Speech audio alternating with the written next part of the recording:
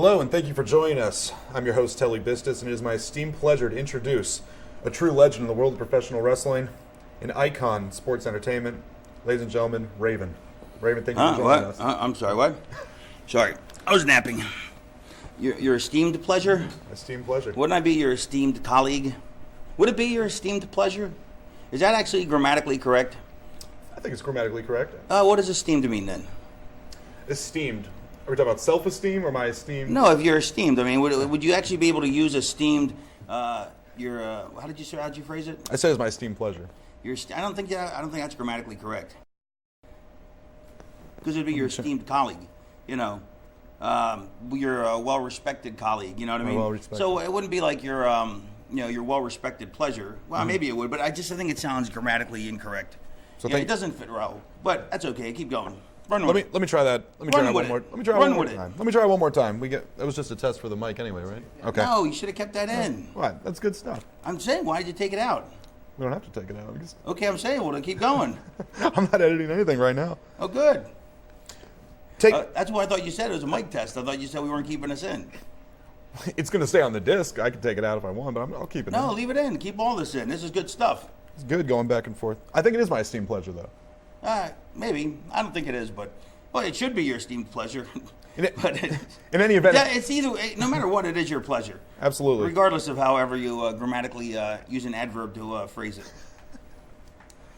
It would be an adverb, wouldn't it? An adverb? Yeah, it would be. Yeah, it'd be an adverb. It's not an adjective. No, it's not an adjective. Maybe it's a run. Maybe it's a gerund. A gerund phrase. Maybe it's a parenthetical sentence, or whatever that is.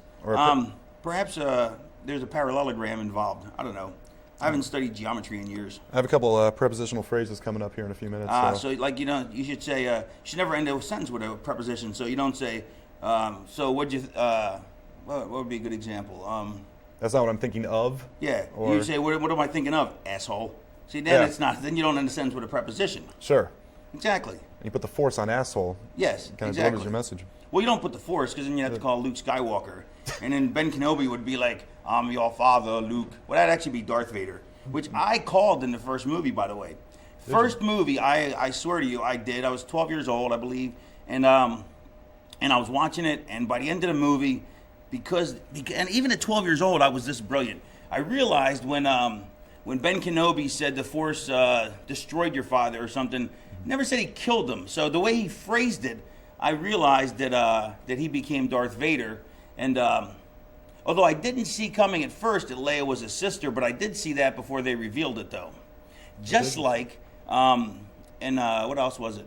So I'm really good unfortunately, I'm really good at figuring out the endings of things, of like movies. I know my wife gets really upset, and she used to until she started figuring it out too. But it's not like I try to figure it out. I don't sit the movie and go, oh, I wonder who did it. I'm going to have to figure this out. It's like I'm watching a movie, and all of a sudden it pops in my head, bing, that's the guy. You know, and so my wife used to get livid. But after a while, watching with me, and I'd explain why I'd see what I'd see, eventually it started popping in her head too, so now she's less mad at me. But the movie Wild Things, remember that? Yeah, with Neve Campbell. Neve Campbell, a great makeout scene with Denise Richards. Kevin Bacon showed his hog. What else? Matt Dillon was in it, and they were doing a little guy-on-guy thing, I think. Although they didn't really show that. Maybe on the special features. I mean, not that I care, but still for the ladies, or or the gays, either one. Good groups, good demographic. But that was probably the most clever B movie finish, probably of all time. Wouldn't you say? I'd have to agree. And by B movie, I don't mean to denigrate it by saying that it wasn't, because it was a great movie. So I'd give the movie 4 stars, but it had it was like a tawdry kind of movie with so it fit into the B movie genre. It may be the best B movie ever made, which makes it better than 90% of A movies. You know what I mean? But but I still put it in the B movie genre. Sure. As far as Hollywood classifications go, it is considered a B movie. Right. Even though it's a great movie, just because it's a B movie doesn't mean it's bad. Although Jerry Seinfeld's B movie was terrible. Of course, that was about bees, so that's probably why it wasn't a B. It was a B movie because there were bees involved. But anyway, so in the movie, Neve Campbell gets killed early, and when they didn't show her die, I knew she was still alive. So I called that. I called that Kevin Bacon was in on it. I didn't call that we were going to see his hog, but And it's a nice chunk of change too. Who could foreshadow that his hog was going to just pop out and?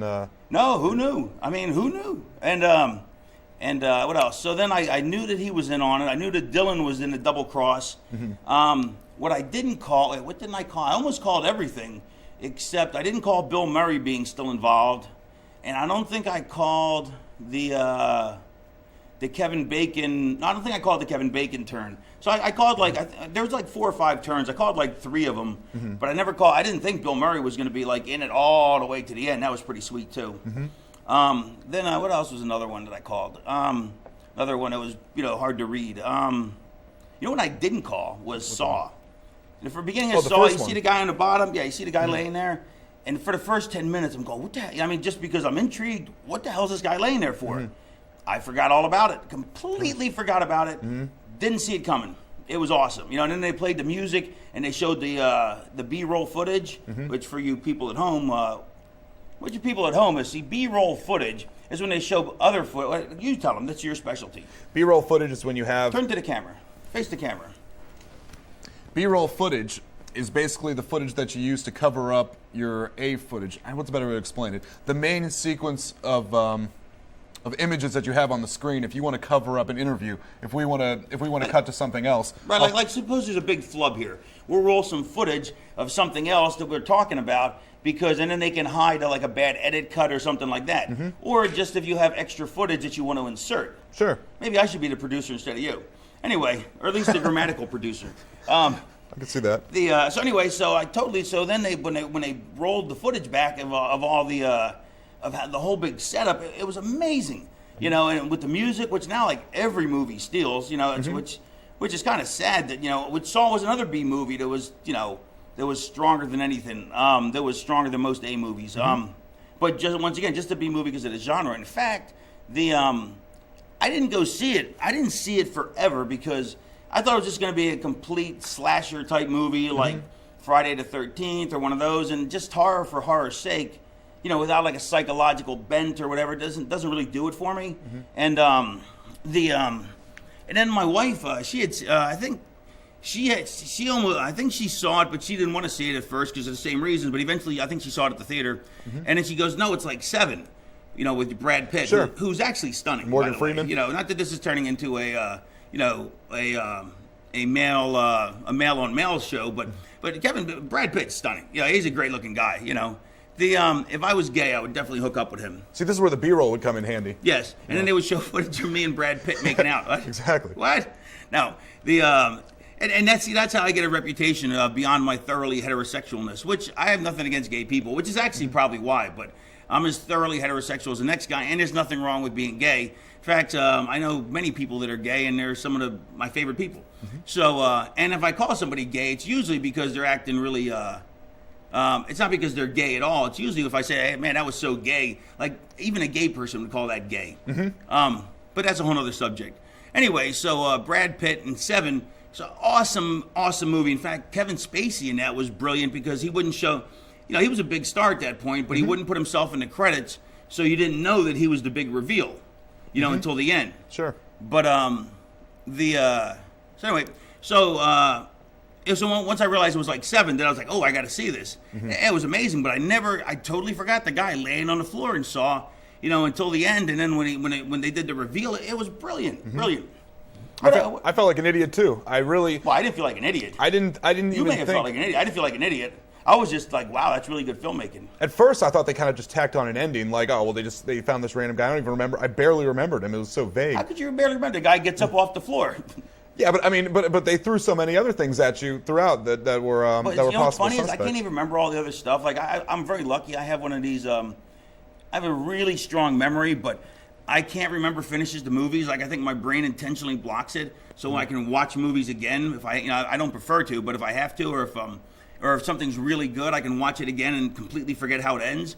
So I still have no idea. Like I've already forgotten how it ends, so I could watch it again other than I know the reveal. But everything else I've forgotten. But you know what else? Speaking of Brad Pitt, though, what he was brilliant in was the 12 Monkeys. 12 Monkeys was great. Awesome. Bruce Willis. Yeah, and he's like, Brad Pitt's like, you pusillanimous pretend friend animals. And he just, it was awesome. He was completely out of his gourd, So That I don't know what. I don't know. We're on a sidetrack here. Isn't this about wrestling? It is about wrestling. Oh well, I'm a movie reviewer type. So all right. Absolutely. Anyway, go ahead with your questions. Well, we know besides the movie reviewer, which you also have some great opinions on. Let's talk about before you were the Raven character. Before you even broke into wrestling, what were you doing? What was your job? My job before wrestling was, well, first I was born at an early age, and I was an only child, so I had to play with myself. Sure. No, actually, I had a sister, so I didn't have to play with myself, although I probably did later. I graduated college, University of Delaware. While I was in college, I took a semester off, went in the Marine Corps. Always wanted to see how tough I was, so I went into the Marine Corps because I figured that's the toughest branch. Then I went into the reserves. I didn't go active duty because I didn't want to. I didn't have to pay for my college because I didn't want to do active duty because I really just wanted to go to boot camp, see how tough it is. It's the same boot camp whether you're a reservist or not. Parris Island, South Carolina. Went back to college. Lived in a frat house, which was Animal House multiplied by 1,000. I mean, every Saturday night was a 15 keg party. I mean, every Saturday night, 15 kegs. And then it was a zoo. I mean, it was like pre-wrestling as opposed to like pre-med, and then you go to med school. It was like pre-wrestling as far as the debauchery and the antics. And then maybe even it was equal to, if not more so, than wrestling. It was that debauched. Then, well, actually, I once had a job. My very first job was at a Publix supermarket. My dad told me I had to get a job, and it was horrible because I was washing dishes for like $3.25 an hour. So that lasted all of 2 months. I was like, forget this, I'm not working. And then I got a job at Bud's Fried Chicken because he said I had to go to work again. And one night I swear it was the manager and the assistant manager came in and robbed the place because the assistant manager and the manager, one guy was fat and one guy was taller and thinner. And all of a sudden, two guys, one fat and one taller and thinner, show up with hoods on their face, and they come in and rob the place. And it was really odd. I'm not trying to say I'm like a tough guy or anything, because I'm not, but I actually was plotting, going, okay, how can I take these guys, and they had guns, but I'm like, all right, how can I take these guys down? You know what I mean? Because, I mean, I don't know, I've watched too many movies probably at that point. And, and I wasn't the toughest kid in the world, but I'm like, okay, if I go after one guy, then the other guy's going to shoot people or something. So I never did anything, but I was already tactically thinking. But it was the way the building was set up tactically. There was no way to pull it off, and the guy never came close enough to me anyway. So that lasted about a month, that job. I probably got fired from there for being lazy. Probably got fired from the other job in Publix for being lazy. So then after that, I swore never to have a real job ever again. So then I went to, when I have to get a job again. So when then I became a roller, at the roller skating rink, the floor guard, which was like pre-bouncing. See, back in the day, bouncing was like a stud job. Like all the coolest guys in town were bouncers. Don't ask me, I guess, now I don't think that is the way it is. I mean, back then you had to be 220 to be a bouncer. You couldn't be, 170 or a girl. I mean, you had to be tough because you got in a lot of fights, and I'm not saying I'm tough, but I was lucky, to quote Art Anderson, I was lucky I never had to fight anybody tougher than me. So, but yeah, so I was in a lot of fights, which is interesting because when I get into business, compared to the guys in the business, I mean, animals, you know what I mean? So, so I never ever tried. So, people never saw me as a tough guy, but I'd probably been in more fights than most people in the business because, I was that size where, first bouncing. I mean, I bounced for like 4 or 5 years after first the skating rink's the rowdiest place on earth, because it's in the redneck part of Florida, you know what I mean? And that was like pre-bouncing, like, there was, it was, what was it, like 17, so all the hot 15 and 16-year-olds would go roller skating. It was good stuff. But then you go, so then I started bouncing when I was like 18 or 19, and just, there's lots of fights at a club, you know what I mean? And so I was in a ton of fights. I'd be in 100 fights, I bet. I've been in fights where literally the entire bar, like in a Western, everybody's just swinging, you know what I mean? It was, literally the entire bar is fighting. And later on, it got to the point where I don't need to prove anything to anybody, so I refused to fight later on unless somebody, challenged me or, unless it put me, I would rather walk away than fight for no reason or something stupid. You know what I mean? Sure. Which is probably so I'll get to that in a little bit. But so because I had something to prove back then, so anybody looked at me wrong, I had to fight them. All through college, anybody looked at me wrong, I had to fight them. You know, and the bigger they were, the more I wanted to fight them, just to prove to myself that that I was tough enough, which ties into why I went in the Marine Corps. You know, anybody smaller, I figured I could take, which isn't necessarily true, but in my perception of the way it was is. And back then it was more like that because people didn't take MMA and people, very few people could handle themselves, back in 83, I guess. It wasn't like people were, there weren't just a bunch of running, badasses under 170, you know what I mean, like there are now. But anyway, so let's see. So anyway, so I was like, so I bounced and, for like 4 years, and all kinds of craziness. I used to wear because I went to University of Delaware, and the style was construction boots, so which nobody wore in Florida except me and this other guy, who was like one of the legendary badasses of West Palm Beach, but I became known as the guy with the construction boots for because it was the club I worked at. It was I'd work upstairs, and there'd be downstairs was this guy who was an old-time wrestler, but he was also like Mr. Universe and a bunch of stuff like that. And this old, just old, salty, tough guy, Joe Sasso. And he had this ring on his finger. Like, this is the kind of local stuff, when he'd punch you, so he'd leave the imprint of his ring on your face, you know what I mean? And it'd always be like dead center, top of your nose to take you out.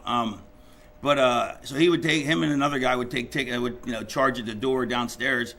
And you had to walk up like 8 steps, then maybe like 6 steps, then like 12 steps, maybe 12 or 14, then like 6 more. So what would happen is I'd be upstairs, so I'd be walking somebody out, and people don't usually make their stand until they get to the door, which instead of the door would be the top of the stairs. So that's where they'd make their stand, and they'd go, "No, I'm not leaving." I'm like, "Oh yeah, you are." "No, I'm not." So I'd shove them. They'd go flying backwards down the first flight of stairs. They'd hit the back wall. After, they'd go down 6 stairs, but the wall would keep them from falling over. They'd bounce off the wall. I'd drill them, and then I'd throw them down the other stairs, and then the guys downstairs would toss them out. And then sometimes it would just turn into a Pier Sixer, and sometimes but I was such a wrestling fan that after a while I started doing I put one guy in an airplane spin before I threw him out. And one guy I hit this is at a different club. I hit one guy with the when Nikita was over. I hit him with the Russian sickle. I actually clotheslined the guy right out of his boot. Well, not out of his boots, literally, but but figuratively out of his boots. What else?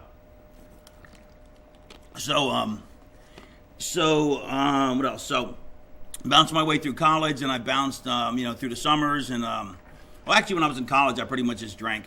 4 nights a week or whatever the college regimen is. And then... what were you studying in college? I have no idea. No, criminal justice. Yeah, underwater basket weaving wasn't an official major, so I took criminal justice. Because I thought I'd go into the FBI or the DEA, which is kind of a silly thought now, going into the DEA. But really, I wanted to go in more or less the CIA. I figured that'd be like the most action in life, Because all the good jobs like, Indiana Jones and Pirate no longer existed, So you couldn't really get those jobs. So I was like, well, I want to do something exciting, So then I go into the Marine Corps, then I come back, boom. It only took a semester off. Graduate college, and then, but the last year of college, I was starting to get tired of college, even though it was so much fun, the social life. But by then, all the classes I didn't want to take had piled up, so I had to take I had to take poli science, political science, 405 and 406, the same last semester. Both were mandatory, almost no classes in college are mandatory attendance. These two were both mandatory attendance, and one was 8 a.m. to 9, the other was 9 to 10. I just, Monday, Wednesday, and Friday, it was like a nightmare. So the teacher was really just one of the most brilliant guys I ever met, but still kind of a douche, you know what I mean? So it's like, it wasn't like, he wasn't, so you had to be brilliant to, to get good grades in that class, which by that point, I didn't care about getting good grades. I just cared about graduating and getting my diploma. Because at that point, I decided I was going into wrestling. So I just wanted to get out of college, and then I went to Larry Sharp's Monster Factory, and I started DJing at a strip clubs then to supplement my income. No, I think maybe that came later. went to wrestling school, and I bounced at a club up in Philly then because I went to Monster Factory. And I came, like, it was Bam Bam went to there first. Then when he was in Japan with Larry, that's when I went. So Larry was never around. And then and after me was Papa Shango, or the Soul Taker. And then after him was, I think, Tatanka. Like, yeah, somehow Larry got, like, a guy who became a star, like, in every year. You know what I mean? Because that Sports Illustrated article is what did it. I mean, you know, I wanted to go to Malenko's school, but I found no information on it anywhere. And so, you know, so the only information I found for wrestling school, because back then, now there's a dime a dozen, you know what I mean? You can get trained by some guy who was trained by some guy who was never even trained, you know, who's never even been had a match, and all of a sudden he opens a school. But, you know, back then, schools were, you know, few and far between, and it's not like Larry was a great worker that he should be having a school. He was just smart enough to open a school. I mean, depending on how, you know, I mean, they're not the most lucrative things in the world. I mean, you know, maybe Lance Storms might be now, and the Dudleys is probably doing pretty well. And, you know, so it's not the most lucrative thing, but he was prescient enough to open a school and to, you know, to try and make some money out of it. And I think he did pretty good with Bam Bam, because he was under a deal where he'd get, for training Bam Bam for free, he'd get 10% of his income, you know, so, and got Bam Bam into Japan right away, because Bam Bam was just awesome to begin with. Anyway, so went to Monster Factory, bounced when, you know, to pay you know, to have an income while I was going to school. I only went to school for like a month, because basically I'll never understand why people go to wrestling school for 2 years. Because, look, I mean, I profess, you know, all ego aside, I mean, I was a natural at it. Some people are naturals at it, but which probably came from all the years of, you know, playing fake wrestling, you know, in the garage, you know, and in my fraternity house, we dress up in our costumes, play fake wrestling, you know. Everybody does, you know, no matter how many wrestlers tell you they didn't, they all did. Anyway, so, but whether it was that or not, after like a month, you know, Larry's like, you know, nothing I could teach you. You got to be in front of a crowd, you know, because you really do. I mean, that's how you learn how to wrestle, really, is to be in front of a crowd. You know, anybody can do the moves. I mean, I don't see how difficult it is, you know, to learn enough moves. I mean, to go out there and have a match. You know what I mean? It may not be a good match, but, you know, you're really going to learn with a crowd. So, although the very beginning is kind of difficult, learning to take a flat back bump, surprisingly, is actually quite difficult for a lot of people. Because it's a very unnatural act to not put a hand down, or to look behind you, or to not land on your ass first. You're thinking you're protecting yourself. Like now, Michael Hayes would always bump and land on his ass. Yeah. Most painful thing in the world. I mean, if you want the safest and the easiest way to land without getting hurt is as flat as a board. You know, that's really interesting, because people think that. I think people assume taking a bump's easy. Which I'm not saying it's difficult, but I mean, but it is for most people. Like, I watch most people try and take one that's never taken one, and to take a flat back bump, it's just really, it's a mind over matter thing, because you have to convince yourself not to do this, or put an elbow down or your butt down first. And if you can perfect that, I mean, you know, then it's pretty much, if you do that, it's smooth sailing. But you see a lot of guys in the business 20 years still can't take a flat back bump, you know, which is odd, but. Anyway, so after a month of schooling, then he goes, look, you can keep coming to the school as long as you want, but you need to be in front of an audience. So I started sending out my information all over the country, you know, to every promotion, which back then there was probably like 10 promotions. And then they all decided to die pretty much after that point. But no, actually, they didn't die until after I got into business. So it was actually, I kind of consider myself the last of the old school, because like Scott Hall broke in before me. Everybody who broke in after me, there pretty much were no more territories left. Because this is '88, you said. I went to school in '87, but I don't consider my full time. I don't consider my career starting until '88 when I went full time. I think Benoit and Jericho started like '89, but by then, you know, it was like Stampede was on its last legs, which is still a territory, but and they went to Japan, but that's which is still a great way to learn, but you know.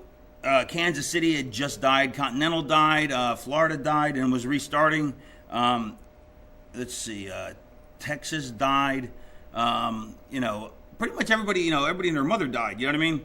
So, when I got in, though, these were all still there. You know, Continental, Kansas City, Florida. So then I started sending my letter, my resume around, blah blah blah, trying to get a gig, and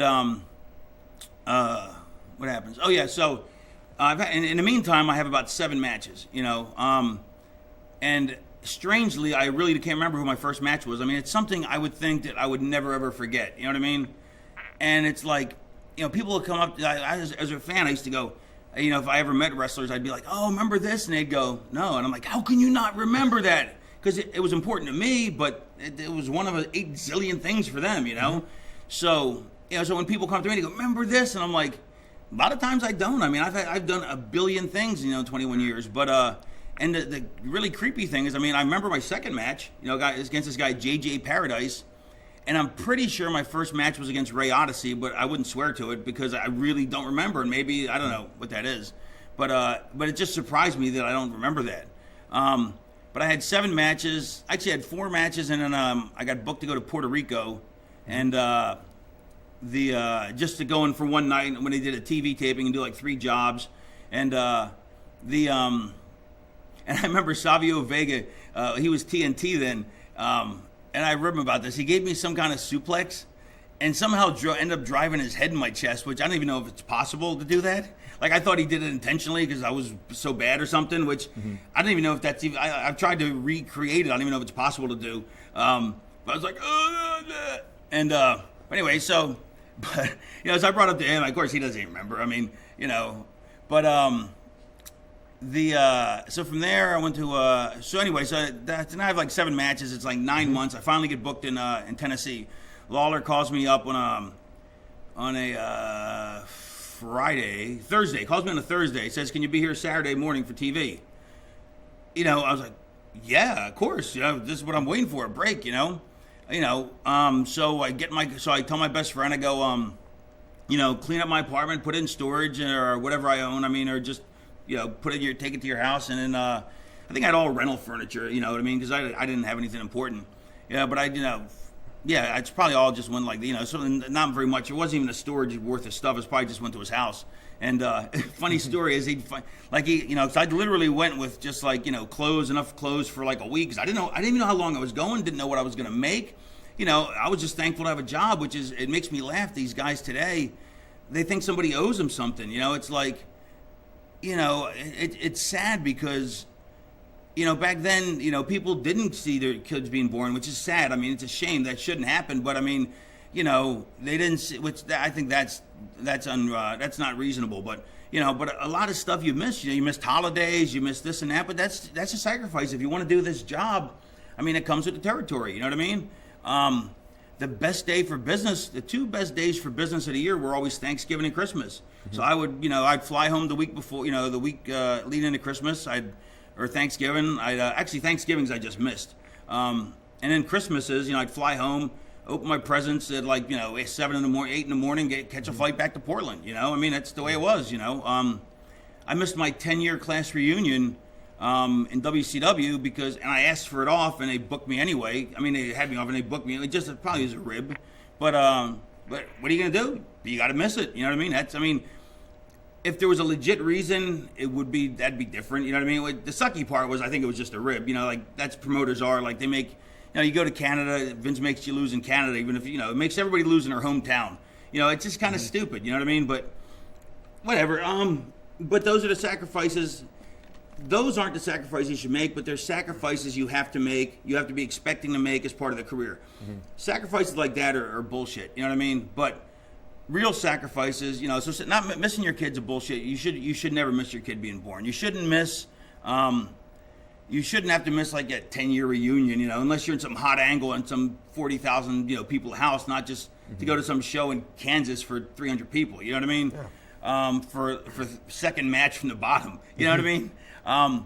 But then again, if somebody, if you get called for a booked and say, hey, you're booked and you need to be here, it's Saturday in 2 days. If you want the job, then then go. You know what I mean?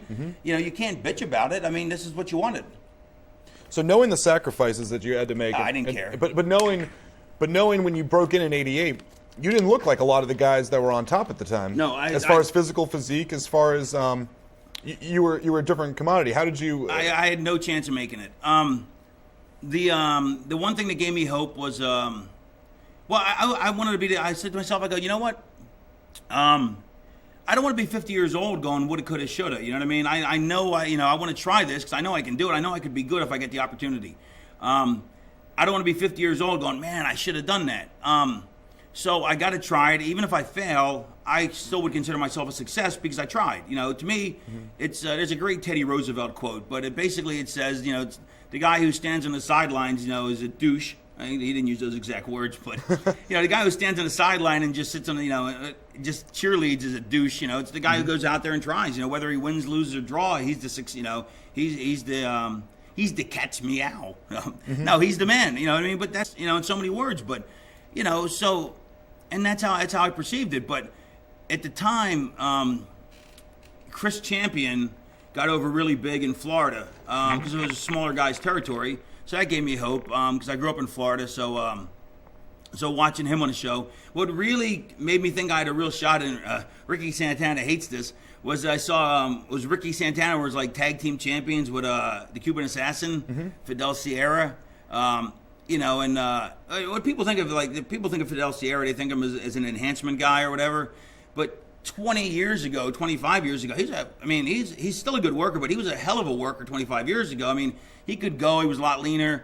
And so it's a shame that people don't see that. You know, people only see, you know, the later on incarnations of people, you know, and don't realize the skill. Like Steve Keirn's another one. You know, all people remember, if they do remember, is Gator Steve Keirn. Steve Keirn was absolutely brilliant. I mean, he was one of my heroes growing up. But unless you've seen the Fabulous Ones, or even before that, when he was worked in Florida, you know, you wouldn't know that, which is a shame. But that's a sidebar. And he became Skinner later on, didn't he? Yeah, well, Gator, Skinner, whatever it was. Yeah. So a lot of new school fans remember him as that, but they don't understand. Skinner. Yeah, that's what I meant, Skinner. You know, and yeah, who's Gator? Scott Gator Hall, one of his other weird incarnations before he just became himself and became a millionaire, a bazillionaire. I mean, that's what he should have been all along, is himself. But anyway, so people don't realize that Steve Keirn was brilliant. You know what I mean? You know, all they saw in the character, he was so good that when they made him Skinner, he decided he wouldn't be able to wrestle because it wouldn't make any sense for his character. Why would he be able to wrestle even though he was a hell of a wrestler? You know what I mean? Just why would you do that? You know, so people perceived that he couldn't wrestle. You know, but that's, you know, it's an intelligent move.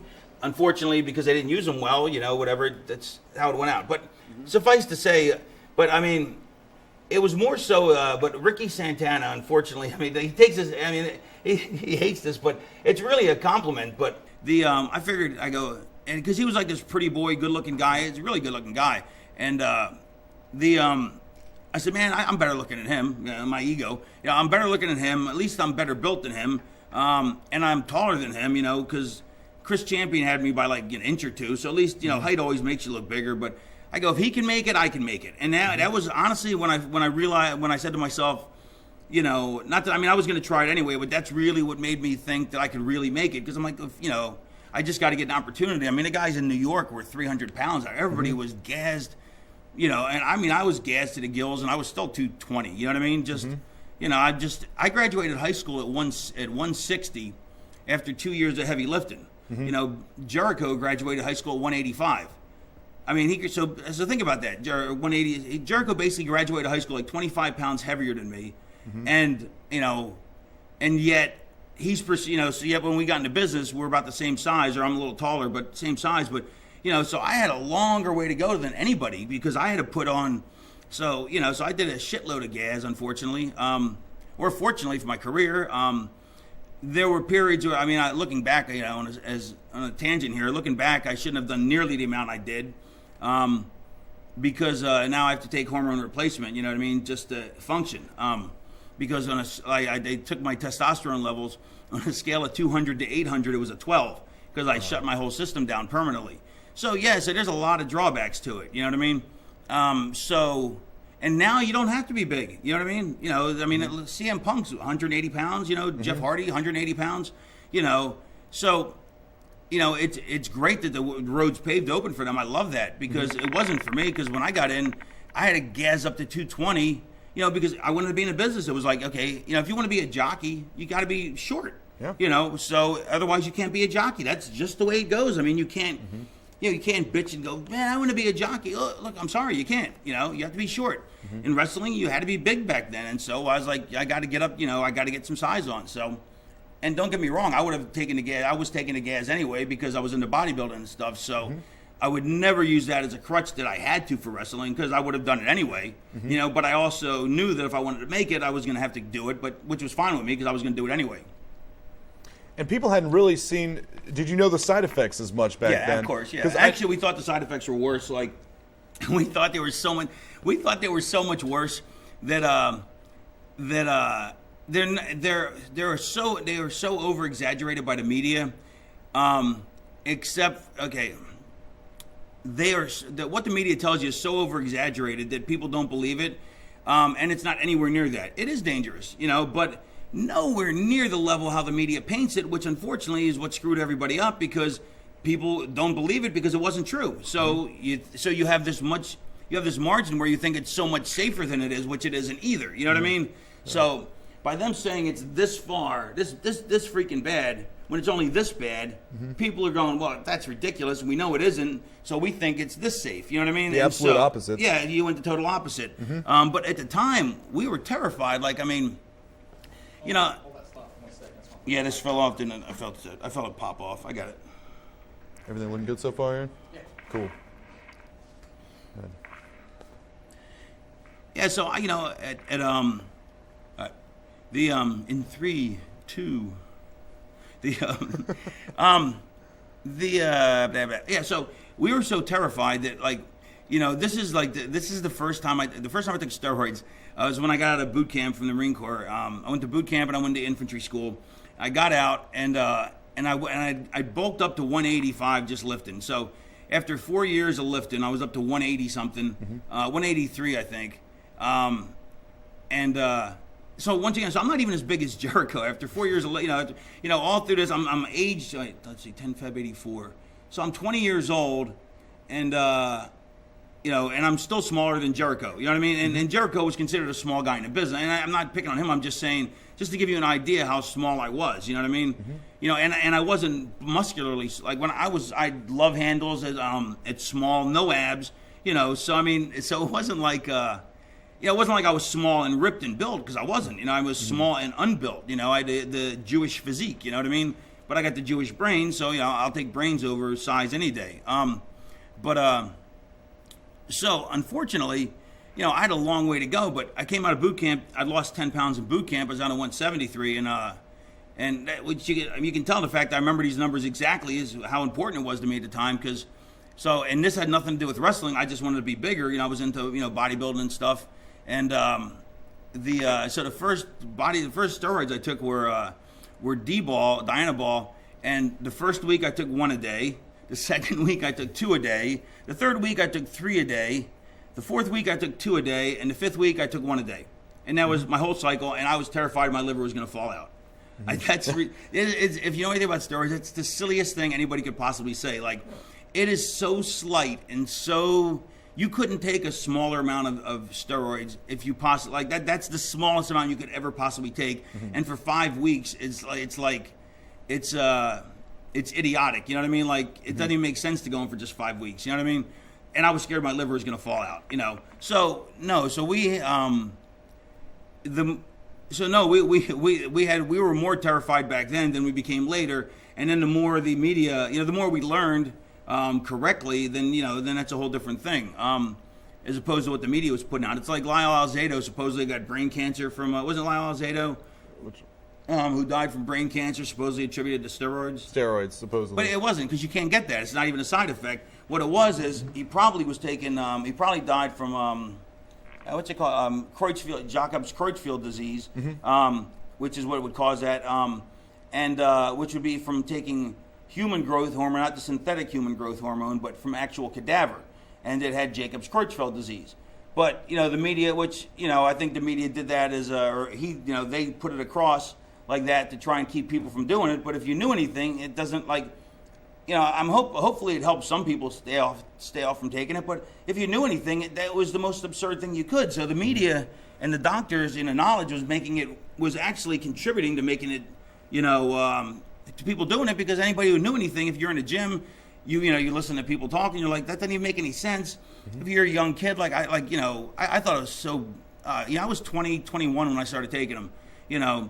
There were 17-year-old kids in the gym taking it, which is asinine because they're already still growing. You know what I mean? And it's a shame because they would want to, they're trying to make it in high school football, so they can make it to college football, and whatever. And your body's still growing. It's stupid. You should not be taking it. You should be an adult, and your body's done growing. And then if you want to make a decision, then make a decision then. But unfortunately, because the media was so far off talking, a bunch of trash that was completely untrue, people thought it was safe, and then kids would hear that, they'd go, well, it's safe, I can take it, you know what I mean? And it was actually better when we, it was actually, when I was taking them way back when, it was we were so fearful we didn't take much, which was better before they exploited it and tried to say it was really bad, like I said, and then people just said, well, obviously it isn't, so it must not be bad at all.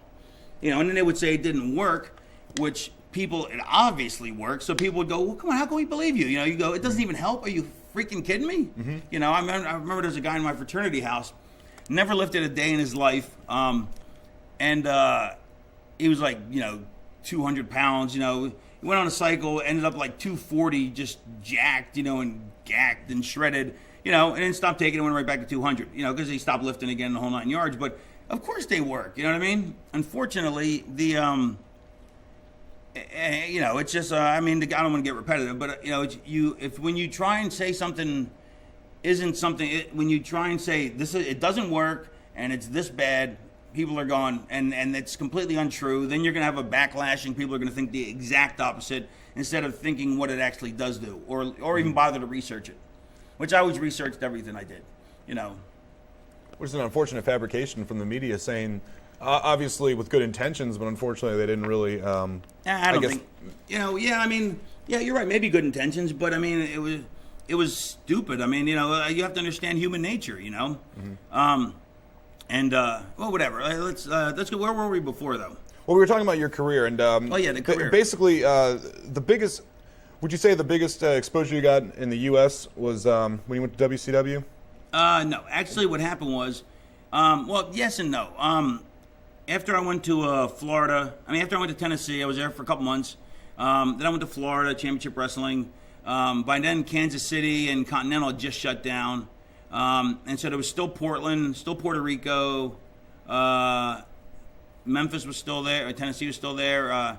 Texas was, I think, was done before they reopened. So, so the territories were now, they went from they literally went in, they went from 9 to 5, you know what I mean, or 4, which is why I consider myself the last guy to run, to be in the old school, and then I consider Jericho and Benoit the beginning of the new school, you know what I mean, because it was also, they started a whole different style, not started, but we're a part of a whole different style, high flying and stuff, whereas the old school was more psychology driven, and of course Jericho became a great psychologist, but years later, you know what I mean, that wasn't what he was into at the time, because so it was there was a definite demarcation point between the two eras, so then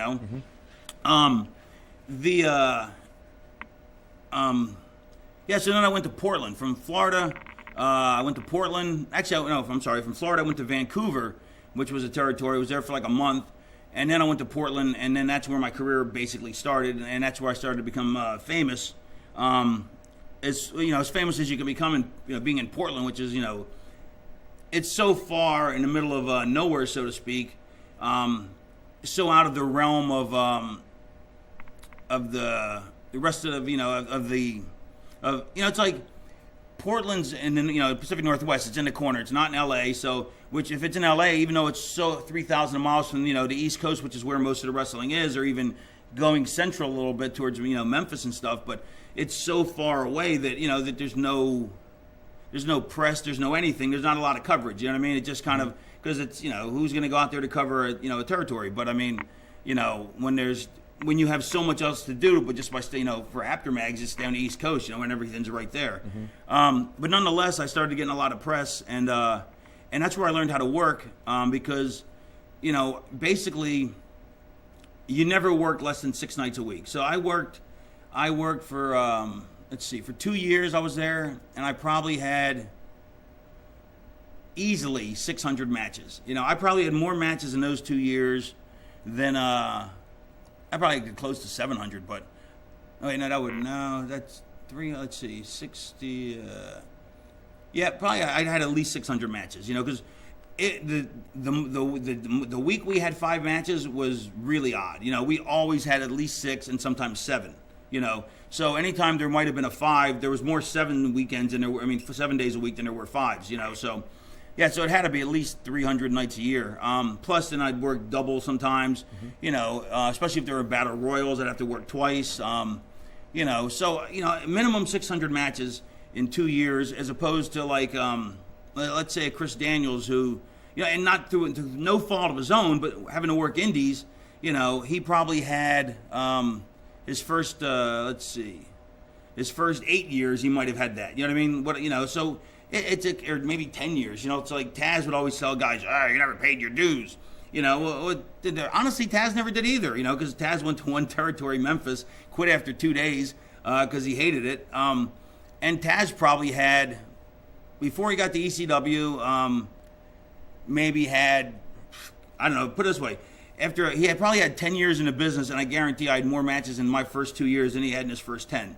You know, which is not a slight. It's just I was able to get work, and and also that was another thing is I was willing to pay my dues. I mean, I'm not trying to slight him. You know what I mean? But the fact, whatever. If he wanted, he must. I mean, I'm sure he had a good reason for not wanting to stay in Memphis after 2 days. I mean, but then again, to me, it's like, hey, those are the dues you got to pay. You know, and.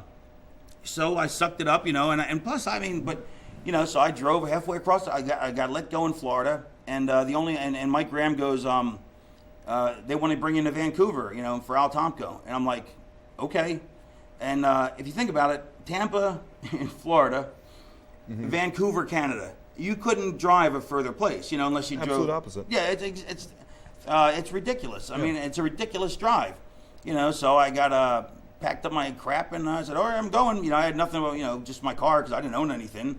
And got in my car and drove, It's horrible, what I mean? But had my little TV set. No, actually, no, I don't think I had the TV set yet.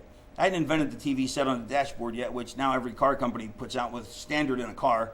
But anyway, so I got in my car, and I drove to Vancouver, no idea what I was going to make, a little vague. Actually, I had a vague idea.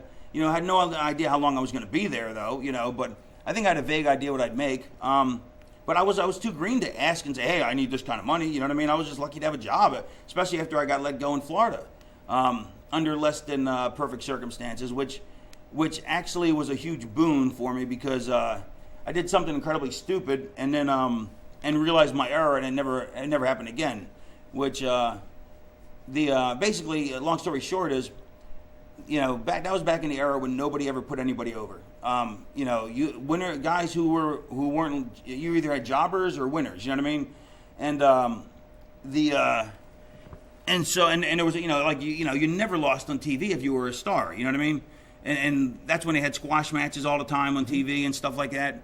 Which if you're younger, if you're if you've only been watching wrestling for 15 years, that's not even fathomable. But 20 years ago, all the matches on TV were all like a guy you knew was going to win against a guy who was a scrub. You know what I mean? And the scrub would get killed. And so the idea was that by never seeing stars fight, when you'd have to pay to go to the arena to see the stars fight each other. It's great psychology, And so scrubs always lost and stars always won. And the way my character was, and this was when people were starting to. The way my character was he was very cocky and arrogant, a little crybaby, chicken shit heel, and this is Scotty the Body days. Yeah, Scotty the Body days. And I was so lucky. I got to commentate with Gordon Soley. I mean, which was like the greatest thing you could ever do is commentate with Gordon Soley. I loved it. He had this one affectation. He would drink and smoke from the same hand. It was awesome. He'd like drink and then he'd have a cigarette in the same hand. It was just like, I don't know why, but I thought that was the coolest affectation. Anyway, and Coach John Heath wanted to stretch me. They had this guy, Coach John Heath, on the show who was like 68 years old, and he was like Masters national champion of wrestling. I mean, like a legit badass at like 70 years old, But he looked like Coach on Cheers, and I used to always make fun of him. And like a lot of times he would just sit there. I mean, he would contribute, like wrestling knowledge, but Florida was a pretty, wild and woolly territory, to be cliche. But so a lot of times there wasn't a lot for him to say, and I would just torture him. I was like, hey, you still alive there, Coach? And stuff like that, and just tease him. And he legitimately took it personally, you know what I mean? And he wanted to stretch me. I'm like, God, how embarrassing would that be, get beat up by a 70-year-old guy, And he could have done it. I mean, he was freaking badass. So long story short is I got to commentate with Gordon Soley, which was awesome. And then I had this gimmick where, like, if I was going to lose, I'd go ring the bell and count and I'd just declare myself the winner, you know what I mean? Or something like that. I forget. Yeah, whatever it was, I would just ring the bell and end the match somehow. Because the crew wasn't big enough to have, it was like there were enhancement guys, but they wanted to have more competitive. Florida always had more competitive matches, you know what I mean? So they'd always try to find ways of getting people out without losing. So you wouldn't have a clean finish. And this was back when that wasn't a necessary thing because people weren't clamoring for it, you know what I mean? Because there was enough of them, that became a thing later when it was like the clean finish thing became a problem later when stars when you'd see stars fight each other on TV and you could tell nobody wanted to lose, so they'd come up with some crappy ending, and after a while people were like, come on, all the time, and so that's when the concept of clean finishes got instituted, by Paulie and ECW, because people got sick of seeing these crappy countouts. But back then the people weren't sick of it because it didn't happen that often, So that was my gimmick. I'd either win or I'd ring the bell and count myself out. And Steve Kern, who's a legend and who I grew up idolizing, goes and he hadn't been wrestling at all. Decided he was going to start wrestling again. And he's like, all right. He goes, I want to do a thing where blah blah blah, and then I hit you with the forearm, like the Terry Taylor 5-arm is. He got it from Steve Kern. In fact, Kern's arm is from throwing it for so long, and people taking it wrong, like walking into it and whatever, is so damaged here that it doesn't straighten all the way. Doesn't even extend all the way because it's so calcium deposited. And so it's funny when him and Mike Graham were like this great tag team, before the Fabulous Ones, but even with the Fabulous Ones, but he's on the apron waiting for the tag, but his arm doesn't extend, and the fans are like, why aren't you reaching? Like they looked like he was trying to hold back from tagging his partner, but it's just because his arm wouldn't extend. So he goes, all right, I need you to put me over, and then blah blah blah, and I'm like, okay, but why don't and I don't even. I mean, it was just the brashness of youth. I mean, it's like I've been an enhancement guy in Memphis, which I expected to be all along when I got there. But for some reason my brain was like, well, why should I? This is my gimmick. And he's like, you know what? Forget it. And I'm like, well, no, I don't mind doing it, but the damage was already done. You know what I mean? Mm-hmm. And as soon as I said that, I realized, what the hell was I thinking? I'd put over Kern in a heartbeat. You know what I mean? And it wasn't even like TV was in my hometown. The TV didn't even go that far. I mean, it wasn't. There was no reason that you couldn't even think of a reason not to, except like when guys.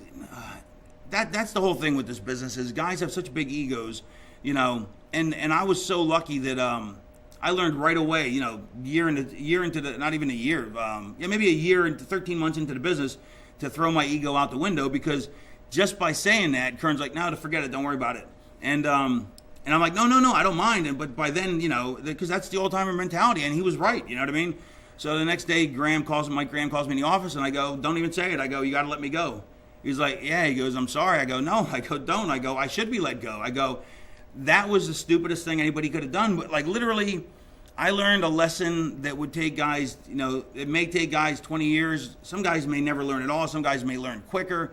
That ego has no place in this business. It's why back in the old days, in the old days, way before me, like in the 70s, 60s, 50s, like if you ever talk to people that met wrestlers, they'd always say, man, the heels are so much nicer than the baby faces, And that was because if you're a heel, you have to be willing to check your ego at the door, because you're going to do the job at the end.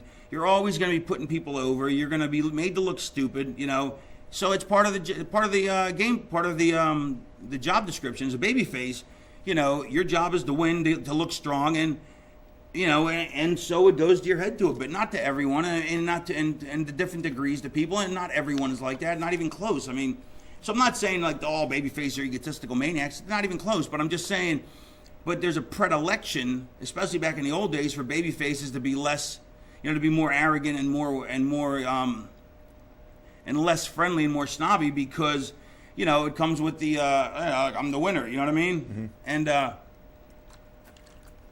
And heels were completely different. I mean, and so so I go in the office and Mike Graham goes, I gotta let you go. I go, and before he could even say it though, I said, look, gotta let me go. He's like, man, I'm so sorry. I go, no, don't be sorry. I go, I should be let go. I go, that was the stupidest thing ever. And I was so, I never looked back. I never thought that was a bad thing to happen. It was one of my favorite things, only in the sense that I learned a lesson that I never ever forgot. I mean, I never became a mark for the business. I never, it's funny, like you talk to old timers, like I remember when I was working for Vince, and at WrestleMania 10, I think Burt Reynolds was there and a bunch of other celebrities. Pam Anderson? No, that was 11 maybe. Yeah, I don't know. It doesn't really matter, but but she wasn't Pam Anderson then, you know what I mean? Lee. But no, Burt Reynolds is a huge star, you know what I mean? But but it's funny, it's like and this was still, a lot of old timers were still in the business. And all the old timers were always like, don't be a mark for the business. Like, if you want to talk to them about their stuff, like, don't be a mark. It's just wrestling. And then a real celebrity, like a celebrity from a different endeavor would show up, and they'd be like total marking out for him. I'm like, this is ridiculous. I go, so wait, this is the job I love. This is the job I chose, and I can't be a mark. I can't be impressed or fawn over somebody in my own career. But it's okay to fawn on somebody in a different career.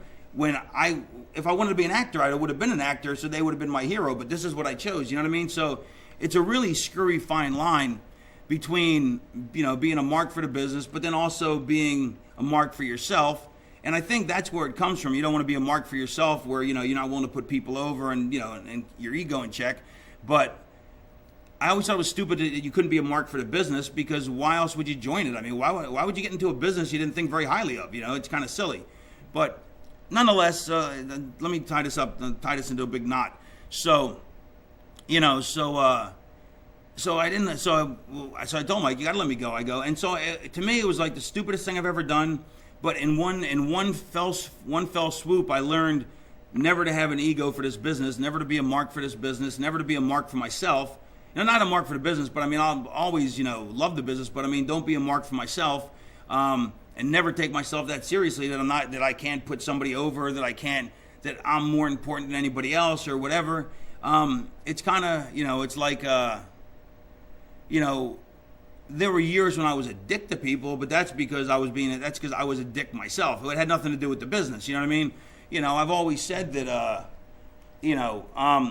but it was never about business, you know what I mean? Like, there were years where I was an asshole, but I was an asshole about, because I was mad at myself or mad at my life, but I was never, too hard up on myself about the business going, all right, I'm so fucking good, I'm blah, blah, blah, I'm the star, you know what I mean? You need to push me, Mm-hmm. And so it was a great lesson, man. And because of that, I ended up going to, Mike goes, look, I got your job in Vancouver, you can go up there. So I went to Vancouver, was there for a month, and then that didn't work out, so I drove down to Portland on a Saturday. And luckily, it was a Saturday night when I decided to go. Drove down there, got there, and Roddy Piper was running Portland, and they made me pay $7 to get in. I'm like, I'm one of Don Owens, his kid Barry Owens at the door taking tickets. I'm like, I'm one of the wrestlers. I even compensated with Gordon Soley. He's like, I still got to pay $7. And they wouldn't let me in the locker room until after the show, and then after the show they let me in, and Piper gave me a job, and then the rest is history, you know what I mean? But that's where really my career took off. I mean, Now, as far as the big national exposure, as far as like... No, I'm good. You cutting? Or? No. Okay, cool. So you leave... So after Portland, what is this? What's the times era around here? This is about 91 or so? 90, 91? Yeah, something like that, yeah. Because after that, the big mainstream success that you got, I guess the big match that I think you're probably most known for, at least in the early days, was probably that match with Brian Pillman at Beach Blast. Yeah, it was me and Pillman at Beach Blast, and to this day, like, Pillman wanted to bring me in because, well, actually, in a funny thing, Jim Ross wanted to bring me in wanted me to come into WCW like a year earlier, and offered me 6 figures, and I'd get to commentate, and then become a wrestler as well, And I learned another valuable lesson there. I was so scared that I wasn't ready, and I figured in a year I'll be more ready. And I was so nervous about talking with Jim Ross that, keeping in contact with him, that I let somebody else. What happened was I was at the Grappler's house, and the Grappler said Jim Ross would talk to you. Mm-hmm. Talk to Jim Ross, and I'm like, okay, yeah, let me think about it. And then and I just thought, I don't know if I'm ready for this. You know what I mean? Not realizing that when opportunity knocks, you open the door. You don't. It's not a matter of you. Just because somebody wants you now, there may not be a slot a year later. You know what I mean? And so I didn't turn it down, but then I told the Grappler, I go, well, just can you keep him on just let him know I'm thinking about it, and I'll get back to him. You know what I mean? And he goes, I'll take care of it. And I also learned another lesson: never let anybody take care of your business for you. And the Grappler kind of hung me out to dry and never kept up with Jim Ross. And so Jim Ross, for the longest time, I had major heat with Jim Ross for never calling him back. The Grappler may have hung me out to dry on that, but I learned so much from him that in the grand scheme of things, it was, I'd make that trade any day of the week. You know what I mean? And I'm not sure, I don't know. I don't think I was ready, mature enough anyway. I mean, I matured really late. I'm not even sure if I'm mature yet. But but anyway, so Pillman after a while though, I did want to go there, and it's allowed. So Pillman had wanted to bring me in because he got tired of working with just Japanese guys. He wanted to have like real psychologically driven programs, like with Jushin Liger and people like that. He didn't want to work with those guys. No matter what anybody thinks, he wanted to work a program within a storyline and a plot, and so he pushed to bring me back in, and so they finally brought me in, and let me think. And Dusty, like I came in and Dusty told me he had these big plans for me, which he did. And Bill Watts came in and just put the thumb on me and sent me packing. And just, it was so sad. Like I didn't even make any money because they were still booking while they were getting ready to let people go. They were booking them on all the shows to give them as much money as they could. Dusty was taking care of them. And then, but Dusty had told me like when I came in, he goes, "Kid, I got big plans for you. Blah blah blah. I'm gonna make you the next Ric Flair, Dusty talks in hyperbole, but what he was basically saying though, what he basically said was that like Flair wore all the robes and stuff like that, but but I had all these trendy, stylish ring jackets and stuff like that, and like more of like this, not the suit era, but now it was a youth, a youth oriented thing, and so that he had plans for me, like to be a guy that would be like in the same kind of vein, just taking what I already was and using that to elevate me as the next, as the up and coming. You know what I mean? Mm-hmm. And even though I was smaller, he was going to start me out in the cruiserweights, and then but I was big for a cruiserweight, but I was small for a heavyweight at the time. And then eventually figured I'd put on some pounds, and then I'd move up to the heavyweights. You know what I mean? And because it's not like Steamboat was much bigger than me. He was just better built. You know what I mean? Mm-hmm. And I still had, the muscle of a youthful. I still had I didn't have the muscle development because I was still a kid. You know what I mean? I was still 23 or something. You know what I mean? So I didn't have the mature looking muscle yet. You know what I mean? So so I was really excited. You know what I mean? I couldn't believe it. He's telling me these plans, and DDP sitting in with the meeting because me and DDP were tight, and DDP got Dusty to bring me in, and DDP's kicking me under the table, you know what I mean, and just I'm trying to hold in the excitement, this is gonna be great, and then so Dusty brings in JT Southern, who became the albatross around my neck, because he was so bad, but he had such potential, played the guitar, great look, but just a horrible worker, you know what I mean, and WCW was known for its work compared to Vince, which was known for its, big guys that were more lumbering, and work rate was less. New York wasn't about the work rate. WCW was, and that's why people either chose one or the other. You know what I mean? That's how it kind of divided.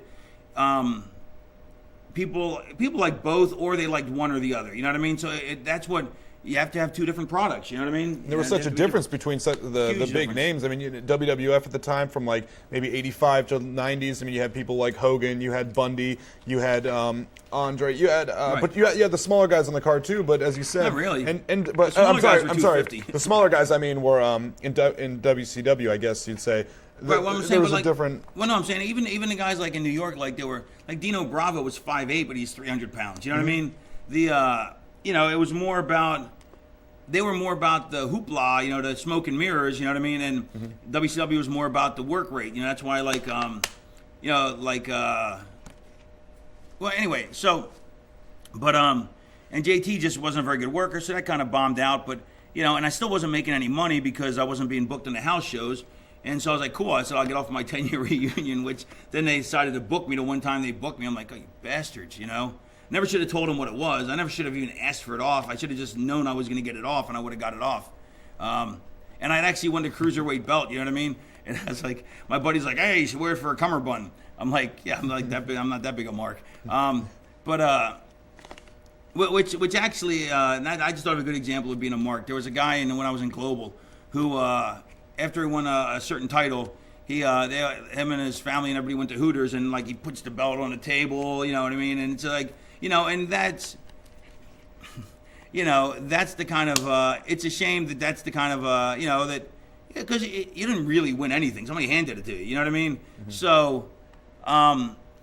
So there's degrees of it, but that was so frowned upon. I mean, that was like, something you should never do back in the day. And, it's kind of funny. It's like, if you're doing it with for your family, that's one thing. But if you're doing it for yourself, that's a whole other matter. Which then you're just being a mark for yourself. You know what I mean? And usually those are the guys that are hard to work with because they want. I just got to get my stuff in. You know what I mean?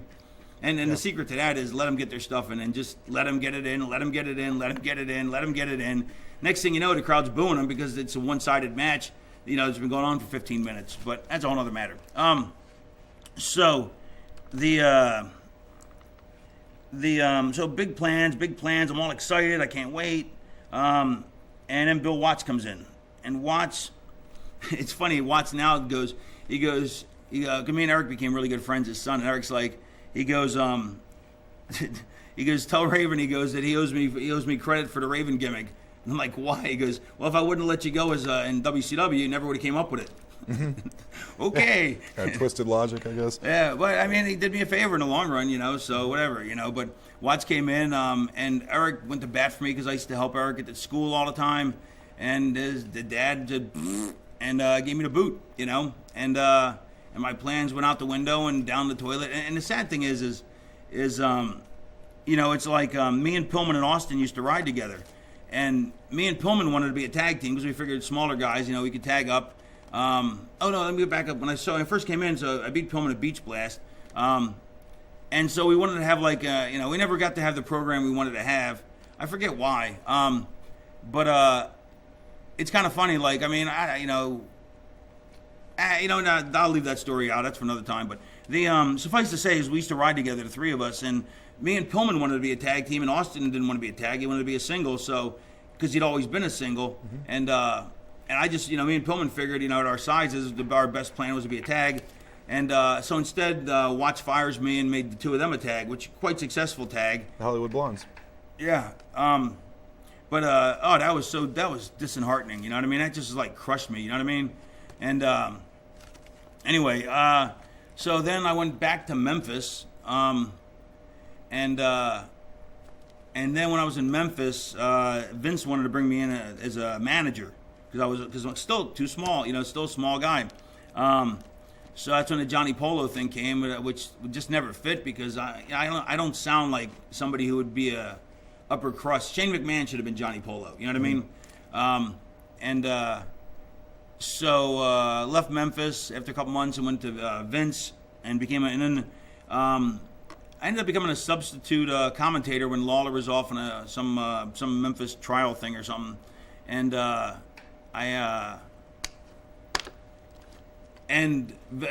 came with a bunch of notes prepared. I mean, because I'm like, hey, if I'm going to commentate, I got some material that I want to throw in or whatever, And Vince loves people that are prepared. He loves clever and he loves prepared.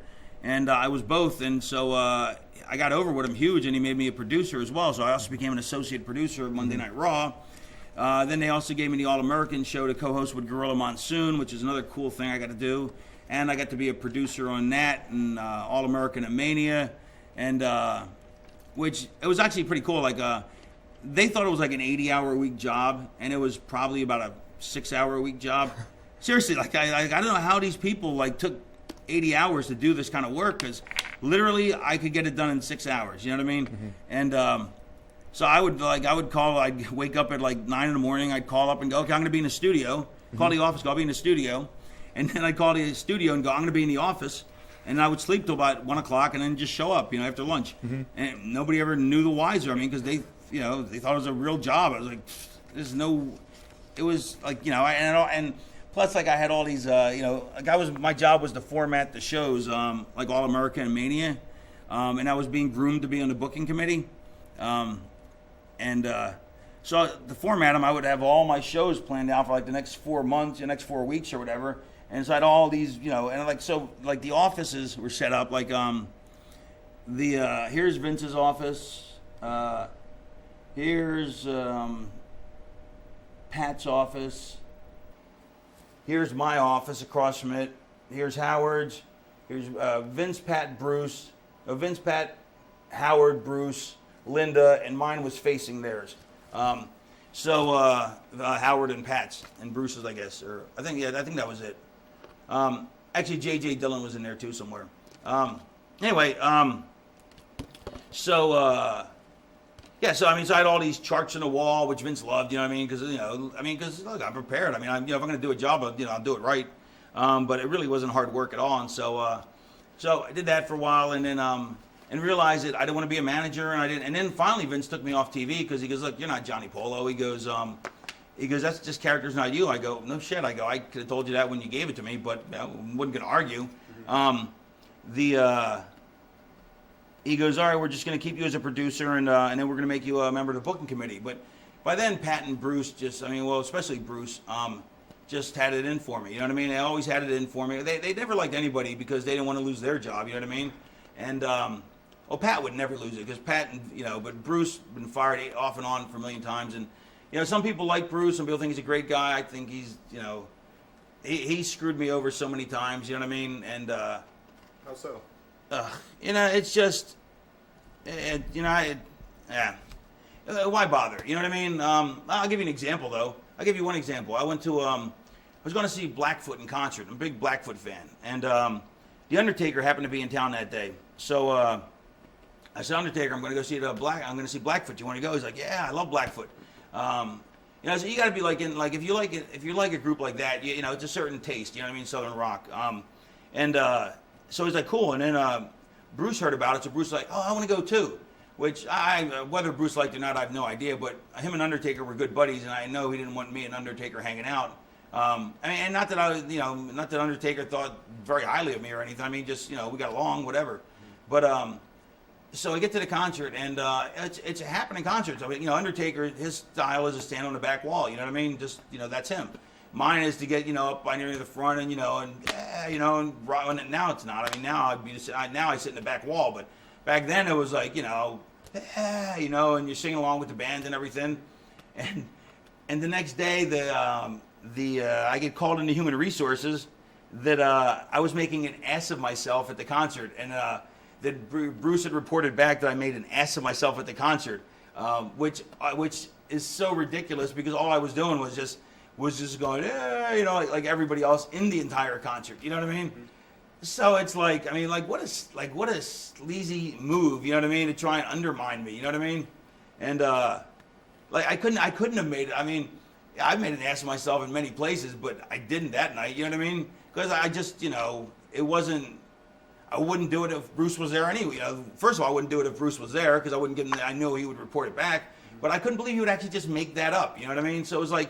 What is this? A sleazy, scummy move, and he'd do shit like that all the time, and because I was getting chatted up with the human resource lady all the time. Like her job was to turn me into a mensch, so to speak. You know what I mean? Into a tie-wearing mensch, because I'm loud and ruckus. You know what I mean? So anyway, they tried to make me into a mensch. That was Lisa Wolf's job, the human resource director. I was still young and loud and obnoxious. Now I'm just yet loud and obnoxious. But he just would do sleazy shit like that. And he never wanted me to be in a booking committee. Which guess what? I didn't want to be in a booking committee.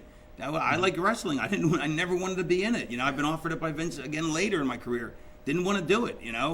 It's not something I want to do. Plus, that's a 24-hour-a-day job with Vince. And to me, it's like if I'm going to be in a booking team, I want to have a much bigger chunk of say.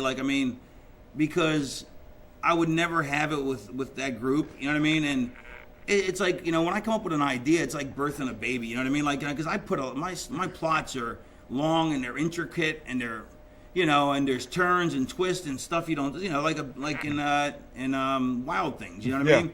You're not going to see them coming, and and it breaks my heart when these things don't happen. You know what I mean? And not that everything I have to say has to happen, but it's like that time I would have just got stomped on left and right. I would have, Vince wouldn't be the place for me to book. At least unless it was me and Vince. You know what I mean? But frankly, since I'm suing him, that's not ever. I'm not interested in doing it, so I'm not saying that. But if it ever, as a hypothetical, I would only do it like how when Russo did it when Russo had his ear and it was basically Russo and him. You know what I mean? Mm-hmm. But I have no interest in that. That's why I sued him. So that's a whole other matter. The whole thing is but they were grooming for the booking committee, and then they finally took me off TV. They stopped me managing, and then they took me off All American, and because Johnny Polo, because Vince is like, it's not you, and I'm like, I know, I'm not Johnny Polo. I mean, come on, that's ridiculous. I made the most of it. I tried to make that the most entertaining, funny character on the planet, and I think I succeeded really well. You know what I mean? But and I still maintain that there's nothing funnier than me walking the ring with flippers,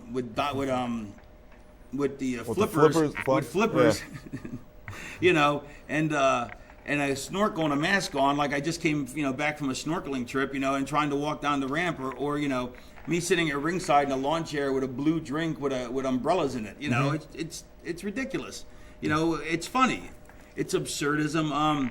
But regardless, that's not what I wanted to be. But so anyway, so Vince, once he took me off TV, I was like, I'm done now. I knew I was done, and so it was time for me to make a career move. So I quit. And you were making good money at this time. You had a sweet job. You're at the top company. You had great salary. You could get anything at your fingertips. You had it all. Yeah. But what was inside you that basically made you so? I got into wrestling to be a wrestler, not to be a producer. And six-figure, money doesn't buy happiness, Mm-hmm. And it's not like I was making $500,000 or anything. I was making was $100,000 a year, which back then was a lot more than it is now. It's probably a couple $100,000 now. Plus, I'd make money when I'd go on the road and stuff. But then I wasn't going on the road anymore. And eventually I was going to be found out that I wasn't doing any work, and I didn't want to be in a booking committee because I would have got, I don't think Bruce would have ever let that happen, and if he did, I would have just got, Bruce would have just made up more shit to bury me, you know what I mean? Mm-hmm. So, long story short is, that's not where I was going. It's not what I wanted to do. So I quit, and so people used to ask, they go, why didn't you just create the Raven character? That's when I created the Raven character. Why don't you just create the Raven character and stay there? And here's an important lesson. How people see you, the perception is the reality, okay? I wasn't perceived as a wrestler. I was perceived as a manager / producer. Even though if you'd look back, anybody who knew me, there's a tunnel vision in WWE, WWF back then, where if it didn't happen there, it hadn't happened anywhere. And, so you could be the greatest worker in WCW, but if you're not a main eventer, which is all they're paying attention to, then you don't even exist. You know what I mean? Mm-hmm. So to be honest, I don't even think Vince. I think Vince thought probably cutting ahead. When I went back to Vince after WCW, because I went to ECW, then WCW, and that's where I got my biggest fame, and then back to ECW. I don't even think Vince knew I was in WCW. I think he just thinks I stayed in ECW for 5 years. Seriously, I really believe that because I don't think he watched, I don't think he knew, I don't think he realized, the magnitude of what my career had done. You know what I mean? I think he just saw me as an ECW guy. So in his mind, that was a guy who couldn't make it in the big leagues or something. Which that's a whole other topic for a whole other day, or for later on in this if we have time. Yeah. But so I knew I had to quit because the perception was the reality. That's the way things are. If you're perceived as a shady person, you can be the most honest guy in the world, but if you're perceived as shady, then people are going to think you're shady. It doesn't matter what you are. You have to change the perception. You could be the shadiest person in the world, but if people think you're honest, they think you're honest. It only matters what people perceive. And I wasn't perceived as a wrestler. I was perceived as a manager. I was perceived as a producer. And I knew if I tried to go with my Raven idea, I was just going to sit on the bottom of the card. And plus, I don't think they would have understood it. I needed a place to go. And Cornette promised to bring me in.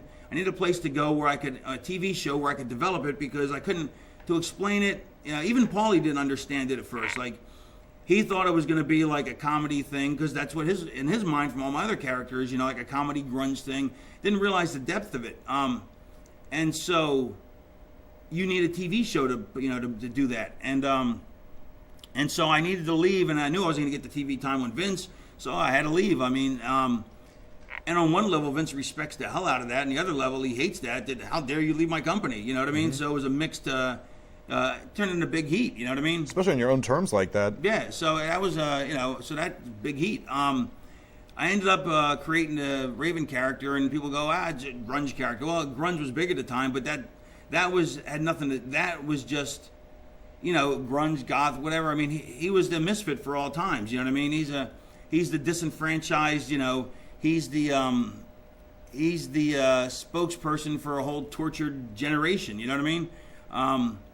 I pictured him as Jim Morrison and Robert Plant, and with a little bit of with a persecution complex, and also a bit of a douche. You know what I mean?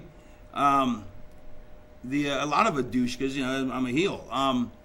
But I needed a TV show.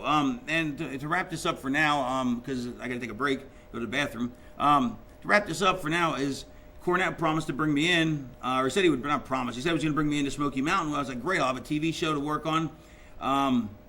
And then things didn't go quite right. And so it kept getting pushed back, September, October, November, whatever. In the meantime, I was living in Philadelphia. And that was another thing. I had to move to Connecticut to be a producer, so I hated living in Connecticut. Cost of living sucks. It's no fun, although, I had a really good time. Like, I actually was named Johnny Portchester Polo, but that became my nickname because if you go over the border from Connecticut to Portchester, you can, in Connecticut, the sidewalks roll up at 1 o'clock. In New York, they're open to like 5, so Portchester was like 8 miles away over the border. And then, so I was, 7 nights a week, I was out till 5 a.m., so my nickname became Johnny Portchester Polo. And here's another reason I got heat with Vince is every night I'd have Shane McMahon out till 5 in the morning. Funny thing is, the boys thought I'm schmoozing the boss's son. I'm getting major heat with it. You know what I mean? Because I got the boss's son out till 5 a.m. every night drinking. Mm-hmm. He's like, and on TV I used to call Vince Vic, and so he'd call his dad Vic. Which that's certainly not helping. He's like, hey Vic, he calls dad like 4 in the morning. Hey Vic, I'm staying at Johnny Polo's tonight. Of course, major heat. You know what I mean? So, I did a lot of stupid things. I should have, if I'd have been smarter, I would have just, not hung out with Shane. But he's a great guy. You know what I mean? I liked hanging out with him. But it certainly wasn't for schmoozing purposes because it did the exact opposite. But anyway, so I knew I had to leave. And then after Connecticut, because I hated living there, I moved to Philly, which is where I loved. I was from Philadelphia, even though I grew up in Florida. I was born in Philly, but I went to Monster Factory in Philly. Outside of Philly, and I lived in Philly then. And plus Philly was like a great place for independence because it's like the center of the indie universe. Back up until probably like 3 years ago, it was the center of the indie universe because you can go to Baltimore, you can go to New York. There's so much stuff in Philadelphia. It's a great location to do indie work. And there was a lot more Maryland stuff back then too. And so I moved back to Philly because my boys lived there. All my buddies that I made when I lived there, going to Monster Factory, and so I could do indie work and stuff. And then I was watching, and And all I'd heard about ECW was, it's all garbage matches, blah, blah, blah. I finally watched the show, and it was the single most compelling show I'd seen since the UWF with Bill Watts. And it blew, and as compelling as Bill Watts was, this was unbelievable compared to it. You know what I mean? But the Bill Watts to me was the gold standard before that, the UWF.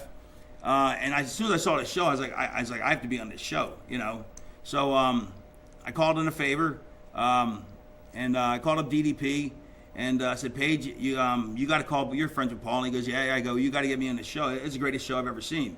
And so Paige made a call, and I've told this story before, I think, but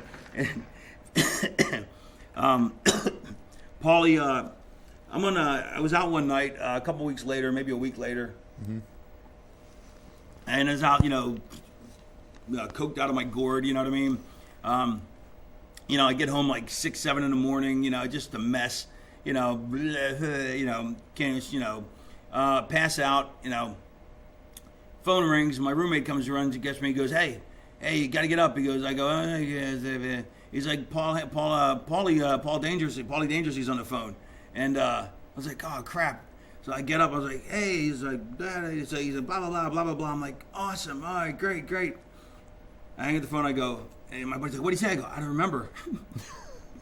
I remembered he said something about starting, but I had no idea when or where or anything. I'm like, great, what an idiot, but I was so hungover. Not hungover, I was so, messed up still, and just dazed that I had no idea what he had just said. So, eventually I figured I got it all together, and I think I ended up going to a show earlier than when I was supposed to start.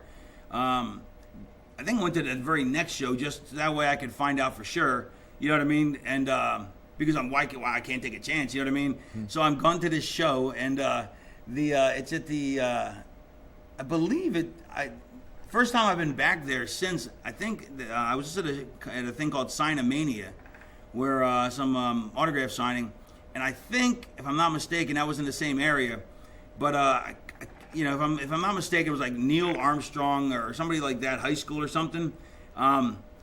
And so, I'm used to, back when I first started wrestling, you drive into the town, you go, where's wrestling? Everybody would know where it's at, you know what I mean? Or there'd be a sign or whatever, or at least if you knew the building, would go, hey, where's the building? So I go, I pull into the town, which I knew the town, at least, like watching the show, I knew the town to go to, and I just didn't remember, and for some reason I didn't write the building down because I figured I'd remember it. Or I figured, no, I'm still going on old-timer mentality, like, I'll just get to the town, I'll figure it out there. So I go, hey, where's wrestling at? We don't know. What do you mean you don't know? Oh, is there a high school around here? Yeah, such and such. And I remembered it was like a famous person high school, like a president or something. And they're like, I go, so is there like a president high school or something? Like, oh, yeah, like Lincoln High or something. I was like, oh, so I drive over there. It's not there. Crap. So then I drive to, I'm thinking, man, I hope I didn't start today because that would be horrible. You know what I mean? Now I'm already late. So then I end up driving, go to like 4 different schools, can't find it. Finally, almost in tears and despair, I finally, somebody goes, and I'm pretty sure it was Neil Armstrong High School, or junior, because I went to junior highs, high school. Finally, I think, they go, well, there's no president, but there's a Neil Armstrong. I'm like, oh, that must be it. So I finally get there, show up as near the show's ending, right? And Paulie's like, hey, what are you doing here? I'm like, oh, I just thought I'd stop by. He's like, no, you're not starting until so-and-so. I go, oh, I knew that. I go, I just wanted to come by and, say hi and blah, blah, blah. And I was like, good thing I didn't start tonight. But now I knew when I started, and then the rest is history, Ladies and gentlemen, here we are with a second installment of Raven, Raven Part 2. Of course, that's why it's the second installment. I'm here with Tully, the host. The co-host. Well, no, that's not really a co-host. I'm just being interviewed. But I decided that after waiting for 17 takes while he botched them all doing the intro, that I would take over. And amazingly enough, he actually is quite a good stand-up comedian. He's just a lousy interviewer. I'm looking for sound I bites. put you over. I put you over. I appreciate that. Yeah, you're welcome. What I want to talk about. I want to hear. Is this an R-rated tape? Yeah, we can say whatever the fuck we Okay, good. Well, tell your bit that I love. He's a stand-up comedian. I'll tell his bit. He goes, this is his material. I think it's quite funny. He goes, my wife, she says I'm not a team player. I said, not a team player. The next night, wait, how'd it go? You botched my joke. I know, it's awesome. The joke. See how it feels? That was terrible. I'll tell the punchline now. I'll do it right. But that's how it feels when you keep botching material. See? Yeah. See? Now you know. can see that. All right. So, not a team player. Next night, I had 3 of my buddies come over and we gangbanged her in the kitchen. That is the punch. That was good. That's hysterical. But see, the first time I just did it intentionally just to show you. Mm-hmm. It's annoying, isn't it? 911's not going to come out and fucking attack me now, right? Why? Why would he come out and attack you? Botch the. No, 911's not in the studio. Yeah, it probably wasn't relevant. Then that's also, yeah, well, yeah, well, I mean, yeah, so anyway, go ahead. Interview me. What I want to get into is last time on the tape, last time we were I talking want to get about. into some lunch. When's lunch? When is lunch? Yeah. I'd like to get into something, but Nah, I'm good. I was just kidding. All right. Then we What are got you some- doing, Omar? Omar, you're a sneaky little bastard. Hey, that would was you head- ask me some questions Your here? head's been cut off. After that, I wanted to go back a little bit to when you were in the WWF and when you were writing for them, because I guess Right. a lot of people don't know this. But I wanted to get your takes on what you thought of some of the gimmicks at the time and what you thought some of the best and the worst were. I wasn't actually writing for him. I was producing. There's a big difference. The writers were Pat and Bruce and Jerry, I guess. And I was being groomed to be a writer, and I would put the second run shows together like All American and Mania. And because I think they had already phased out maybe they hadn't phased out Superstars yet. Now they're bringing it back, but they maybe they still had Superstars, so maybe I was formatting that too. But anyway, I was formatting All American and Mania, and also associate producing Raw, but I didn't actually write the shows yet. But if I would have been writing, if I would have ran the zoo, I certainly wouldn't have put a guy who's a hell of a talent like Wild Bill Irwin in a hockey outfit with hockey goon? skate boots. Yeah, ridiculous. The guy was a hell of a talent. I mean, awesome talent. You know, but they ruined. They took a lot of guys who were really talented territory guys, and just abused them. You know. What are some examples of that you can remember? I just gave you one. Besides that, I know you had mentioned Steve Kern as Skinner Steve before. Kern as Skinner, yeah. Who else? Rip Oliver. They did a number on him. Rip Oliver basically ruled the Pacific Northwest for like 10 years. You know, him, Buddy Rose. Well, actually, I got to think about my history because I wasn't there. You know what I mean? During the glory years. Let's see. I was there for like I helped. You know, I was instrumental, I think, in part of it being like the last big run of Portland wrestling before it went, in the tank. But at least that's what Sandy Barr said, who was the other promoter besides Don Owens. And I didn't have to pay him too much to say that. But so let me think. So it was Buddy Rose and Rip the Crippler Oliver, and that was pretty much. I mean, it was a hot territory. I mean, the trips were short. You know, the average trip was 50 to 70 miles one way. I mean, this is great. You worked 6 nights a week, sometimes 7. The longest trip was 200 miles, and we bitched a fit about it. And that was only like once every 6 to 8 weeks. The arena, basically the territory. I think I talked about this, didn't I? Mm-hmm. Yeah. So anyway, Rip the Crippler Oliver. See, this is what happens when you do it later. A couple weeks later, you forget what you said, or a couple hours later, for God's sakes. But Rip Oliver was like the kingpin there. And when the WWE came through in '84 and took all the top talent out of each territory, they took it out and and basically they wanted to bankrupt the territories of the top stars, and they brought Rip Oliver in, made him the Super Ninja. Why? For one night on some pay-per-view, I think against the Ultimate Warrior or some Saturday Night Main Event, and that was it. And then basically, once Rip had given up the job as Booker in Portland, then my buddy the Grappler, he wasn't my buddy then, but he became my buddy the Grappler, took over. He actually gave it to his buddy the Grappler, and recommended him, and the Grappler came in, and the Grappler had a great long run there. But unfortunately for Rip, Rip unfortunately, got ousted himself, because he thought he was going to get a job in New York, you know what I mean? And it's kind of bullshit. I mean, it's total bullshit. I mean, even bigger case of that is Baron von Raschke was, a legend, as this, and they brought him in, took away his German accent, made him look like the Emperor in Star Wars, sort of. I mean, with the hood, he looked like, maybe that was just how I perceived he looked like. But even so, I mean, it doesn't matter. I mean, the fact is they didn't use him worth of crap, and basically they just took him to help crush the AWA, which, I don't know. That's it's very predatory, especially considering how much Vince cried about that Turner was being predatory to him. It's like, and then like, Vern was predatory to other territories, and he complained about New York being predatory to him. I mean, it's like, look, I'm not a fan of predatory tactics, but you live by the sword, you die by the sword. I mean, I think it's bullshit. The whole, raping and pillaging the other territories, knowing full well you're not going to use them just so you can, put them out of business, with promises of this and that never occur. It's bullshit. But it's even more bullshit when then you do it to somebody and then you cry when somebody, like a little bitch, when somebody does it back to you, Which was the case in the 90s when, with Bischoff, the War. Who's some other people that they abused? Didn't they have a Bastion Booger? Was some? Who yeah, was he Bastion Booger was. I wasn't a fan of him as a person. We didn't get along, and I just didn't like the guy. He's a very mean person. That's how everybody has their own opinion, but to me, he was just mean, but like legitimately, like he came across like to me, maybe whatever, I don't know. But he came across to me like he was legitimately like a mean-spirited person. You know what I mean? Like, there's a difference between people who are, are mean, funny, but they don't really mean it, But then there's people who really mean it, who are shooting on the square all the time. And, but I guess if for whatever reason, I mean, somebody saw that and they they gave him the Bastion Booger gimmick. You know what I mean? Because he was a major heel in Canada. I mean, he was a big star. And now that I think about it, I was actually with him in Global as part of the cartel, and we didn't really even know each other then. I didn't even remember that I knew him before. But they brought him in and made him like this filthy like looking animal. Terry Taylor was a big star. You know what I mean? UWF. It was, and they made him into the Red Rooster, and the first run was with the Brooklyn Brawler that he did the job for, I think. So, that's not going anywhere. Yeah.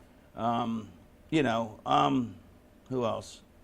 Terry Taylor's a hell of a fucking talent. That probably still haunts him to this day, too, the Red Rooster. No, it haunts him that he didn't stay there and make more money because he was making a fortune. Yeah. If you talk to him, I mean, because let's face it, it's just a job. At the end of the day, it's a fucking job. You know what I mean? The difference with him and a lot of the other people was he was on the road and he was making a lot of money, and I think he actually regrets not staying and making as much money as he was making because he went back to make less money with a better spot. Wasn't he the tailor-made man after that in WCW? Yeah, something like that. Yeah. What? I think it's a trade-off, Yeah, what I'm saying, but he wasn't making anywhere near the money though. Yeah. So. Let's talk about a little bit when. But I think that's something that people like you and most people look at as like, well, he got humiliated or this or that. I mean, but it's a business. I mean, who really gives a crap? You know what I mean? It's not the paycheck doesn't. When you go to the pay window, it's not going. It's like people think. I don't know what they think. I mean, I think they think a lot like just like how you kind of dismissed it, like, and you're like, thumbed your nose at it like. He wishes he wouldn't have done that. I mean, which is not the case at all. You know what I mean? It's a shitty attitude. I mean, he shouldn't have been used that way, but it's really a dick attitude because what's the fucking difference? You know what I mean? That's like saying, wow, you're a fucking janitor. You're not the top producer. You know what I mean? You're not this or that. I mean, who the fuck are you? You know what I mean? I wasn't saying that. I just meant that the gimmick, the transition that he went from, as you said, he had a good gimmick. He was a great worker, you meant respected. it exactly as you said it, but that's no, okay. But they humiliated him, though. But that's how people think, and they're wrong. You know what I mean? Everybody wants to be the top guy, but as a heel, you're going to get humiliated at the end. You know what I mean? You could say Johnny B. Bad's character was humiliating, wearing makeup and prancing around like an idiot. You know what I mean?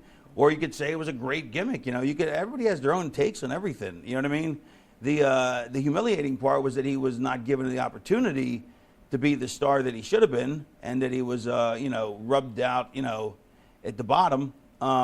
Not so much with the character, because to be honest, I mean, if you have talent, you can make any character get over. Dusty, the worst thing you can do with a fat person is put him in polka dots, and they put Dusty in polka dots, made him clean shit out of a toilet, and what'd he do? He got himself more over, It's, So if you know how to get yourself over, it doesn't matter what they do to you. If they give you TV time, you can get back over instantly.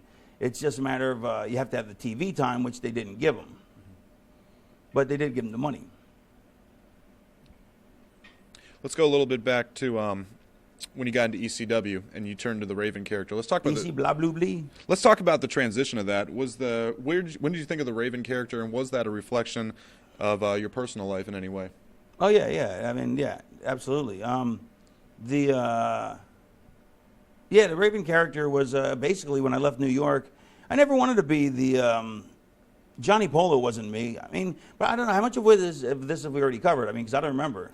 We only covered up to the part, basically when you got to ECW, your first night. But we didn't discuss how I got there or whatever. No. Okay.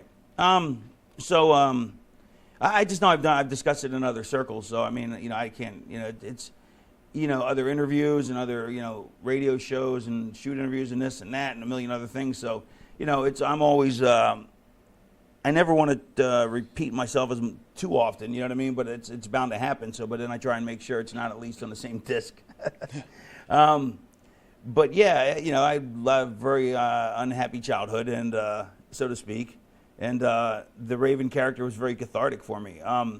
But I knew that if I stayed in New York, because perception's reality, that they would have just perceived me. No matter what I tried to sell them on, they never would have seen me as a top guy. I knew I had to leave and come back if I wanted everyone to be a top guy there. Although I left and came back, and they still wouldn't fucking push me, or at least not like I should have been pushed. But whatever, it's neither here nor there,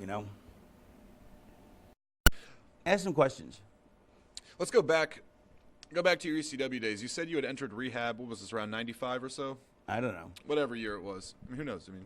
Good research. Yeah, good research. Your staff really went to work on that. All I have is rehab went. No, I want to. Wait, what about George Wendt? Do you have George Wendt? George Wendt, not on this sheet. George Wendt. Yeah, Norm. Cheers. Yeah, I got that. It was just well, kind of an arcane reference from this kind of arcane. crowd. What is he, a magician? No, I mean archaic. Archaic. Yes, but arcane. He was a magician. He's archaic and arcane. He's old. He's an old magician. He's a magus. Him and Aleister Crowley. What are we, Dennis Miller over here? Yes. Aleister, that was a good one. I want to go back to... Yeah, I love Dennis Miller. My favorite Dennis Miller bit is he's sitting on a plane, sitting next to a born-again Christian. He goes, and then the born-again Christian says, you got to be born again. He goes, what? He goes, what? Excuse me for getting it right the first time. He goes, and can you be born again and again and again like some evangelical Gabor sister? He said, no, like some sort of ecclesiastical whiteout. What? That's what he said. Part of the bit. That's exactly what he said. Some ecclesiastical whiteout, like some sort of evangelical Gabor sister. Why would ecclesiastical whiteout have to do with being born again? That's his bit. That's the exact bit. No, it is. That's not from the White Album, but it's the Off-White album. But he didn't bring up an ecclesiastical whiteout. What does that have to do with? Explain that to me. What that has to do with the bit? I'm referencing his joke, and I'm saying what he said. That was exactly. I know what you're trying to do, but I already did the bit. I did the bit exactly as it is. You just added the tag. You can't get into the tag without the.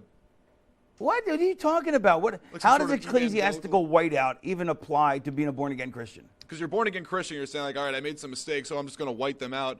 And you just use ecclesiastical as a nice, I guess, adverb, whatever. Well, then that would be before the part about everything else. The Gabor sister is the. That's right. The fun. That's right. the punchline. No, that's a great punchline. But I know. And you stomped all over it. I've seen the bit. What do you mean you've seen the bit? You've heard the bit. I've heard the bit. Well, you haven't seen the bit. Not live. No, there you go. On my beta. Your beta. Fucking beta. Let's talk. I want to talk beta about capsule. What are you, Ultraman? Ultraman? No. He had a beta capsule. That's way old. Yeah, that's old school. Yeah, old. That's like old school. All right. We're going to talk about rehab. And when did your... Why do you want to keep talking about rehab? Because we never talked about it. Okay, I don't remember much about rehab. I want to explore in your wrestling career. When did casual drug use escalate into abuse? And did it ever? And how did you end up in rehab? And did it ever? Did it ever? Well, I went to rehab, but it never... How did... what am I, Amy Winehouse? I don't want to go to rehab. How's that song go? Ain't gonna go, don't want to go to rehab. No. Yeah. Well, apparently it didn't work out so much for her. No. I just saw the greatest thing about on Halloween, when Amy Whitehouse got some new boobies, she had the implants put in, and it says Amy Winehouse celebrates the Halloween by getting 2 large pumpkins planted on her chest. Nice. That's pretty good. You guys don't have to, hold your chuckles in back there, cameraman. Yeah, because, let it out. Otherwise, it looks like I'm dying here. And see, he's not going to laugh because he's a comic. Comics refuse to laugh at other people's funny material. That's true. And you guys are holding it in thinking it's going to hurt the tape, but actually, it's just jobbing me out. So you guys got to laugh out loud. No problem. Don't fight the feeling. I'm going to rephrase the question.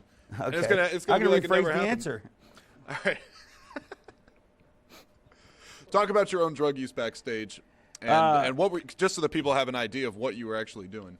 I don't want to glorify it. Honestly, I don't, because I'm not proud of it. I spent a long time being proud of it, and I'm not at all, because unfortunately, my heroes are people like Keith Richards and stuff like that who did a lot of drugs, and that's who I wanted to be. And it's pretty fucking stupid, to be honest. I did it out of insecurity. I did it out of self-medicating. I did it out of mostly out of insecurity. It's funny, people go like, I remember talking to some kid, some other worker about this and that, and he's like, you're Raven? You're insecure? I'm like, yeah.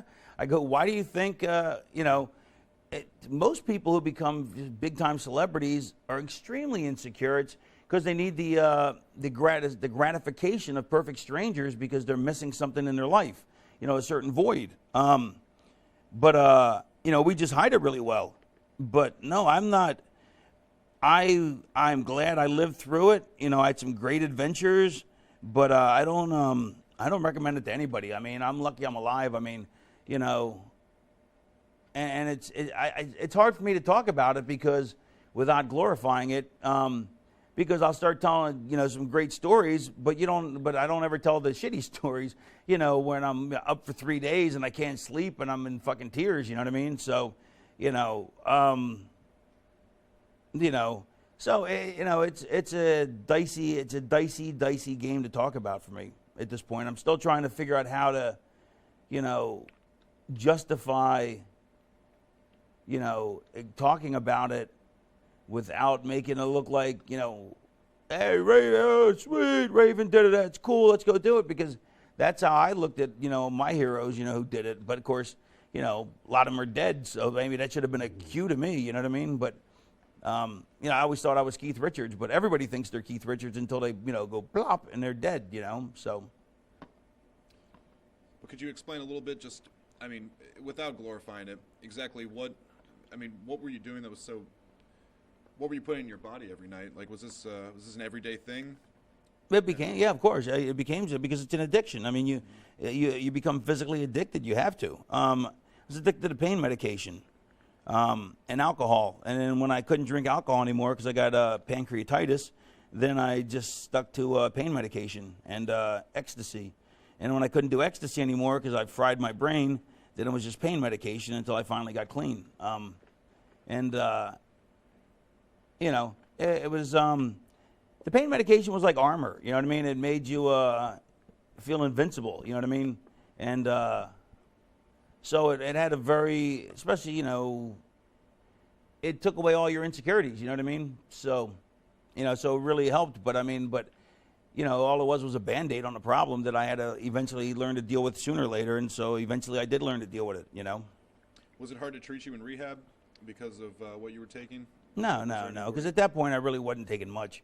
It didn't escalate. Honestly, the rehab was more because it was an emotional breakdown. Because at the time, because it's the amount of stuff I was taking was very minimal at that point. You know what I mean? It was just more, I'd never been depressed before. I'm one of those people that I don't get depressed. I mean, no matter what, my default programming is happy. I mean, worst thing in the world can happen to me, and 10 minutes later, I'm happy, Unfortunately, all the underlying pain is glossed over, and it manifests itself in so many crappy ways. But I don't have to be depressed, though, you know what I mean? So, which is a pretty cool thing, but it also never taught me how to deal with a lot of things because everything got pushed aside. So, or submerged, of course, so it took me 35, 38 years to realize how much I hated myself, how self-loathing I was, maybe 40 years, which I would have figured out a lot sooner if I ever, gotten depressed before, or got sad or got anything, but, I never allowed myself to do that. So in many ways it was a blessing, in many ways it was a curse. What happened was I took all the structure out of my life because I didn't want any responsibility, and as soon as I had no responsibility other than having to wrestle, basically I got out of bed, I'd drink, and then wouldn't go to the gym because I didn't need to at that point for ECW, and basically I would just drink and take pills all day, and I had no responsibility whatsoever except to wrestle, and I just shut down completely and went into depression because you have to have, human beings need structure. We need structure as human beings. And then once I realized that after like 3 days, I was fine, but they wouldn't let me out, like I said, for another week because so my insurance would pay for it. But because they go, oh, you can't have figured it out in 3 days, and I'm like, yeah, I can. I'm smarter than you. And they also were morons. I mean, but whatever. I mean, it's like the doctor wanted to diagnose me as manic depressive. I go, well, I've never been depressed except once, and I don't really have manias because, when you're manic depressive, you're up for like days at a time, literally. Like people can be manic, like when you have a mania, you could be up for 7 days straight. I mean, no sleep, no interest in sleep, no drugs, no nothing. Just don't go to sleep. You know what I mean? It's a pretty crazy medical condition. It's interesting to read about. Anyway, I mean, but the doctor was a half quack. I mean, they see you for 5 minutes every day. That's it. And then they expect to make a diagnosis of you. So, I mean, it's just asinine. But anyway, so that was an emotional breakdown. And then once I realized I needed structure, I put it back in. I was totally fine. But I really wasn't fine because I'd never been fine. You know what I mean? I'd been self-medicating for years. But that's a whole other matter. What was some of the crazy stuff that you saw backstage during your ECW days? Some of the craziest stuff. I don't know. I'd have to think about that. Well, I mean, like what? I mean, what do you want to know? Like, what kind of things? Walk backstage. What made you look around and just think like, oh my God, this place is a madhouse. Like, I can't believe this is going on back here. I mean, no, I'm sure you had. No, I didn't think that. I mean, there's just a lot of drug use, but other than that, I mean, which is stupid, but nobody should be going to the ring drugged up and drunk. But at the time, that's what everybody was doing. So, doesn't make it right, but that's what everybody was doing. But now I wouldn't wrestle somebody fucked up. You know what I mean? But everybody was fucked up. But I mean, that's pretty much all it was. So about the night that you crucified the Sandman. What about it? How'd you come up with that idea, and what kind of backlash did you get after that? I just can't. When I need an idea, basically, I'm very lucky. When I need an idea, I just come up with it. It's like I go, okay, I need to come up with something, and I'll just sit there and go, and something will pop out of my head. I'm very, very creatively lucky. I mean, if I don't come up with something, somebody will say something, which makes me think of something, but usually if I'm by myself, it's like, I need something, so I'm like, I'll come up with something, and I just believe that that's the way it works, and that's the way it's always worked for me, and it's very lucky. But so I was like, all right, I was in rehab. I went to rehab, took some time off for I had some personal issues that I needed to explore, Besides needing to try and get off the drugs and alcohol, but I also had sort of an emotional breakdown, and I couldn't even get out of bed. So called a Sandman up, and he took me to rehab. So after about 3-4 days in rehab, I kind of figured out what was going on, and then but it made me stay for 10 because otherwise my insurance wouldn't cover it. So after a 10-day restful vacation, I went back to ECW, and unfortunately, I went back on the drugs and alcohol. Unfortunately, but I knew, but that's a whole other issue. But I knew I had to make an impact when I came back because I left in such an odd way. And it was very cool because Paulie and the fan, like, the Paulie and the fans. I mean, Paulie goes, look, he goes, I'm going to respect Raven's wishes, and this is a private matter, and I'd like to be kept private. And the fans didn't, the fans just let it slide, you know what I mean? And which is pretty interesting, you know what I mean? It's the fans, they're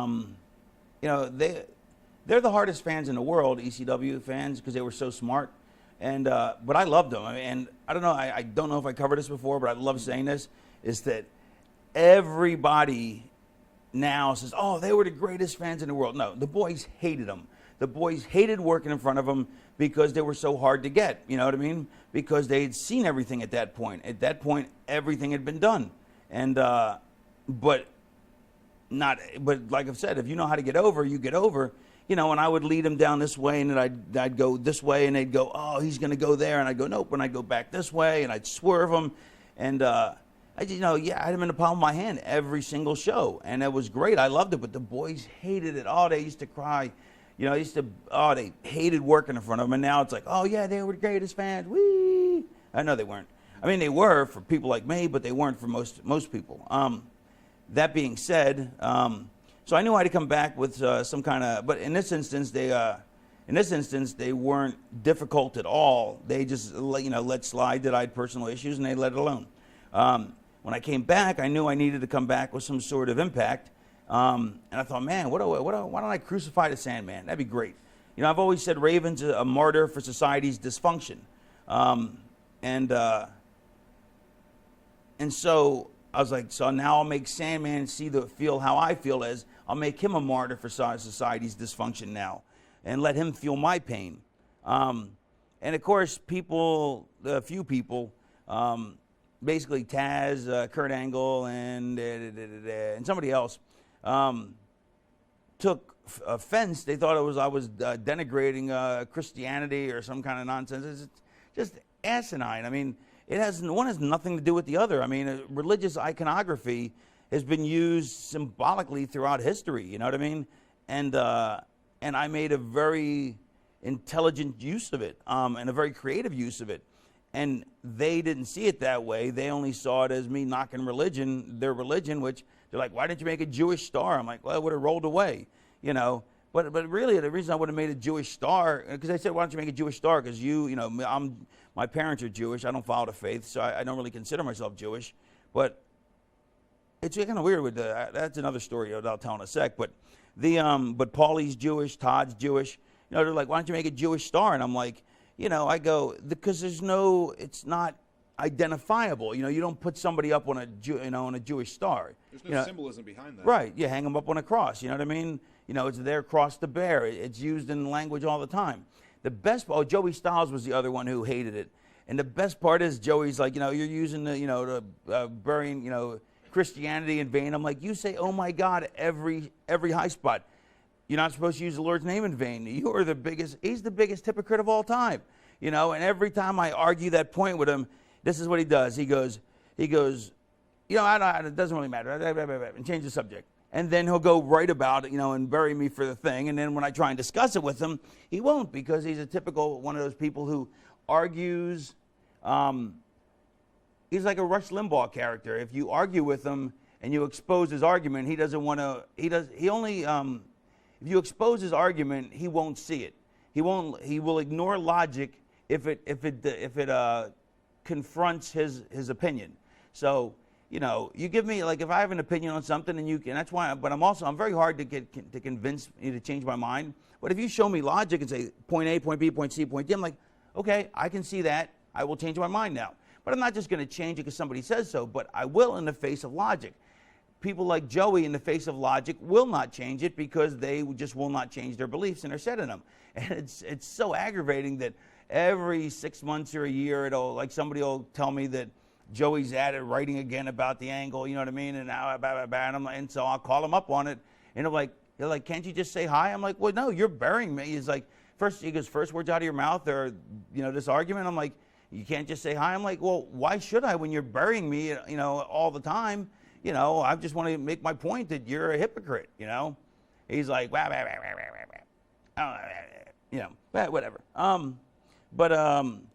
So they made me go out and apologize, which was so horribly stupid because the people, we're the company that pushes the boundary. But I understood it because they're trying to seduce Kurt Angle into coming to work for the company. And Kurt Angle sees that, he's like, oh my God, Kurt, didn't know enough about the business, He just thought that here's this guy, stomping on Christianity, which it wasn't. But in his defense, he didn't know the storyline of my character and stuff. But then again, also not in his defense, he's also said later, that he really was offended. It's kind of back and forth. Like sometimes he'll tell me to my face that he wasn't offended, and then sometimes he will say that he really was. And I think he's mixed on it. You know what I mean? But I think it depends what mood he's in. I'm more what I mean is I think it depends on,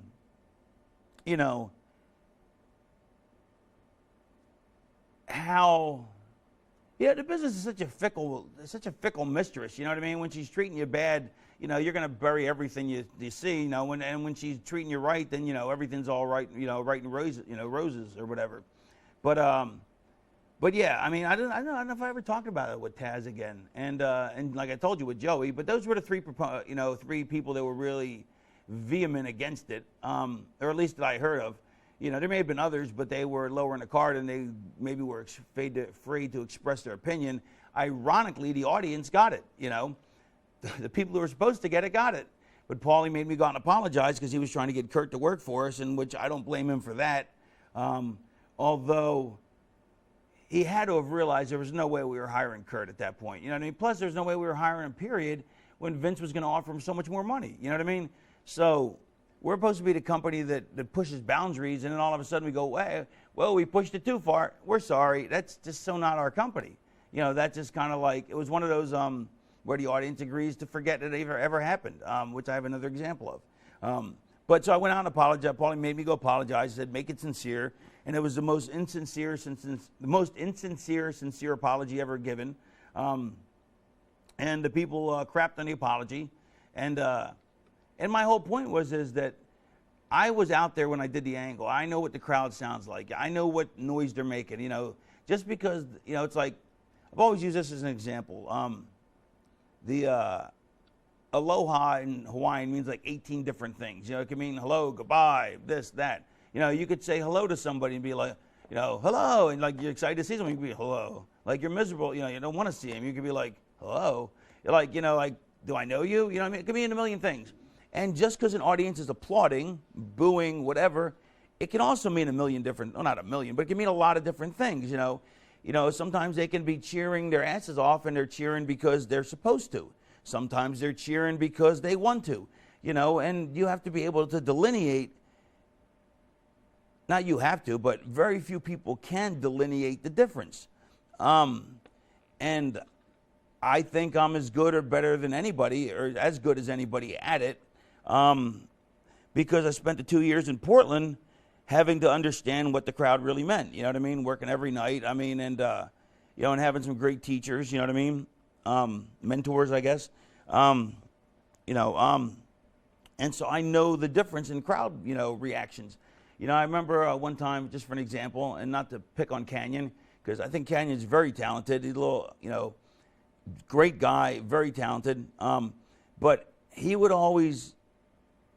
get all these reactions, and he'd want to overdo it. And I'm like, stay out there for more stuff and get more reaction at the end, after it was over. And I'm like, I go, dude, we're not up here in the card, so it is not our place to keep pushing, spending an extra 5-10 minutes of post-match gaga, milking. The crowd, A, it's not our place.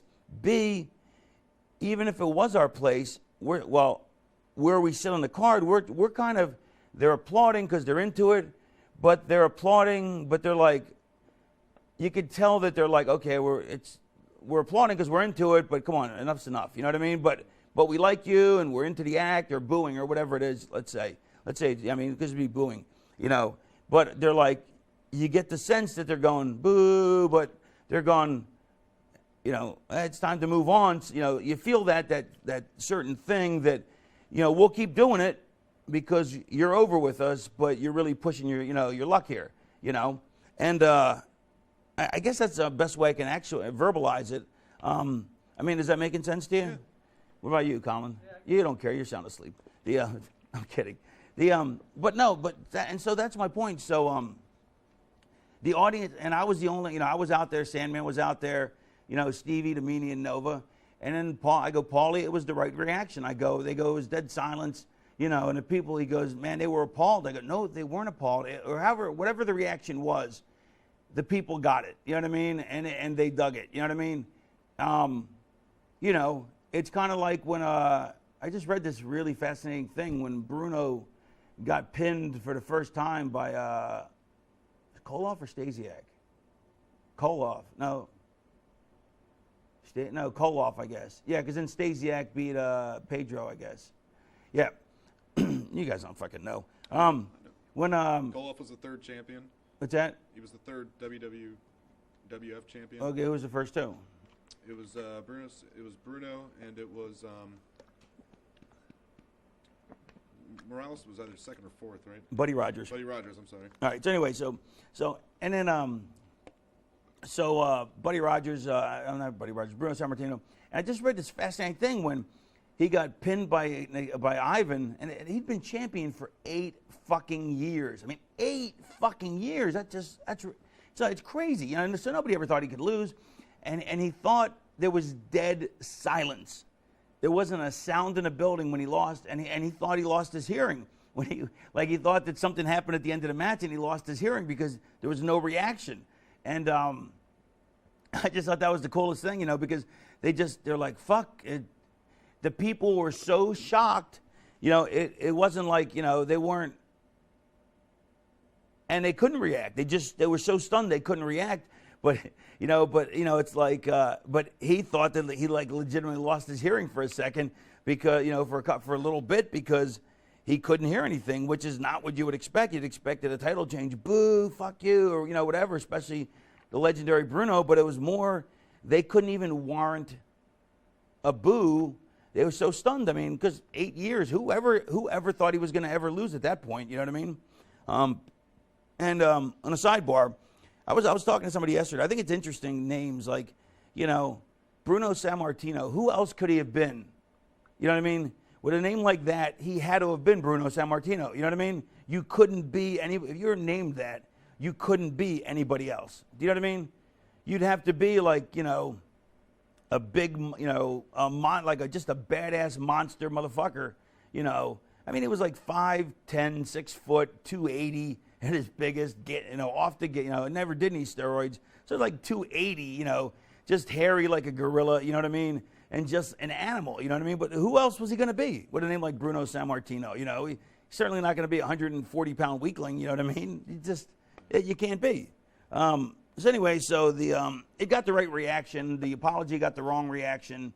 But the people agreed to let it all pretend like it never happened, which I had another example of that. 911 was the most over guy. It was awesome. Like if anybody not familiar in listening to this interview, 911 was his character Paulie came up with. This big guy, not big by WWF standards, but huge by ECW standards. He's probably 6'4", 300. So a big guy, but by WWE standards, that's just that was like normal at the time. But anyway, and he had this really cool leather jacket with the fringe hanging off it, like a biker jacket, and I think the Zubazes were still in, so he had his Zubaz sweats, and he had like a good look to him, and good looking guy, you know what I mean, but like a rough looking guy. You could tell he was pretty tough, and you could tell he was very tough, and so what would happen is he used to bring Sabu out, I guess. And then he was Paulie's manager. And I guess, however, I forget how it split off, but eventually what would happen is somebody would screw up in the ring, and the place would. Eventually, it got to the point the audience got into it. So what happens is somebody would screw up, and then the audience would start chanting 911, 911, and Edgar Winter would come on. Da da da da da da da da da. And then all of a sudden he would come out and the place would just erupt and he would just come in and choke slam like whoever screwed up.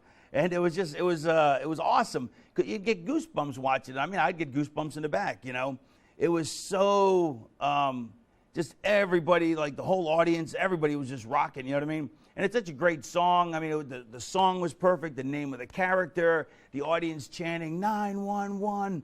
And to the point where Paulie started coming up with spots where people would screw up, like, you know, like he'd have a tag match where, and this is back when everybody and their mom didn't do a choke slam, you know what I mean? It was a very limited move at the time, you know, but eventually became a hugely overdone move, and then now maybe it's not used as much. But at the time, though, it wasn't an abused overdone move, and so so he set up. I remember he set up a tag match, and he told the 4 guys in the match, he goes, "I want you all to do a spot where everybody, where you guys miss each other by a mile, and take the bump anyway or something, right? So and then you 2 guys do something, and then just same kind of thing." And the place just boo, and then all of a sudden they start going 911, and I forget how it started, because Paulie was like, he was a master psychologist, he was like Pavlov, and the audience was his dog, which is how that's a great example. I'm going to start using that about myself. I was like Pavlov, and the audience was my dog, but they were too. But both of us, I mean, me and Paulie, me in the sense because I was doing it from in the ring, Paulie was doing it from behind the scenes, orchestrating it, but. Which I just want to point out that the Rocky Horror Picture Show analogy, that was mine. Wrestling as art form, my analogy. Wrestling as, the ballet could never go out and without rehearsals like we do, but wrestling is art form, that's mine. And the Pavlovian dog response, that's mine now too. Because everybody uses wrestling as an art form now, and I never get footnoted. I'm very upset about that. Because I was the first one to actually put it in those terms, because to me it is an art form. But anyway, so I forget how Paulie first got him to start chanting 911, so that they know when there was a screw up. But then it got really good. Like, this is how Philadelphia is like the most screwy. Not screwy. I love Philadelphia. I mean, I was born in Philadelphia. Philly is the most, and not Short Hills, New Jersey. I've never even been there. Bill Apter. And yet you continually insist that that's where I'm from, and I've never even been there. I'm from Philadelphia, but Philadelphia is not the filthiest. What's the word I'm looking for? The most degenerate town in the world. Even Howard Stern says that Philadelphia is 5 times more degenerate than New York City. We had creepy bastards like this guy Uncle Eddie, who would buy high school boys' underwear, soiled underwear, and keep it in bags in his house. I mean, that's the kind of creepy people that lived in Philly. This interview took a wild turn. Yes, it took a wild turn. Yes. Okay.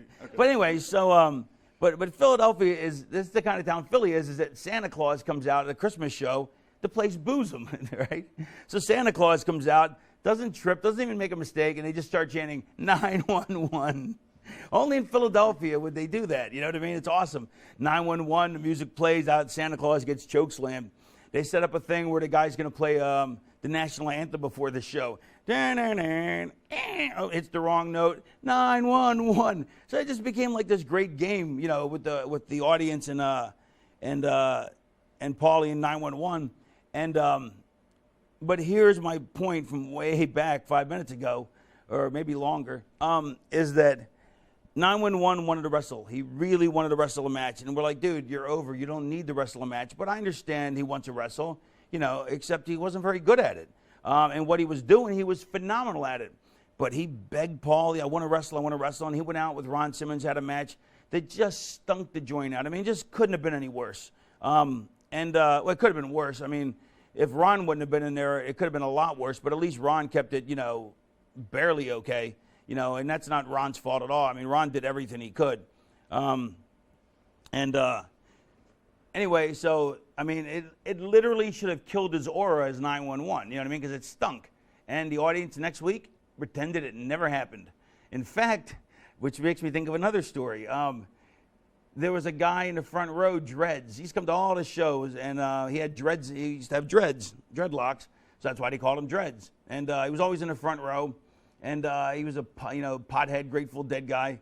And so, Paulie's doing the grandstand challenge. Anybody want to take a choke slam from 911? So Dreads goes, I'll do it. So he comes in the ring, 911 choke slams him. And instead of planting the guy on his fucking skull, to protect the business or whatever, not that everybody doesn't know it's a work, but to protect his character. And if this guy's stupid enough to come into the ring, he should have been, like if it was, if 911 was a jiu-jitsu guy, he would have choked him out. You know what I mean? But he's a choke slammer, so he should have choke slammed the guy and threw him on his head. Instead, he gave the guy a perfectly flat landing. The guy gets right up. Woo! That was great, right? The whole company's been selling his choke slams like they were like out cold, you know what I mean? And this guy who's a $160 with fucking, soaking wet, with rocks in his pockets, and fucking wearing a hat that's made out of an anvil, still just gets up, woo, jumps around, hey, that was great, do it again. And you'd think 911 would be dead, but no, it was too fun of characters. And the people just, next week, never happened. We don't think it ever happened. It was a glitch in the matrix. Never happened. And that is what's cool about wrestling in a way, is sometimes the audience, I forget what my point was, but it's, but I can make a point is that that's one of the great things about wrestling is they're willing, when you give the audience what they want 9 times out of 10, they will forgive anything, And that's why I gave them and I think that's why when I had to go away to rehab, the people, didn't pry, they left it alone. And when I came back, even as a heel, they didn't go, fucking rehab or whatever, blah, blah, blah, because I always delivered for them and they knew I always would deliver. And so why take away from the show with that? And as much as the ECW crowd was a part of the show, they knew certain things not to step on, you know what I mean? And that's why the apology was so wrong, because even if people thought it was too much, that's who we were. We're supposed to be too much. So the last thing they want to do is be apologized to, and so they just pretended an apology never happened, or that they interpreted it as it was meant to be by me as completely insincere. And then next week, they just pretended it never happened, and Sandman wanted revenge on me, and things moved just like, that never had happened. And so, which is why I love that audience, and I thought they were the greatest audience, you know what I mean? And what I also loved about them was they were such complete hypocrites too, because, they would be, so anti-WWF, we hate WWF, because at the time, there was a huge reason to hate WWF and WCW, because everybody would grab rest holds and sit in them for hours and hours and hours. I mean, matches got very boring for a while, and there was no clean finishes because stars wouldn't do a job, and there was a lot of reasons for this, which we're getting near the end of this tape, but so I can go elaborate later, but suffice to say is that the ECW came along because there was something needed that gave the audience what they wanted, something where there was no continuity errors, because people hate I couldn't, as a fan, I hate when, you see this, and this, and then something this happens. That doesn't even make any sense. It's like, it drives me nuts. I hate continuity errors. When there was never a clean finish, you'd hate that, as a fan. So we gave the fans what they wanted. And so the fans rewarded us by, when we would screw up completely, they would just pretend it never happened, So it was cool. I mean, it was great. Whatever. What's your opinion on how bad Vince fucked up the whole invasion when he bought out WCW and ECW? It's just horrible. It was a crime against nature, I mean, but I understand why he did it, because he wants to prove that he's superior to everybody, and he's so rich that he doesn't care about money, which is a shame, because he could have made so much. It was one of the highest buy rates they'd ever had, and maybe still ever had, and they did nothing to make it special. They did everything they can to hamstring it, to hamper it. So it's like, when something like that happens, you just want to slit your wrists. I mean, it's bullshit. I mean, it's so fucking sad that he's so cruel and vindictive, and that he just doesn't care. It's like beyond love of the game, which I know he loves it. But he's just he has to be his. You know, it's like he has to have the biggest dick in the room. You know what I mean? Let's all pull our dicks out, and his has to be the biggest. You know. And to me, it's like that angle was so botched and ruined. It's just a shame. You know, we're back on the air. Are we? Good thing I'm not looking at this later. The producer's the last one to know. Yeah. Shit. My life's editing. I don't worry about anything live.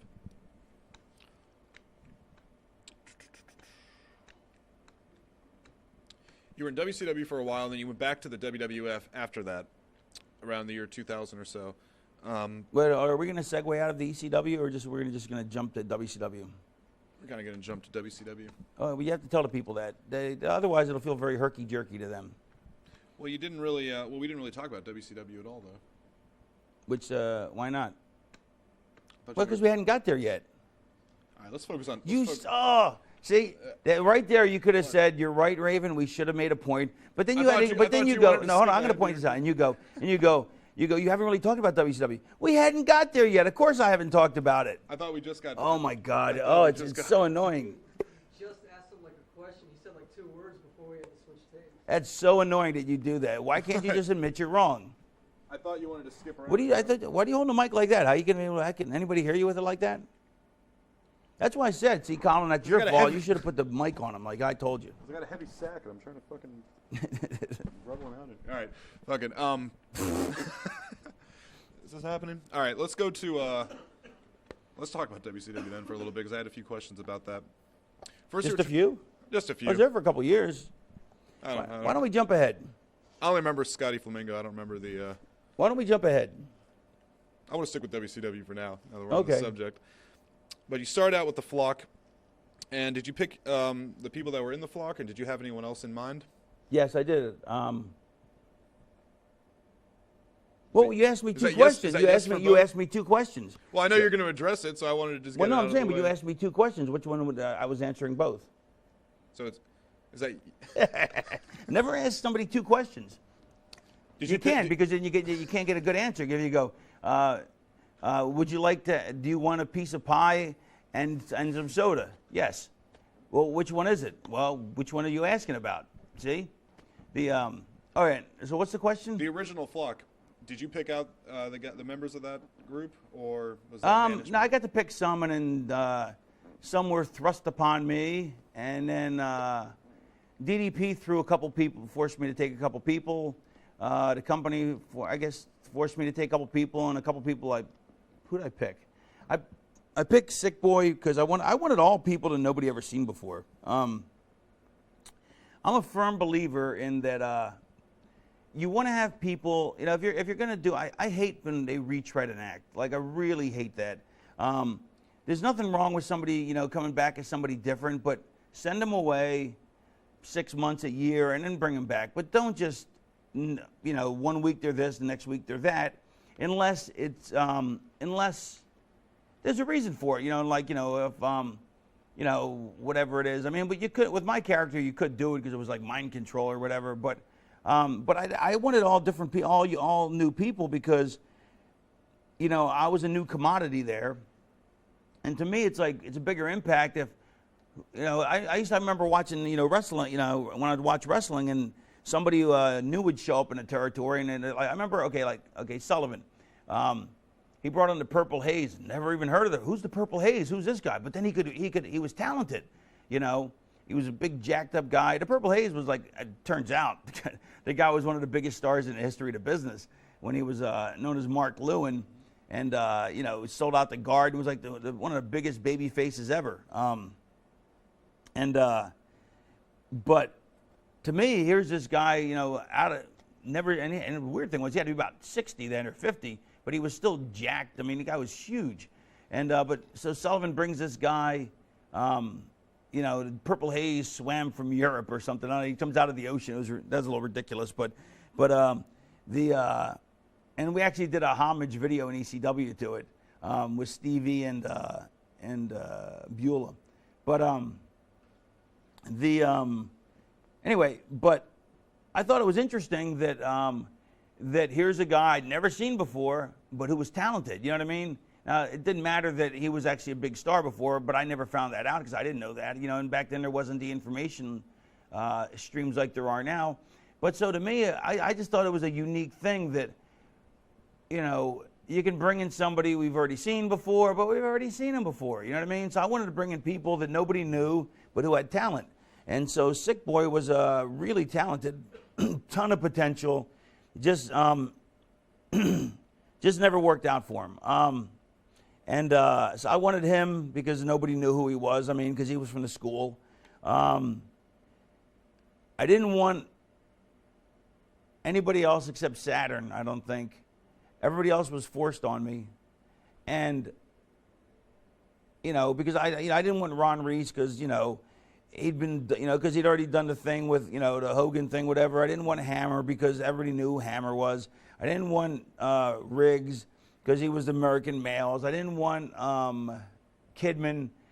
But that being said, Kidman was awesome. I mean, okay, Kidman was he was a pain in the ass in the back because he just didn't respect the hierarchy of the business. And he could say I was a pain in the ass, that's fine. But he didn't respect the hierarchy of the business. But Kidman was a great addition once you put him in the, you know, in the filthy outfits. And although, see, the problem, like the scratching himself, he hated doing that. It was so over. He just didn't get it. You know what I mean? If 5 years later, he'd have been beyond brilliant in the character. You know what I mean? He was good. He was great as it was. But he also was, you know, like the whole time he's like, you know, you guys, why come you always win? Why can't we ever get a win? It's not up to me, you know. I'd even go to Sullivan and go, hey, can you get these guys some wins? And he's like, some must die so that others can live.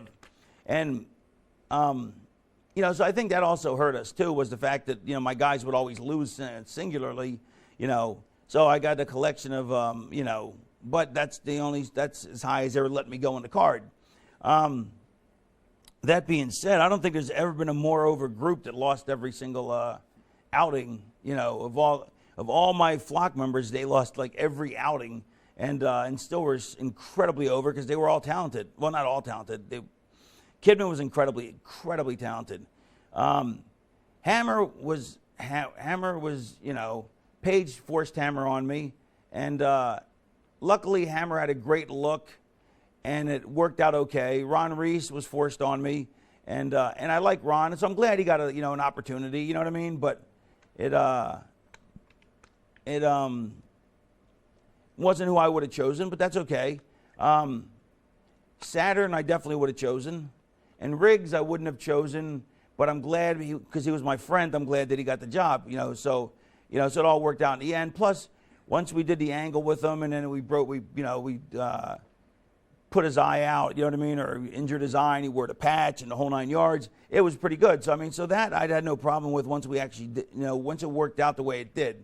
If I would have had my druthers, I would have rather had me, Sick Boy, Saturn, and one more person who would have been 280, 290 as our muscle, you know, our Terry Gordy, so to speak, you know.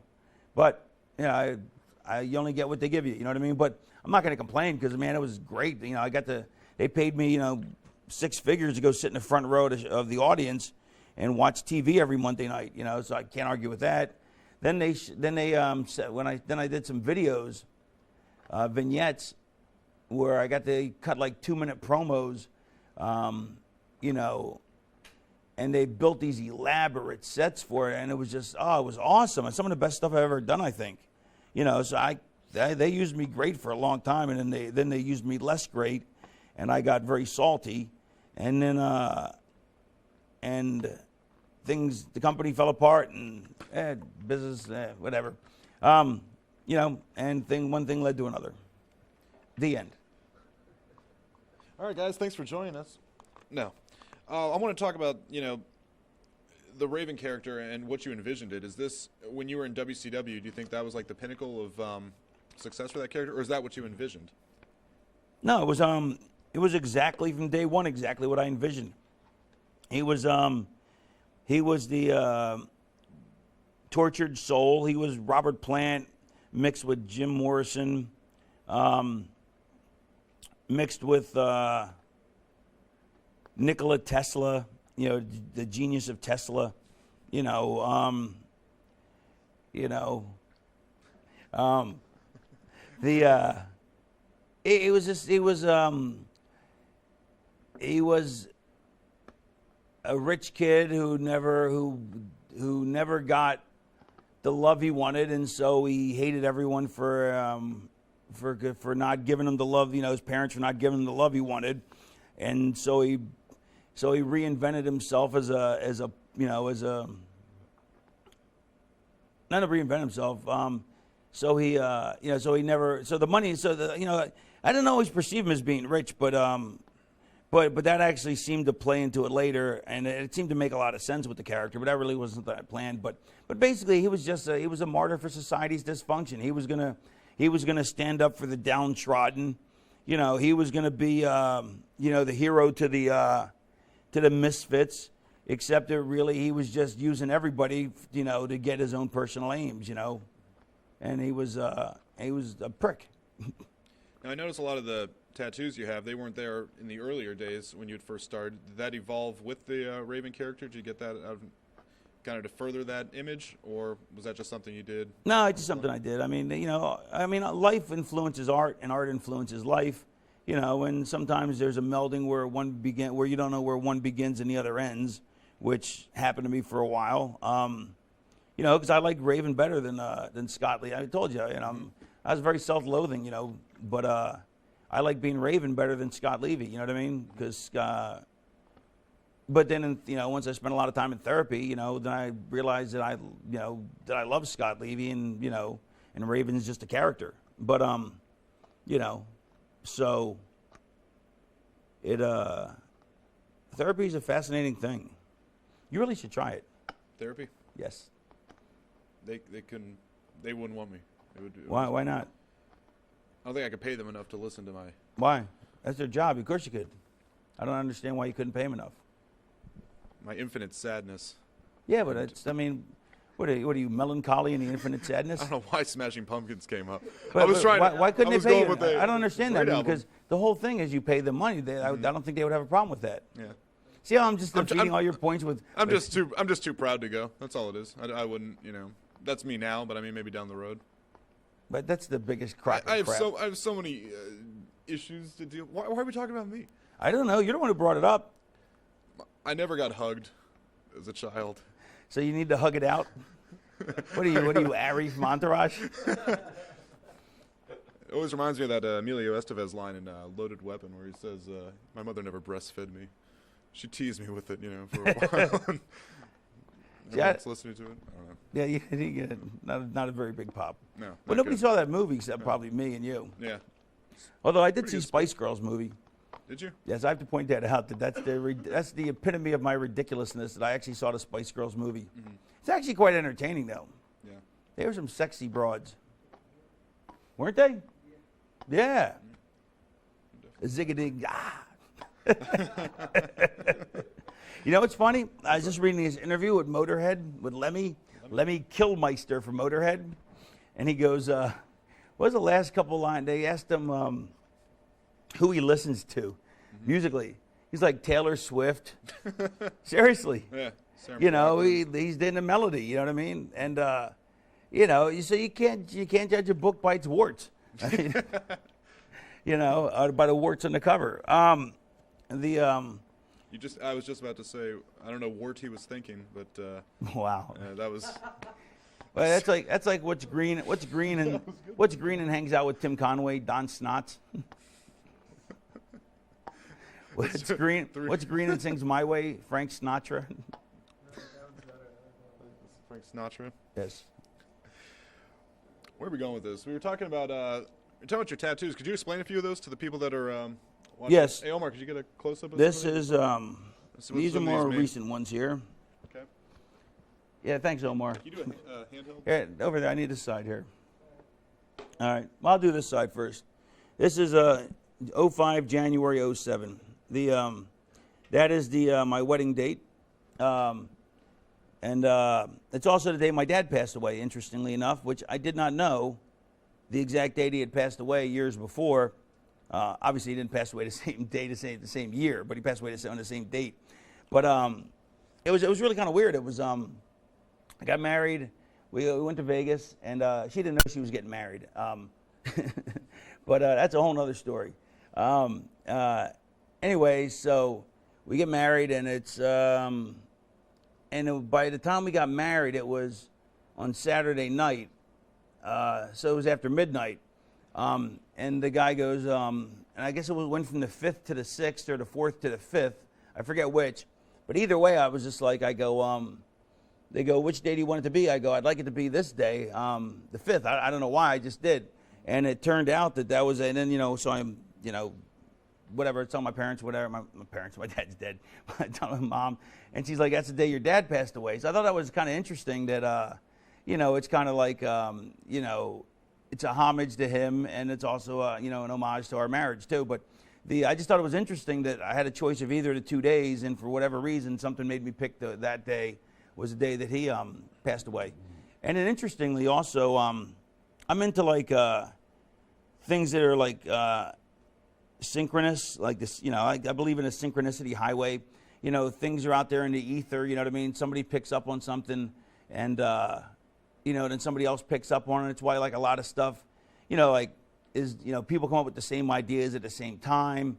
Like the Jungian collective unconscious, and but I believe there's such a thing as a synchronicity highway where just things always just match up. You know what I mean? Just like when you need this, there it is, and then let's say then you're looking for that, and then there that is, and so it's interesting. Like an RVD's into the same kind of thing.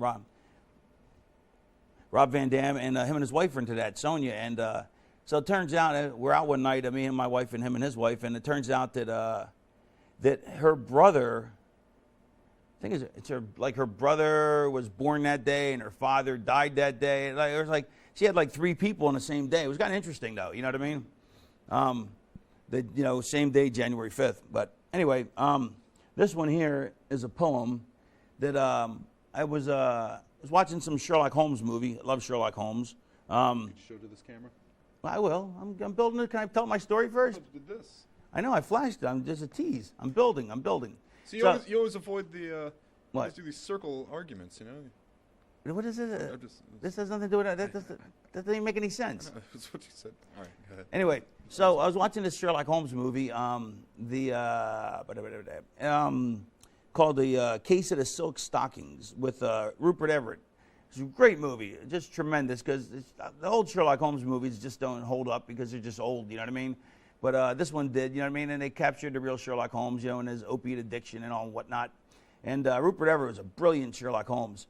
And it's interesting that they had a gay man playing, because Sherlock Holmes really didn't have a whole lot of chicks, and he lived with another guy. But nonetheless, and Sherlock Holmes is actually based on a real person.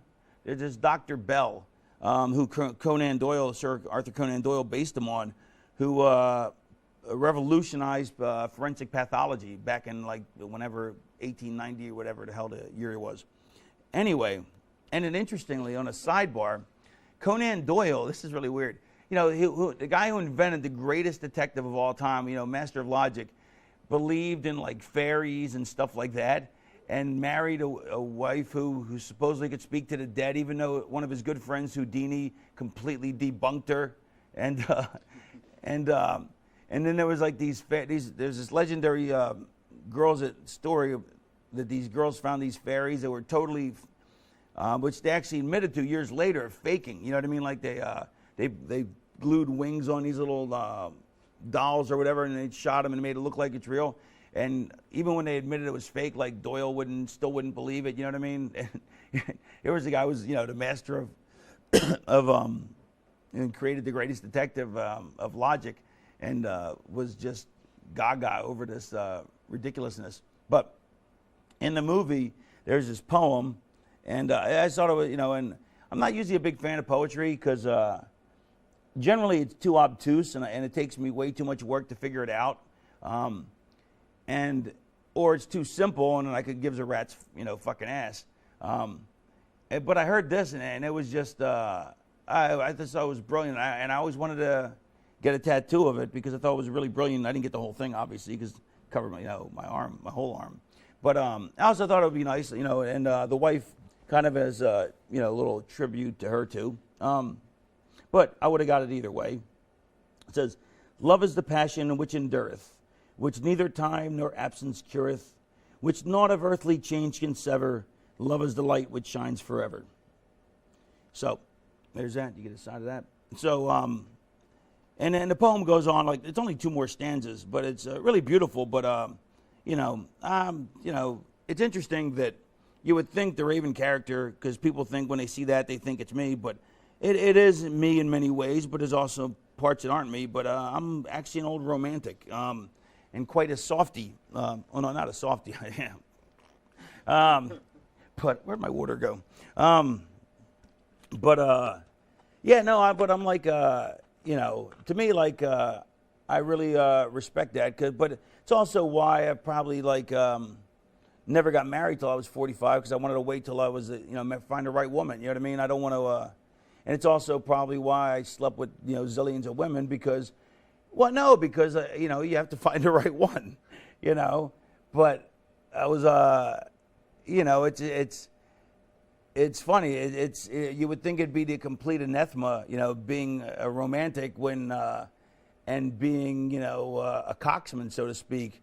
But in actuality, I think they actually can go hand in hand, because you're always out there looking for the, for that perfect thing, whatever. All right, so I'm back, and I don't know where I left off, because I had to go. I had to make some phone calls. I had some personal business to take care of, and so now I'm just going to make up some stuff here and talk about myself. I think this is pretty interesting. I just went back to TNA, and I know this is completely off the subject, but hey, what the hell? They'll edit around it. I just went back to TNA, and people always wonder how, like, ideas form, I think, and, how storylines happen, and, people always want to learn stuff like that. And here's a pretty interesting way, I think, to figure it out. TNA called. They wanted me to come back, and they wanted me and Stevie to be together, and they wanted me to make an impact when I came back. Now, I didn't know what I was going to do, or what I was going to suppose what they wanted. But in my mind, I'm like, okay, if I'm going to be attacking Abyss, right? And where we're heading is, all I knew was that they were bringing me back, and that my first thing would be me and Stevie versus Abyss and Cactus Jack McFoley at a pay-per-view, was where we were heading. So, I think Russo has great ideas. Russo has really good ideas, especially with my character. So I knew it would be good no matter what he came up with. But I'm sitting there and I'm getting my braids put in, and I'm sitting there thinking to myself, and I'm going, what would be, what kind of idea can I come up with that might help out, that they might be interested in, that I don't know, that would help because let's say Abyss has been through firecrackers, thumbtacks, glass. He's been through so much stuff. What can we do different? And not that it's completely different, but I thought to myself, I go, what would be different is a fireball. Okay, nobody's done a fireball in a while, but here's what'll make a difference is I knew they wanted to do a lights out, lights on, like lights go out, and lights come back on. There I am, and I thought to myself, nobody's ever thrown a fireball in the dark. I thought that'd be totally cool, because all you see is the fireball go off. I just thought that'd be really cool. So, I'm fresh back, so I don't want to make any waves. But I got the idea in the back of my head. They had an idea for how the thing's supposed to go, and then Bubba, who's now an agent, Bubba came up with an even better idea to tweak it, make it a little better. What they came up with was. Basically, Stevie, it's a match between Stevie and Abyss, and if Stevie loses, he leaves the company for good. But if, so everybody went to see Stevie leave, all the fans, and just as he's about to black hole slam, 1, 2, and the lights go out, and that's where I'm supposed to appear, and Bubba comes up with an even better idea to tweak it. Bubba goes, instead of you appearing there, when the lights come back on, because when the lights come back on, Stevie's crawling, and he tops Abyss. 1, 2, 3. People are booing. They don't know who did it, what happened. Stevie goes to attack Abyss after the match just to teach him a lesson. And here comes Mick Foley out. Bing, bing, bing. Now the lights go out. When the lights come back on, there I am. So it's instead of me coming in the first lights out, now we build a second lights out, Bubba's idea, and there I am, which totally great idea, tremendous idea. And then I mentioned to Bubba, I go, my idea with the fireball. So Bubba goes, I love it. And then so what it becomes, and of course this is going to air long ago by the time this happens, but this is going to air this Thursday in my time. But when you watch this, it'll have aired a long time ago. But what happens is Stevie's losing the match, getting his ass beat. Stevie's taking over an Abyss. Boom, boom, boom, boom, boom. But finally, Abyss catches him in the black hole slam. 1, 2, and the lights go out. The lights come back on. Stevie's crawling on the top and covers Abyss. 1, 2, 3. Boo! Everyone's unhappy. Stevie goes to stick his. Stevie's still beat up. Can't really do much to kick Abyss's ass anymore, but sticks his head in the chair like he's going to stomp on it. Mick Foley hits the ring. Bing, because Mick is doing commentary. Bing, bing, bing. Lights go out. Lights go out. I go racing to the ring. Fireball in the dark. Poof. When the lights come back on, Mick's running around with a chicken like his head cut off. Hook him, DDT, boom, put him out of his misery. And then security hits the ring and to check on him. And to me, it was so exciting and it was so clever. And the best part is it's a collaborative effort. You know what I mean? If Bubba wouldn't have put the tweaks on, if Russo wouldn't have came up with the idea in the first place, if Russo wouldn't have brought me back in, first of all, that's I'm so thankful for that because I love working on a company where I can do episodic TV. Russo gave me another opportunity, came up with a great idea, but Russo does not have an ego. Bubba came up with a tweak. Russo loved it even more. I put a tweak on it. I suggested a tweak because, I'm back with the company. I'm not in any position to go, hey, I want to do this, I want to do that. And I don't want to be that guy anymore. I don't want to be the guy who tries to, hey, I want to do this. I'd rather just suggest stuff. And it worked out. And when stuff like, to me, like when it all works out like that, there's nothing better. It's really, that's, when stuff like that happens, that's why I fell in love with the business. I haven't watched it back yet, but I don't think. Put it this way, I've done stuff that I thought was brilliant, watched it back and it looked god awful, and I've done stuff that I thought was god awful, watched it back and it looked brilliant.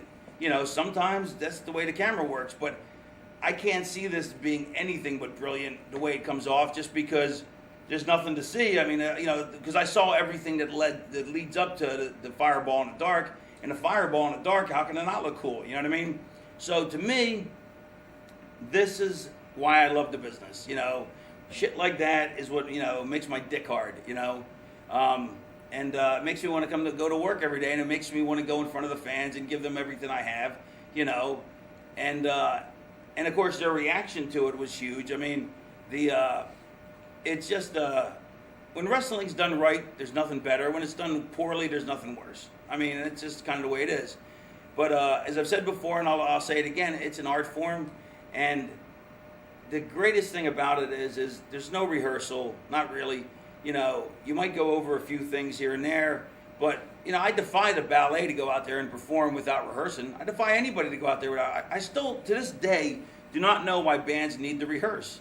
If you all know the songs, just play the song. I really don't get it, it's not like we need to, we know the moves, we know what we're going to do. Why do we have to rehearse them? You know what I mean? And people go, you don't rehearse? I'm like, well, fuck, it's painful enough doing it in the first place. If we did it with a rehearsal, it'd be twice as painful, especially without the audience, So now you'd be causing double damage, and, it's the audience's, it's kind of like we put out the effort, the audience feels our energy, and they give us energy back. And then we give them energy back, and they give it back to us, and it's a symbiotic relationship, and it's like a snowball rolling down a hill. When the audience gives you nothing in return, it's like pulling teeth. It's like you might as well just go to the dentist and ask him for a root canal with no Novocaine. Raven, thank you for joining us. We're going to get much more out of your life stories. Wait a minute, you actually had to look at that paper to go, We're going to get No, much more. I was trying to get wind out of this because this shit See, fan he from will Big never Lots. admit that he's wrong. What It's mind-boggling. It's like Am I reading a script? He glances the thing just because it's an affectation. Is there anything on here? No, that has my that's next the whole line? point. It was an affectation. It had nothing to do with the breeze. But now you're going to make a whole point about it because you refuse to be wrong about anything. This fucking fan is. I hate this shit. Thank you for listening to the DVD. I'm Raven, and that's your host, Tully, who just refuses to ever admit he's wrong about anything, no matter how, whenever he drives it, and when we drive somewhere, he'll make the wrong turn, and then he'll be like, well, no, because I wanted to go that way, because I had to go by this store over here that's not, I go, Tully, it's 1 a.m., they're not even open, they haven't been open in 5 hours. Yeah, but I wanted to check, I thought they might be open. We got this lottery ticket fetish that we have to go for at I have a lottery, I morning. admit it, I have a lot, but I win, because it's a skill game. How is it a skill game? You're Listen, good comeback. You're Good scratching off comeback. numbers. Snappy comeback, You're Mr. Comedian. You're All right, scratching thank off- you, and we'll see you at the next con. There'll be more DVDs to come because this is a whole series. And thank you and good night. And as always, please drive safe.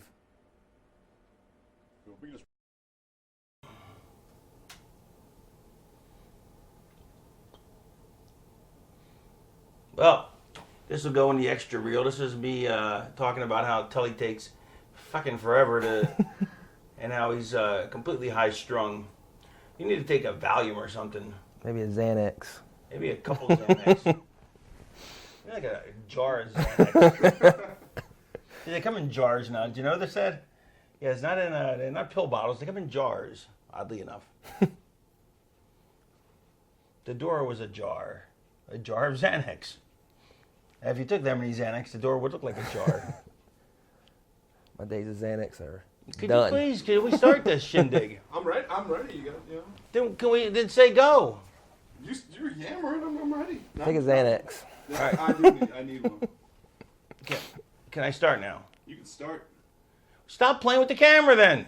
I can't do close-ups. I gotta leave. Well, you're tilting it and jacking it around, or it can make us all making me dizzy. I'm not even watching. I can't imagine the people at home. All right. Hello, I'm Raven here in another one of this series of shoot type interviews. And I thought this would be rather interesting, and then again maybe not. But no, actually I thought this would be interesting because it's a good friend of mine, Pat Cusick, and he's been wrestling for about 100 years, or maybe I don't know, maybe 5, 10, Dave, I don't know, but. The point is I'm going to get to all that. I got a general idea. I mean, I've known him for a long time. We're not close friends, but we're good friends. We have a lot of mutual, really close friends. But I thought it'd be interesting to find out, like, what it's like to be somebody who has, all shoot interviews basically are with people who have been somewhere, done something, and not to say he hasn't been anywhere, done anything, but who've been to the show, so to speak, in some way, shape, or form. They've been to either ECW, WCW, WWE, TNA, for some determinate length of time, or they were there around in the territory systems and they did that. But, I think it'd be interesting to get the whole thought process behind somebody who hasn't quite made it there yet. And that's not to be insulting. I mean, because there could be guys who haven't made it who are 5 times more talented. There could be guys who haven't made it who should have made it. That stuff like that always happens. But I thought it'd be interesting to find out, the aspirations, the hopes, the dreams, the what it feels like. Does it feel like failure? And I don't mean that in a negative way. I don't, because he's a friend of mine, so I would never come across derogatory like that. Well, I would if I was just joking around, but because that is my style. But in this, it's not that. I just think it'd be interesting to find out what goes on in their mind because, well, when I first got into business, I thought to myself that, just trying is enough. And I still believe that. I think the guy who sits on the couch is the failure. The guy who gets up and tries, whether he's successful or not, he is not a failure because he tried. Trying is all that matters. Although, once I accomplished that, then I set a new goal for myself. And then if I didn't reach that, then long story short is eventually after 18 years in the business, I'd still considered that my career was a failure because I didn't get to be the world champion of the top promotion, which is ludicrous because, whether I deserved to be it or not, politically I screwed myself anyway. So even if I did deserve to be it, I wasn't going to get it anyway. But yet that still haunted me, and yet by the same token, I also was exactly the same person, and I still believe this, that if you go out there and try, you're a success. And so that's a strange dichotomy. How do you realize the two? And what it is because I hold myself to a higher standard than I hold everybody else, or at least I did. After years of therapy in a psychologist's chair, I learned to stop holding myself to a higher standard. I still do to an extent, but I don't hold myself to nearly as high a standard as I used to. And that's why I can tell somebody it's, just going out there is enough, and still hold myself, and not be a hypocrite, so to speak, when for me, if I don't do a certain amount of something, then I'm a failure. Then I'm, at a much higher level. So I'm curious if other people hold themselves to there goes my microphone. I'm curious if other people hold themselves to as high a standard as I do. I'm curious what other people think. I'm curious what somebody in that position would think like. This is a really cool shirt I'm wearing. See, it's the Black Death tour, European tour, 1347 to 1351. See, the Black Plague destroyed the Black Death. They took over, and there's the rat. Right. And then they have on the back, they have all the tour dates. In the back you can see the tour dates where all the plague went through Europe and hammered the place. Anyway, that's neither here nor You there. got a rat on your. Yeah, not that kind of rat. Not that kind of rat. Anyway, let me put this bad boy back on. Before you do that, we got to lift you up just a little bit somehow, because it's like. Who lift me up? Yeah. Raven's that much taller than me. Real quick. I'll lower myself. Hang on. All right. Pausing? Yeah, pause it. All right. Okay, and we're back. So I had to rectify this bizarre conundrum for myself. Is it, and I still believe to this day that if you try, that you're a success. I really do believe that, and I wish I could have, once I got past that point, I wish I could have held myself to that same standard, but I held myself to this ridiculous standard for so many years, and I tormented myself over it, and it sucked. And so I want to know what it feels like for other people. I want to know how they feel, if they feel like a success or a failure. I want to know if, he has a lot of close friends that have made it in the business. If he feels like, this really sucks. If, I'm sure he wants to be happy for him. Can you be happy for him? Is that possible? Is it painful? There's a lot of stuff, and I really think it's fascinating. So I'm going to treat this as if I hardly know him. Because a lot of stuff I do know about him, but I'm going to ask as if I don't, because otherwise, because you people at home obviously don't know, because you don't know him. So that would make sense. But I just think it'll be interesting, and if it isn't, then we'll get rid of him, and then I'll just talk some more. No, but truly, I think this could be more fascinating than most shoot interviews, because I think this is an opinion that no one's ever heard. I mean, that no one's ever delved into it. It's no one's ever tried to find out what it's like. And so let me, after that long 20-minute introduction, let me get going. So what's your name, son? Pat Cusick. And what do you wrestle as? Cusick. And you're a big guy now. What size? How big are you? About 6'3", 230 right now. But you look much heavier though. Right. Yeah. You're thicker. You got a big build. You got a good build. Yeah. You're real muscular. So he looks a lot bigger. Mm-hmm. And yet you have, which is a pretty good sized guy, 6'3", 230, looks like 245. Mm-hmm. And, good looking guy, good look on him, but, yet you haven't been able to crack that, the stratosphere. How long you been doing this? I started training in August of 1998. 98? Yep. Yeah, so that's what I thought it was about 10 years, 10, 11 years. Yep. When did you actually start working though? Probably that spring of 99, a little 99? bit. Yeah, probably more so summer 99. Trained for about a year, just doing stuff with Toad on the side, kind of being his flunky since he was marking out for you. But who did you train with? C.W. Anderson and Toad. Yep. Now, C.W. Anderson, you should be familiar with. The Toad, maybe not. The Toad is me and my sidekick Lodi. That was his best friend forever, and a really close friend of mine, and very talented. And the strangest thing, he was like 5'6", and yet he could play. He was a college basketball player and was unbelievable. Yeah, that is bizarre. and he was white. See, that's the bizarre part. 5'6" and white, and he could play hoops. Yeah. And now he's a barber, and nobody can find him. And nobody can find him. And he was a rap band roadie for a while too. Yeah.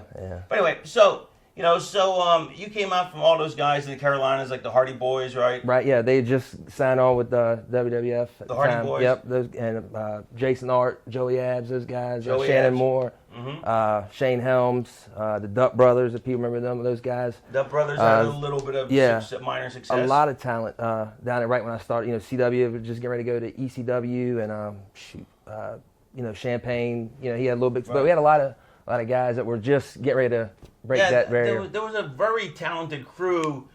Would you say the Hardy Boys were kind of the circle of that? The pivot man and that circle jerk, so to speak? That Omega crew type, I mean, I love the Hardy. I mean, Matt's a really good guy. I mean, and Shane Helms is a real close friend of mine. So that wasn't meant insultingly. That was just being clever. Although I will be insulting later, perhaps. Perhaps not.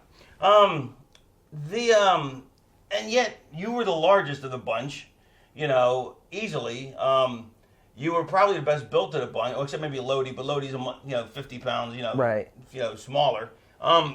That had to be, wearing you at some point. That why are these guys getting breaks? I would think, didn't it? Well, at first, because I was just breaking in, and they had been working for a long time. So right when I was breaking in on the Indies, like Shane Helms was getting his spot with WCW. Most of those guys were going to Hardy's, already been there. But I kind of thought like I'd probably get a shot in a couple of years. Yeah, in a couple of years. Yeah, and so they don't had about 5 years on them. I think so. About 5, 6 years, somewhere like that. 5, 6 years, and so.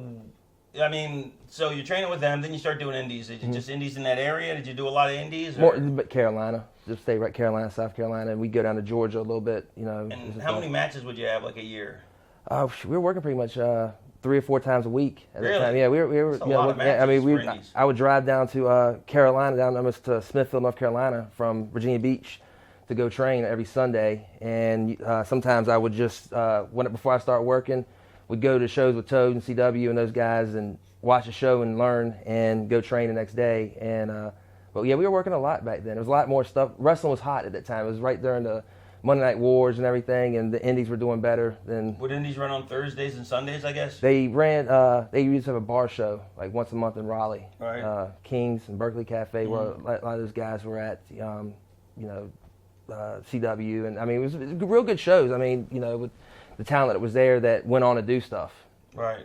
But I'm saying, now for indies, I mean, Saturdays there's a Saturday show every week, but and there's an occasional Friday, occasional Sundays, but other than that, I mean, Thursdays, Wednesdays, few and far between anymore. But there were back then, you're saying? Maybe once a month with the weekday shows, but we had just pretty much Saturday, Sundays.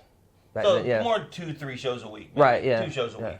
I mean, a month. I'm sorry. For working every week. Oh, 3-4 shows a month.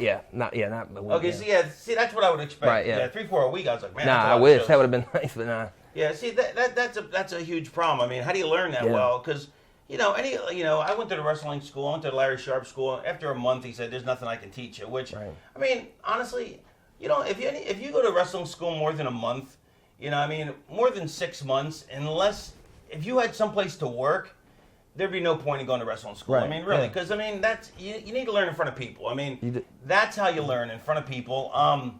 And by learning without people, and just going over moves in a gym, it doesn't teach you to respond and react, and it just teaches you a whole different style that isn't conducive to American wrestling and to making money. And so. So I can see why, because nowadays you see guys in schools for 2 years. Yeah. I'm just like, that's ridiculous. Mm-hmm. But, I could see still going if you couldn't get work, but I can't see what there is to learn at that point. You know what I mean? You're not out there for that crowd feeling that, learn how to work. Yeah. And so 3-4 shows a month. So, and this goes on for how long? It's about 2001, 2002. And then what happens? Well, I got luck, because I had a good look, and guys like, I don't know if you remember Otto Schwantz, who was one of the Duck brothers, him and Mike Maverick. They had actually went to ECW, signed with WWE, and they had been there about 6 months, and it was before they had a lot of developmental territory. They would sending those guys to our shows to work the indie shows down in Raleigh, area, and they kept pushing me to send a tape to Kevin Kelly. Send a tape. Like that was the summer 2000. Kevin Kelly, the commentator and talent guy at the time, in WWE, not to Kevin Kelly, the Nails who tried to beat up Vince. Or did beat up Vince. Yeah. But so I sent a tape up to him, and he brought me in for the TVs that summer, August 2000. And I got, I didn't get a chance to work that August, but in time went on, I kept getting booked a little bit with WWE at their Broken Thumb that winter. But I had my first dark match with them in March of 2001. Right. Now, at this point, are you thinking I'm going to get a break here? I was thinking that, yeah. And then 2 weeks later, Vince bought WCW, and ECW shut down, and within a matter of 2 weeks after I had my first dark match with Kevin Kelly said, we'll give you a call, everything. All of a sudden they had too many guys and not enough slots. And everything kind of, they had, like you said, all those slots and so many guys. So that sucks. Yeah. And now, but you got to have your buddies pulling for you, I think, right? You'd imagine, or no? I guess pulling for much as they can. Yeah, they helped me get there. I think at that time Mike had, he might have already been released, and Murray, I think he had already got released himself. You know what I found in this business is people don't want to help their friends. I really find that amazing. Like, I try and, not to put myself over, but every place I go, I try to get my friends in, if they're qualified for the spot, if there's an opening. I mean, it's people, used to complain about Hogan, bringing all his buddies in. I got no problem with that. Yeah. I mean, if you can't help your buddies, who can you help? I have a problem when people bring their friends in who aren't qualified for the spot, but helping your friends, no. I mean, that's the way it should be. I mean, you should help your friends. And I find it, there's a couple people whose names I won't mention who are in such key positions that they could be helping a mutual friend of ours who's one of their best friends, and they don't. And it blows my mind that, I don't want to say anymore, but, one of my best friends is out in the cold, and his one of his former best friends is sitting on the high on the hog, how to speak, I don't know. Anyway, whatever. Me tired. Can't speak so good. Oogum boogum. All right, so now you're like, man, you got to be fucking depressed at that point, or no? Are you not depressed? I was depressed, like depressed, or you are you just like, okay, I'll get another opportunity, or? Still think still having that positive mind frame, like, I knew it was going to be tough, a lot tougher than it was a couple months before, but I still pressed on because I love the business. I wanted to stick around, but I knew if I was going to get in, it was going to be tough at that point. So, and I was still like 22, 23 years old at the time. So now, was Memphis still running? I think. Did you try to go to Memphis at all? Or? Nah, because I had a good job over here at the Ford plant. I was working at the Ford plant over here in Norfolk, and I was kind of hoping I'd get developmental, and I was making $25, $30 an hour at the Ford plant, and really, so it was like I didn't want to leave that job and go on and then be. Hang on with and then so I should have done it since the plant shut down, and now I'm 32 years old still. Just but it's but I didn't really want to. But you don't know. Yeah, I was some could say, and don't take us the wrong way. Some could say, well, you should have went for it anyway. Yep. Others will say that'd be stupid. You know what I mean? Yeah. Me personally, I was always stupid. I always went for it. I mean, I've made so many stupid mistakes that I regret to this day. I've walked out of more places and done stupider things, and but all I ever did was for love of the game. You know what I mean? And that's the way it goes. I mean, then there's other people that that don't even try at all, and they get a spot handed to them on a silver platter. I mean, so you don't know. I mean, and everybody's different. But when you look back, do you kick yourself for not trying to go on then? Or yeah, I do. I really, I wish I'd have gone and just got all my stuff together, put in the car, and gone. I mean, who knows what would have happened? I could have ended up, up top or where I'm at. But what about like Puerto Rico or something like that? I would have liked to go. I just didn't know really how to get there. Yeah, how to get there, and it would have been. I didn't know. And it's kind of maybe. You feel self-conscious just calling up. You figure they don't. Right. I mean, am I right? Right. Yeah. You figure they don't know who the fuck I am. Mm-hmm. I call up, I send them a picture. They're like, "Yeah, who are you?" You know what I mean? Am I right? Yeah. Exactly. I didn't know if I. Then I thought too, if I did go do a tour of Puerto Rico, or Japan or something, send something to them, and they brought me in for one tour, and I had to quit my job because you can't take that much time off. Right. And then they say, "Kid, we're never bringing it for another tour." Right. And then I'm, stuck right, Well, I want to talk about thinking about those options now, but we'll come back to that. Right. So okay. So how long were you? So how long did this go on in the Ford job or whatever? had a Ford job till 2007. It shut down, but I did this till 2004 pretty much. I worked a lot of dart matches and velocity and heat stuff from what was it, March 2001 to about November 2004. And they would just tell you good match. Good match, and we talked at this time. I think Dr. Tom was the guy from. Now, he's not a real doctor. No, I don't think so. He's not a real doctor. I think that was just his gimmick, I believe. Yeah. But I talked with him, and he would just tell me. I said, "What do I need to do to get a developmental contract?" And he would say, "Tell a story, learn how to tell a story, working in the ring."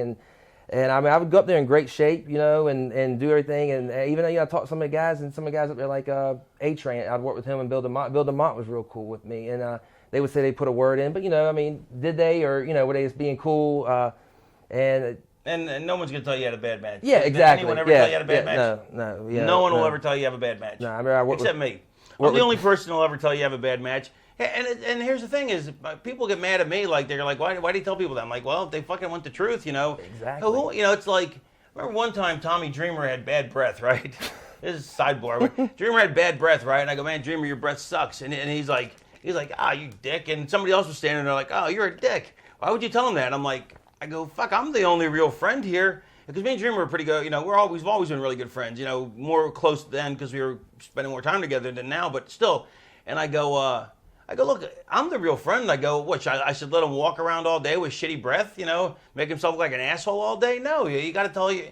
That's what a friend does, is he has to fucking, tell the emperor he's got no clothes on, or he's got shitty breath, And to me, it was always like, if somebody asked me for what I thought of their match, if I just tell them good match, what the fuck does that do? That doesn't help them, But most people do ask you, what do you think of the match? So you'll say good match.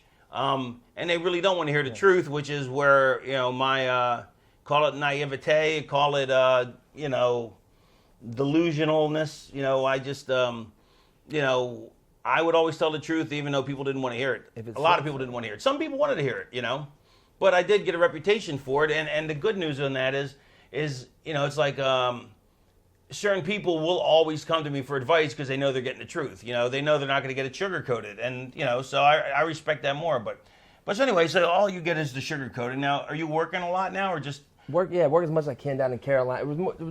Down in Carolina was mostly where I was at, working the indies down there every Saturday that I could get down there and work. And, so you're in front of a crowd, paid matches? Yeah. So you're working, 4 matches a month? 3-4 matches a month, yeah. And then plus, so you're getting what? 4 matches a month, 50 matches, plus dark matches. What do you think? Maybe 75 matches a year? Around that, yeah. It's still nothing. It's nothing. That's. I mean, that honestly, that is nothing. You cannot learn on that because it's also not sustained. It's not nightly, and that's how you learn how to work. And honestly, I haven't seen your work. I mean, even in recently, I mean, we've been in some of the same angles and stuff, but I really haven't been able to see your work match-wise. So I can't even give you an honest assessment of your talent. But, it's like, I was lucky. I mean, when I was in Portland, I wrestled 300-plus nights a year. You know what I mean? Yeah. Legitimately. Not embellished 300 nights, 300-plus nights. I probably have in a year 350 matches, maybe more. Even though more than one a day, because a lot of times you'd have to work twice with a battle royal and shit. Right. Or you'd have to work twice if nobody showed or some shit like that. In 3 years I had over 1,000 matches easily. These guys today, it takes 10 years to build up to that, if that. You know what I mean? But plus I was having a night after night, and then of course in the car ride home, you would get drunk and you'd drink in the car and you would assess your matches and say, and hopefully, they'd go, well, you should have done this or you done that, you know what I mean, or whatever. But you don't get that opportunity, where you're for shit like when you're working once a month. It's just, how do you build up your skill level? I mean, it's really it's tough. I mean, so this goes on, and now are you starting to get, starting to think, maybe I ought to just quit the business or? Yeah, a little bit. Not at that point, right? I still was driving on. A bad thing, like you said, about when I was working the indie match this time, guys like Shane Helms and all the guys that had moved on, even Toad wasn't working, and CW was doing his thing in Japan and everything. I was the more experienced guy on the indies, so I'm not even getting good assessing back on the. I'm not working with anybody better than me, so I'm not learning as much either. Right. So I'm the more experienced guy with just a couple years in the business. And right. Like you said, I only had maybe 50 matches a year at that, and so. Yeah, and you're wrestling guys who've had less than that. Right. So how are you going to learn? You know, I mean, the way to learn is you wrestle with somebody better. Right. So maybe you get lucky occasionally and somebody better would come in. Yeah. But then they wouldn't want to do anything because they never worked with you before. Right, yep. Which you know, people get mad about that. But you know what, though? There's another thing. If like when I come into a place to an indie show, you know, whoever I work with, I'll tell the guy, I say, look, you know, I'm sorry, I'm not going to be able to do much with you because I don't know you. I mean, I've never worked with you, and you know, if I work with you and everything feels good and safe and comfortable, then next time I work with you, I will definitely do more. But I got to be limited because if I get hurt, there goes my income. You know, there's no pension, there's no health care. You know, I did try to sue over that. You know, WWE was unsuccessful because of the stupid statute of limitations. But nonetheless, I would have won otherwise. It's a shame because. You know, you can't go all out and do, you know, so, you know, I used to come into the indie shows and guys would have the boo-boo face. They're like, man, I wanted to do this, this, and this. And it's like, I'm like, sorry, you know, until I know how you can work. And it's fucked up because most guys can't work. You know, the majority of people can't. And they would go, you go, guy, what can you do? He goes, oh, I can do everything. Somebody tells me they can do everything, then they're the shits. Because nobody can do everything, at least not well. Right. Anybody can do everything, but nobody does it well. So anybody tells me I can do anything means that they're not a very good worker. And so you're stuck working guys who sucked worse than you. You know what I mean? Did you ever get to work guys better than you, or just on heat and velocity? Mostly heat and velocity. Every once in a while, you know, at the time like Murray was back on the Indies, get to work with him a little bit, and if I got, you know, a couple of shots down in Charlotte, worked with Lodi a little bit, guys, you know, down that way. But even they weren't. Right. Of that level where you need to learn because they really didn't get that much work. Right. You know? I mean, that's the best right there, you know, like, yeah, exactly. Lodi really didn't become a really good worker until years later because when he was my valet or character or sidekick, he was being a sidekick. Yeah. You know, he was just there to bump and feed. He wasn't there having matches, you know? So he wasn't getting to work either. Who'd you work with on Velocity and Heat? I worked with the Dudley boys one time, I got to learn a lot with those guys. Okay, what would you learn? I mean, would they just beat you up? Or no, what? You know what? They were real cool, man, because it was actually me and Murray working with those guys, and Bubba had come to me and said, you guys work the match out. You guys. Bubba's good. Yeah, he said, you guys figure out the match, and I went back and told Murray, and Murray thought it was a rib. And so I was like, well, we need to come up with something so when we go to them, you know, have something ready. Whether it's a rib or not. Exactly. So, you know, we came up with something, and then when we went and talked to him, like Murray kind of, you know, he spoke up. He'd been under contract there, and he said, well, are you guys ribbing? And Bub was like, nah, man, you know, the only way you guys are going to learn, basically, like you're saying right now, or y'all going to have to put stuff together. So you guys put something together, and we'll tell you if it sucks or if it's not. Bubba's got a great mind for the business, and, you know, and he's got and he has a school down in Florida. You know that I would send anybody there, and I've never even been to the school just because Bubba's got a great mind. You know, very keen mind for the sport, and he understands that. And also, you're not in. Now it's also a little different because you're not jeopardizing his spot either because you know you're in a Velocity and Heat. Right. You know, so it's not like that he has to worry about you taking his spot. So he's going to be much more easy to work with than he is with somebody, up higher up on the card. Right. But so you guys came up with some stuff. So what kind of stuff would you learn if you can recall? He was telling us like where me and Murray might put something together at the beginning. He'd say, no, you want to do this there. You know, different spots that would have been more over in the comeback. Because I mean, we were the heels and we had, very little heat. But and I think our match got it gets cut right there as the match is going on. But he would just tell us where stuff should be and where it shouldn't have been, and how to make the better comeback. And he mapped the match out. It's probably the best time that I had up there. They really took time to put everything together, help us put the match together, and said, "Hey, we're just go there, boom, boom, boom, and do this and go home." Now, who else would be like that with you? You talking about this boom, boom, boom, go home? No, who else would work with you? Help you? Shane Helms was when I worked with him because he had known it. So. See who else we worked with that I worked with London and Kendrick. Those guys, they were kind of just breaking in at the time too, and they were real good and let us get a lot of stuff in. But even though Michael Hayes said it sucked afterwards, but it was cool. Now Hayes will tell you it sucks. That's good though. I was glad. Yeah. Wouldn't you rather hear it sucks and have to be told why it sucks? Yeah, exactly. Ole Anderson would do that. Let me reference like Ole Anderson, and he would grab you too. Ole would like, see, you should have had him like this, and he would yank you all over the place, and you know. But a lot of people hated Ole. I loved Ole because he would just call you an asshole. He's like, look, I think you're an asshole, and you suck, and here's why. Blah blah blah blah blah. And I'm like, I respect that. Right. Tell me to my face. I don't care. You know, I know what I think of myself. You know, I don't care what you think. I care what you think me professionally. Right. You know what I mean? And so I got along with Ole, but so go on. So what did Hayes say? Hayes just came back. London Kendrick did a lot of high spots. For no reason. Yeah, you know, and it's just like I think Kendrick, or what was it? London did a swanton on the outside, which was cool. He trusted us to catch him, you know, but and everything. But it was more high spots instead of telling more of a story, you know. Right. And but I did have I know a guy you worked with before, Canyon. I worked with him in a dart match, and he really broke it down. I mean, we had which was cool because I was always a mark for him, anyways. And you know, we had a match where he broke down a lot of stuff in Philadelphia one night, which was cool. That's cool. So did most guys treat you nice? I'm sure people are curious about this. Most people treat you nice, or they treat you like, oh, you're the jobbers, you're the enhancement guys, or? I always thought everybody was cool up there, man. You know. Was it because you had good size and had a good look, or did they treat everybody pretty well? I always saw them treating everybody pretty well. You just go and say hello, and you know, mind your own business. You know, speak when spoken to, and just. You know, There's a hierarchy. Yeah. There is a hierarchy. Yeah. You know, there's a reason for it. Yeah. You know, it's like, you know, if you're in a rock bill and you know you have a fucking Led Zeppelin on. You know, well, I don't know, that's a long time ago. But if you have, you know, whoever, if you have Metallica on top, you know, in the opening act, you know, it's their first gig, they shouldn't be out there bugging Metallica. You know what I mean? Yeah. There's a reason why there's a hierarchy. You know what I mean? But but you didn't find anybody, you know, who's kind of a douche or anything like that. You know, I find everybody. You know, some people. Most guys are more talking to other guys, but hey, that's life. That's like working at your regular job. I mean, this guy might be talkative one day. You never know what's going on in this guy's mind, so you just kind of say hello and right. And if somebody comes to talk to you, or you know has something in common, or see something, a shirt you're wearing or something, you know, you might they say, hey, that's a nice shirt. Yeah. Now, did you find? Would anybody ever pull you aside and say, you know, I can help you, kid, or anything like that, or? DeMott helped out a lot. I mean, he never said he could.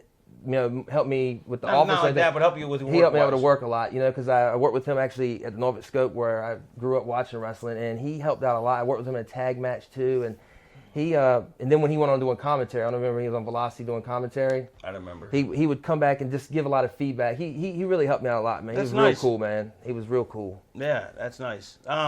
So now, what year are we? I was about like 2002, 2003. And so what happens next?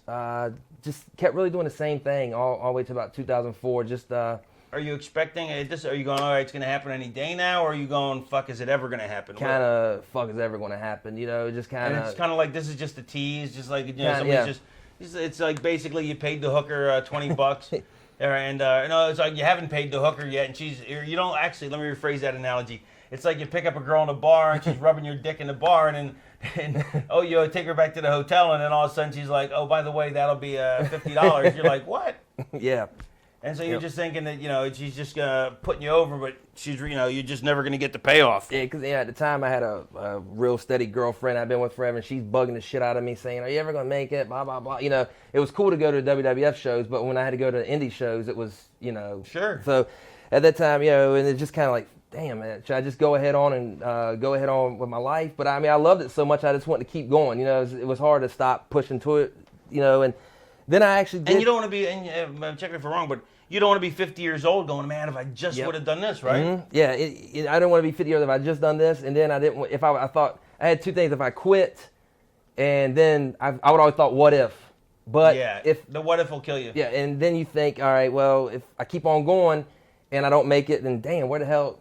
Where's my life Yeah, go? exactly. So it got that. And then I had had a seizure in 2004, and that's when Dreamer took over as You had a seizure? I didn't know that. Yeah, in like 2000, From what?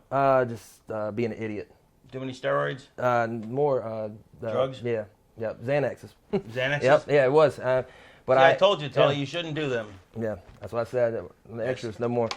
But yeah, How bad was it? I don't even remember it, man. Could have been that bad. I was asleep, dude. I was asleep, and because I didn't sleep the night before because I was at work taking some pain pills and to stay up. Yeah, and I went to my. Now hold on. Were you taking the stuff A, be for fun, B, to fit in, C, because to numb the pain, D, all of the above. D, all the above. Yeah. I mean, I liked them. I was kind of got in that. You want to fit in though right, with everybody else. I got in that, and it got, all of a sudden you're just taking them here and there, then all of a sudden you take, the whole And story. you think you're never going to become hooked. No.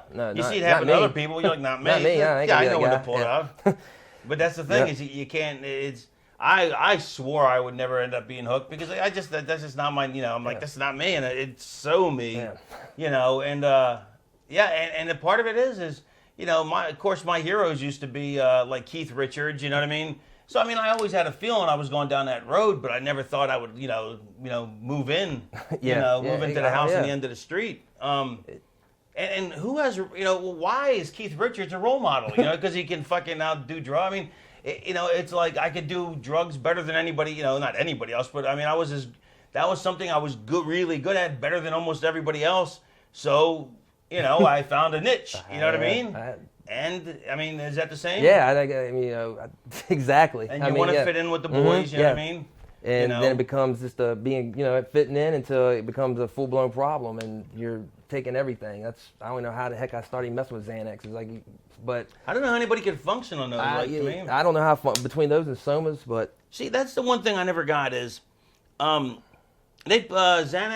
Somas, they put you to sleep, or at least put me to sleep. So where's the fun? I want to go out and have a good time.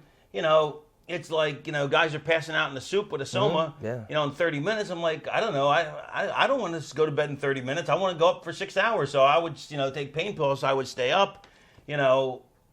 Scott Hall's the only person I know who would take a Xanax and wake up. You know what I mean? Everybody else would be nodding off, at least that I know of, pretty much.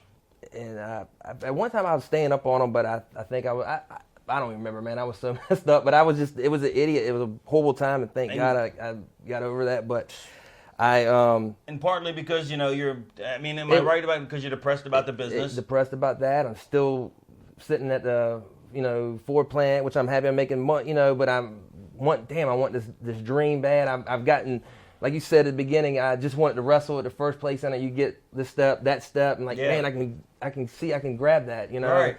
And that's so it's like you just want to get in the business, and that's enough. You know what I mean? But then all of a sudden you raise that inner bar for yourself. But would you have told anybody else that just getting into business, if that's all they want, that's good enough for them? Because because like you said, if you go do it, man, that's the guy on the couch who says that's critiquing everything online. Mm-hmm. He's the one that wants to be there. But if you go out there and got the balls to do it and get out there and do it, then you're a success. But then the part of you that's already performing, you think, damn. You raise your own bar and hold yourself to a higher standard. And we all do. And it's horrible. Yeah, it sucks. It's like you're in, And it could have nothing to do with talent. It could have everything to do with the breaks, politics. It could have, like you said, I mean, you look like you were getting ready to go, and then WCW goes under, That killed it for so many people. That killed so many people's lives. I mean, it was one of the most horrible things that ever happened to the business, Yeah, and you think, I was like, damn, if I'd have been maybe 5 years before, at my age, I'm starting thinking, man, if I'd have been maybe born 5 years earlier or 10 years earlier, or wish I could have been in the time during the territories, or got to work in Smoky Mountain and got a chance in, ECW. You're just taking this what-if game, and you still want to do it, and you don't want to walk away because you're scared that the door opportunities around the corner. Right. As soon as you walk away, then everything goes great. Damn. But it got and I was kind of getting away from it because I was an idiot, or I got married. Right. And she, to the same girl that was. Same girl I'd been. So you finally listened to her and you decided to walk away. Well, I didn't really walk away. I got married, but. For like a whole year, I still kept wrestling, and then it kind of was going on a downhill. But Dreamer got the job as being the guy who got married before the seizure or after? Before. I got a seizure in I think beginning November 2004. All right. And Dreamer got the job like maybe a month before, and I talked to him. And I knew him from when CW was in ECW, and he said, "Man, I like you, blah blah blah. I need to say you to Johnny Ace, and."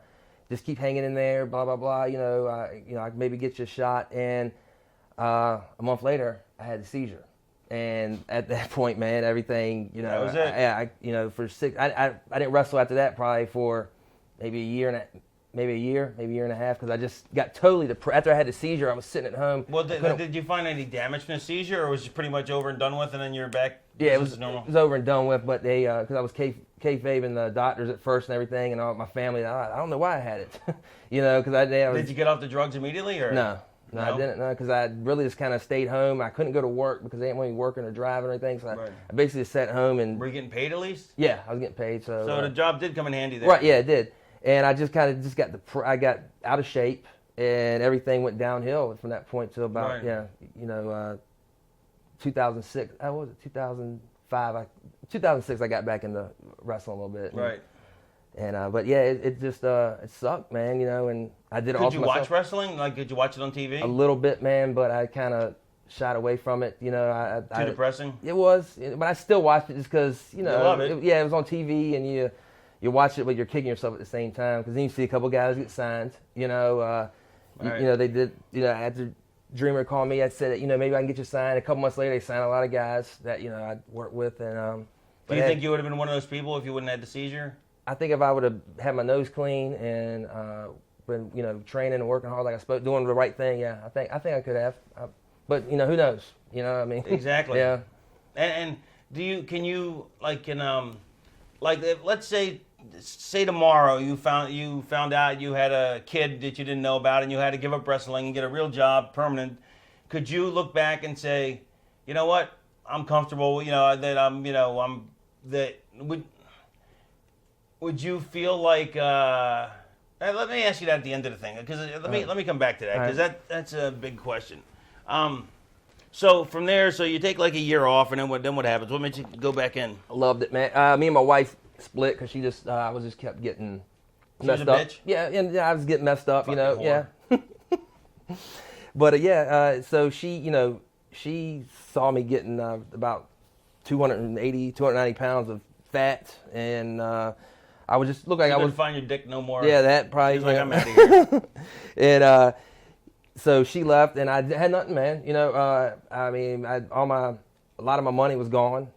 She took it? Did you spend it all? Yeah, I spent all. You know, I was just spending a lot of money on drugs, you know, and just didn't have the money, and I was out of shape. And Did you still have the Ford job? I had a Ford job, yeah, but I was just.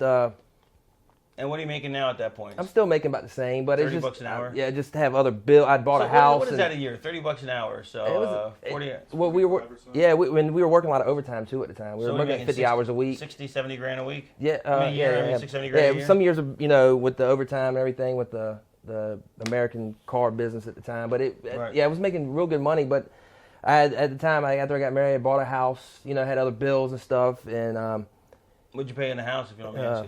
I think it was about maybe 80 grand, something like that. So the payments aren't going to be hard to make. No, it was $800 a month, something like that. Right. But I was just you know, got. $80 is a good price for a house. Yeah, it was. It was. Big house? Nah, not big house. Just something. Just something to have. Yeah, just something to have. Smart. Yep. And smart investment. Had that. I don't even get renting. I don't even get renting. If you live in an area where you're going to live for any length of time, why would you rent? Because all you're going to do is just piss money away. Yeah. You might as well at least buy something, you know? I mean, that to me is the most, like, I mean, back when I was, 20, 22, 23, Mm-hmm. you know, houses, I mean, apartments were $450, you know. I think when I went to the Monster Factory, I think I was paying like $400 a month for an apartment. You know what I mean? You know, once apartments became the same as a damn mortgage, you know what I mean? It's the point, absurd, yeah. But I had that, and just you know, all my drug buddies were gone, you know, because I was trying to get away from them, but there was a, you know, the seesaw battle, your getaway, and you're depressed because everything you've lost, you know. But you're living in your hometown, though, right? Right, yeah. So do you still have your friends from high school and stuff? Or have you drifted away from them over the years? I just drifted away from my friends. You know, I didn't really hang out with a bunch of people, and I had a couple friends, you know, and but yeah, I just you know, got my couple drug friends, or you know, and I got my buddies, you know, that I've been with, you know, lifetime friends. But you know, everybody's got their own thing going on in their life, and everybody's dealing with their own issues, and I'm just sitting there, just depressed, you know. Yeah. So it's like you don't even have the real life of a normal person where, you know, like not necessarily having kids in PTA, but you know, where you play in the base softball league or you play whatever, you know. So you know, because that's one thing. Sometimes I look at it and I'm like, man, that's one thing I always missed is, you know, there's no, you have no connection to your community. Right. You know, and there's like, you know, like Disco always lived in Atlanta. Disco Inferno always lived in Atlanta all his life. And so he had all his ties always. So he was in hockey leagues, you know, street hockey and this and that. And, you know, and I always thought that would have been nice because it's like, you know, right up until he went on the road full time, he had all these options available. So it's like he had a life to live, you know what I mean? But, you know, I was on, from the time I got, you know, graduated college, I moved because of the rest. I went right to, I moved from Florida. I mean, yeah, from Florida to New Jersey to go to the Monster Factory, and then from there I moved to Memphis. I mean, I never stopped moving. You know, I left friends everywhere, and you know, it was like first 10 years of my life.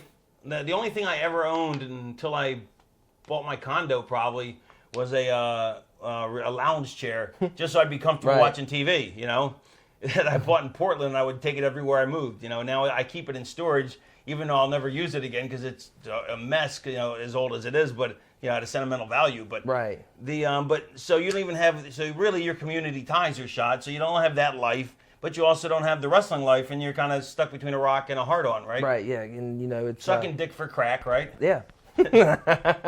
Nah, not that far. But I didn't, you know, and then it sucked too because some people in the community would know I wrestled, you know, because by hearsay.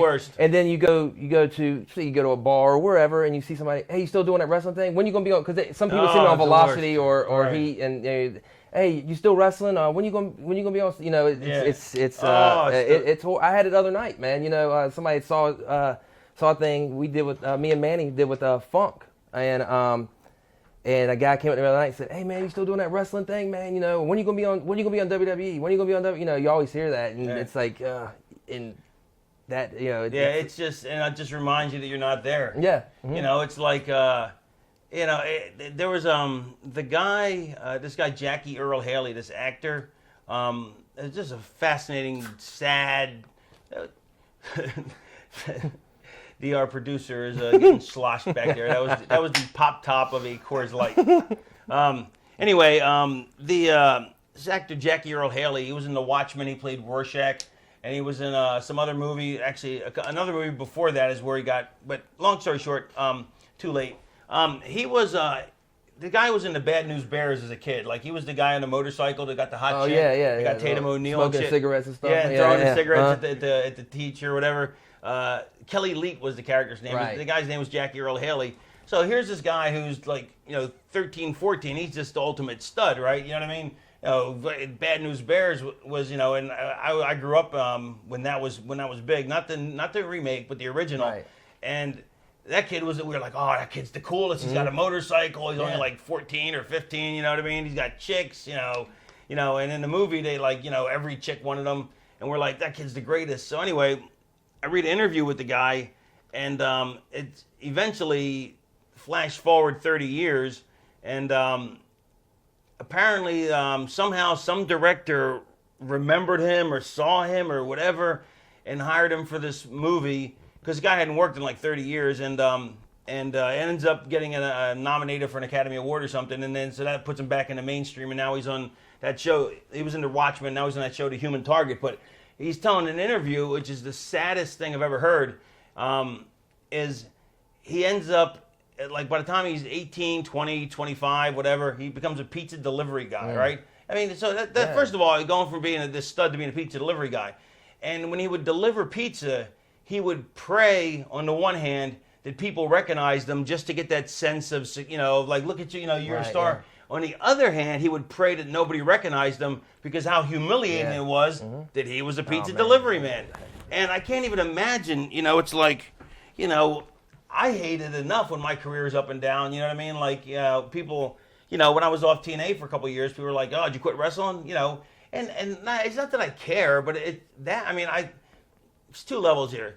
That's annoying, because it's like, you know, you try and explain independent wrestling, and people just, you can't. So you have to either say, you know, luckily I was working overseas enough that I would just go, I work overseas now, and people just leave it alone.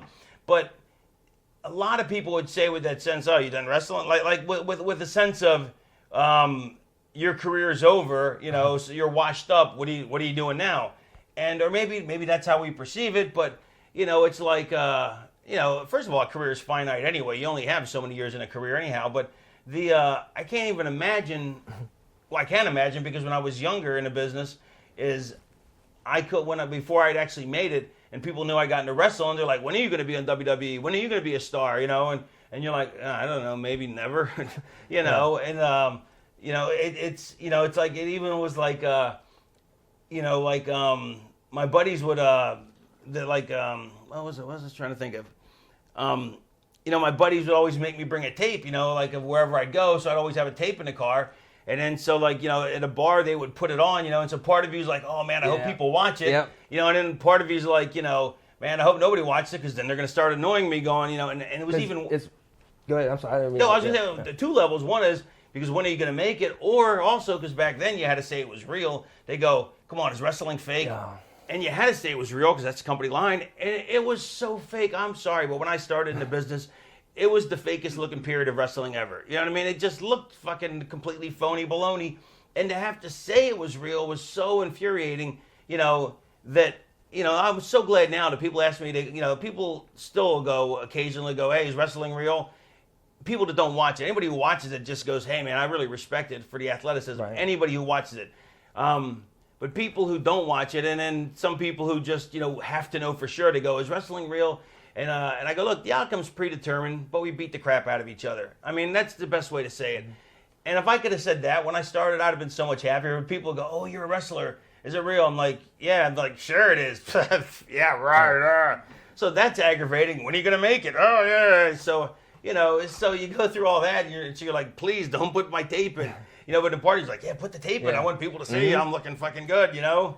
So, I mean, so you went through the same kind of shit, right? And then you get like the people that you love talking about the business to people that know about it and everything. Then you get the guy, hey, have you ever met Stone Cold? What's he? What about? Have you ever met Undertaker? I mean, you know, so you're kind of like, gosh, I do not want to talk about it. But then you get with, you know, your people that can know it. It's the best thing to want to talk about. You cannot talk about wrestling as someone who doesn't know wrestling. No. It's horrible. It's the worst thing in the world. And people think you're a dick if you kind of just you know, hey, yeah, man, it's cool. You know, you just try to just brush them off or start a new subject, and they want to bring it back, and no matter, I don't care what they do. They can be a nuclear physicist, they can work for NASA, they can be the most fascinating job ever, but they want to talk wrestling. There's not a person on planet Earth that if they find out you're a wrestler, even if they hate wrestling, they want to talk about it. They want to And I don't care who they are. If they don't understand wrestling psychology, I don't want to talk to them because you can't. Because they can't understand it, because they can't, how they perceive it, and even if they can perceive, like have some sort of semblance of an intelligent discussion, they don't ask you anything intelligent. They want to discuss the stupidest ass shit, you know, or like, why is, you know, what happened to so-and-so, or why don't they use so-and-so more, and then you have to go, well, politically, this is what, it's like, you know, it's kind of like, wrestling, when you watch it, when it's done well, there's nothing better. When it's done poorly, there's nothing worse. Same thing when you talk about it, just like you said, you know. And so what I do now, and you can use this if you want, is people say, you know, when they try and talk to me about wrestling, I go, well, first of all, if I'm on a plane, I'm curious what other people do, so I go, what do you do? And they'll say such and such, and they'll ask me what I do, and I just go, I'm a bum, you know. And they'll just chuckle, and then I leave it, and so you never really ask me what I do, so I don't have to tell people what I do. But if they do recognize me and they want to talk about wrestling, I go, listen, I don't want to be a dick. I go, but that's all I do all day is talk about wrestling. I'll talk about anything else with you. Or I go, look, I really got to read my comic books. Right. But I tell them right off the bat, I go, look, I'm not trying to be a dick, but that's all I get to talk about. I really don't want to. I go, you don't want to talk about your job, do you? Right. Because you know what the fucked up thing is? Some people will get upset. They'll be like, well, even if you say, I don't want to be a dick, they'll go, well, you're being a dick. And you're like, and, you know, well, they won't say that, but they'll say, you know, well, why not? And I'm like, well, do you want to talk about your job all day? Sure, I don't mind. Okay, good, really. Let's talk about your job. No, I want to talk about wrestling. Yeah, it's you know, you don't want to come across as a jerk because you seem like it, and then it's bad. I mean, but if somebody knows it, like, you know, throughout the business, or, you know, I got a friend, my best friend's a referee on the Indies. You know, we talk about it all day. Man, they should have done this, and, you know, this would have been cool. Remember when they did this back? You know, it's like whatever. You know, it's great, but it can. Maybe some of that, like, you know, the sad thing is some of that may burn out of you because, you know, you get so frustrated with the business here and there. Like, there was years where I didn't watch wrestling, where I couldn't, And to me, the best advice I give anybody is watch as much wrestling as humanly possible if you want to be in the business, if you want to get any good at it, because it's the only way to learn. You watch. Whether it's good or bad, you can learn from bad wrestling. But, I got to, after 3-4 years in the business and my career wasn't going where I wanted, I couldn't even watch wrestling because it was too depressing to watch, And, and then it's funny. It's when things are going well, but eventually I never thought I would hit that place, but I kind of burnt out on wrestling completely, you know what I mean? But then again, I've been watching it since I was 7, or 6. Right. So, I mean, for watching it for 30, let's see, I'm only 28 now, so 21 years. But I don't know. I mean, have you got that? So obviously you haven't got to that point yet, because, where you're burnt out discussing wrestling or watching wrestling, no? Not so much. Yeah, right times, right place. Sometimes. I mean, there's been times in the last couple of years where it's like I don't watch maybe because it's nothing really good going on. But for the most part, I still watch, see what's going on. See, keeping up with the guy, like you say, because you want to keep up with it to know what's going on. Yeah, I keep up with it. I have somebody, like going to my people on my website. They give me a bunch of information, so I kind of know what goes on in the business because it's my business. I need to know what goes on, but. It's like I'm obsessive also. I'm very OCPD, obsessive compulsive personality disorder. If I start watching it, then I have to watch every week. You know what I mean? Right. And I don't even want to get back into watching every week. So it's just there's so much bad wrestling. It's like it's funny. Like I can watch old wrestling now. Yeah. If I'm in a bar and the AWA comes on, I'll watch the whole thing. Awesome. I won't talk to anybody. I'll just watch the wrestling. But new stuff, I've lost all interest. Then, but like you said, old stuff like for a while I had at WWE 24/7. You could go back and watch all the old Saturday night stuff from TBS and all the old stuff was awesome to watch. So now what point of your career are we now? Right, because when I had a seizure and I kind of drifted don't away. Say what year are we at? Into 2004. So what happens next? I stayed out to about the fall of 2005. And then what happens? Guy was running here locally, and I wanted to get back in, and he brought me in 2 shots. I worked with Tony Atlas. Man, he has some fucking arms, huh? Yeah. It's ridiculous. Yeah. I mean, what is he now, 60? Yeah, I think he may be older than 60. I think maybe mid-60s, I think. Really? Yeah, I think he is. I remember he was about maybe 6. That was back in the end of 2005. Let me think for a second. Take it off on a tangent. Yeah. Mm-hmm. He was an 82-ish around. He was on when TBS was national. He was a big star with them.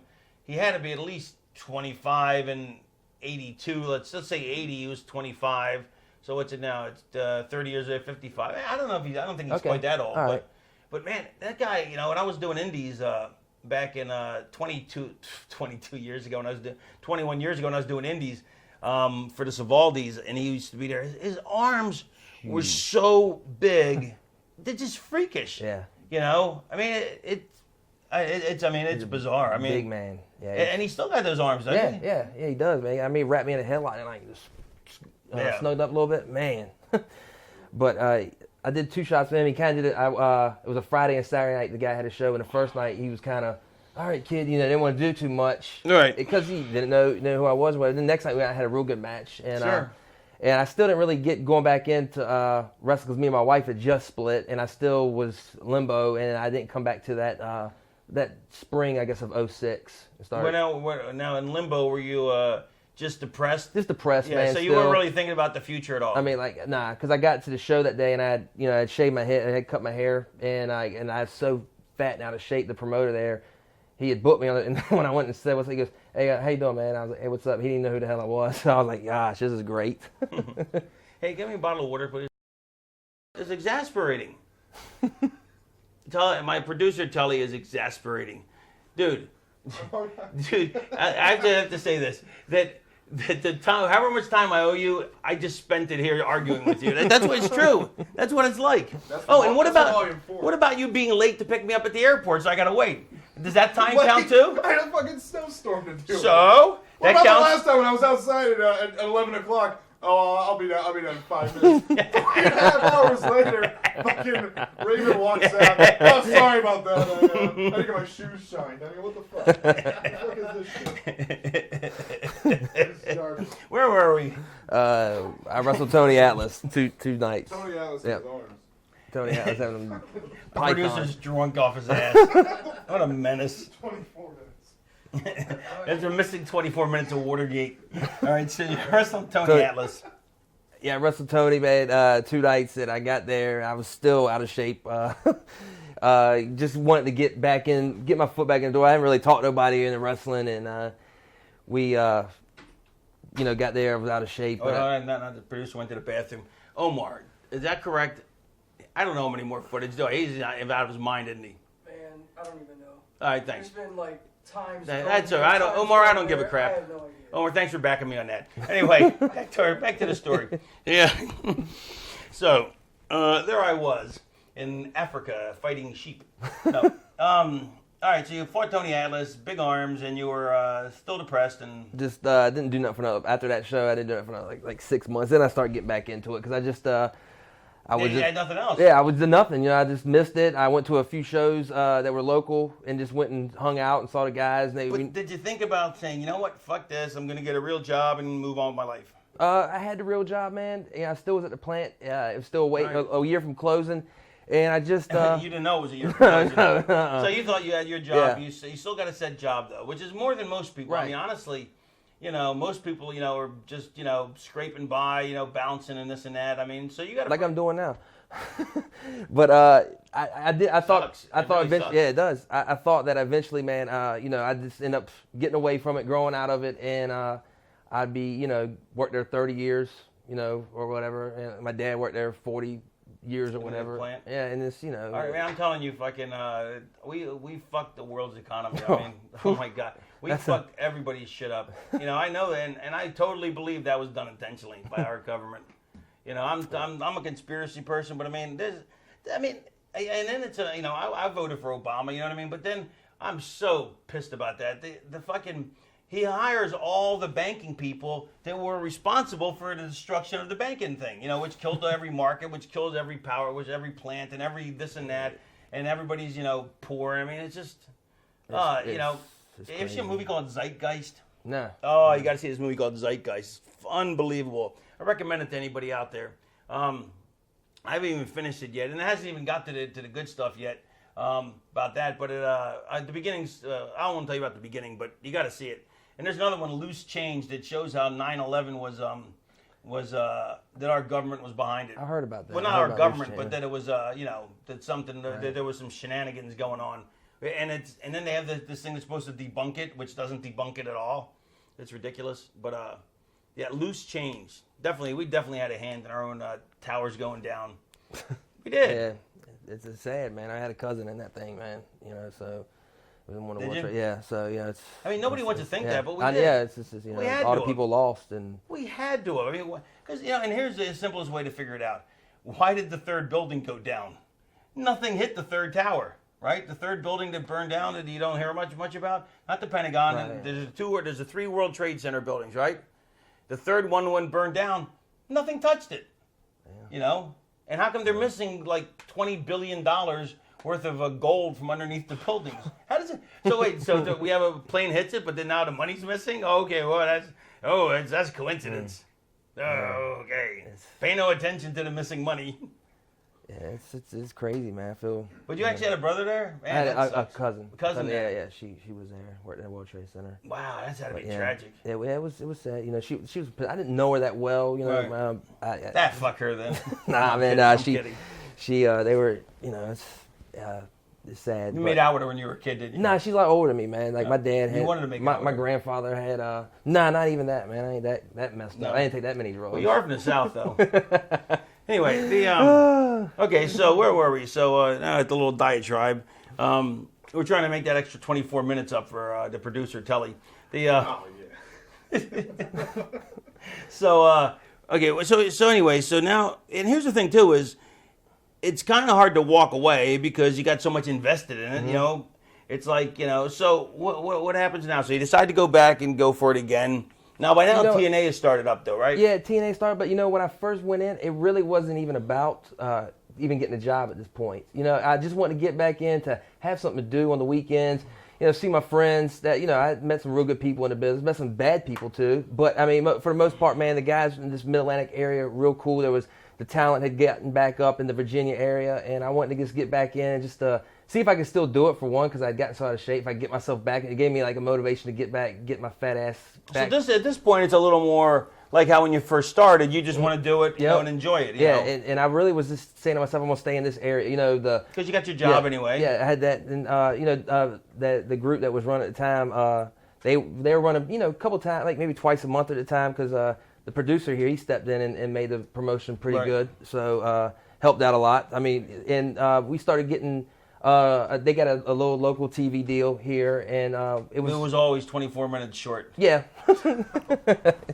But now it seems like now that there's like a weight lifted off your shoulders, kind of. No, maybe yes. Yeah, because you know I was just having fun. You know, it really wasn't even about making it to WWE or TNA. At the time, I just wanted just to have something to do. Like you said, most people go play softball, right? Or you know, I just this was your I mean, it was fun. It was something like therapy, you know, because I got to you know, we were, like I said, doing a lot of local stuff too, and I would go down to Carolina every once in a while. But that, you know, it was a lot of stuff here. A couple guys were running, and also like I met Manny Fernandez, had a match with him, and he was really. He's like, man, he was living around this way, training some guys. He wanted me to train with him, so I was training with him and getting bookings through him too. And Manny Fernandez, for anybody who's not a old timer, knowledgeable, is a veteran, phenomenal athlete. I remember watching him when I think his career pretty much had just began, or right after it began, when Florida Championship Wrestling, and he very exciting, charismatic, in the late 70s, early 80s, and then when him and Rick Rude were like the major tag team, like for TBS, and then mid 80s, just things. Just you know, kind of went I guess to Mid South for a little bit, went to Memphis, and kind of went more onto the independent scene for what was ever going on at that time. I guess. Well, he was still in the territory, because I just remember as we were talking earlier about him.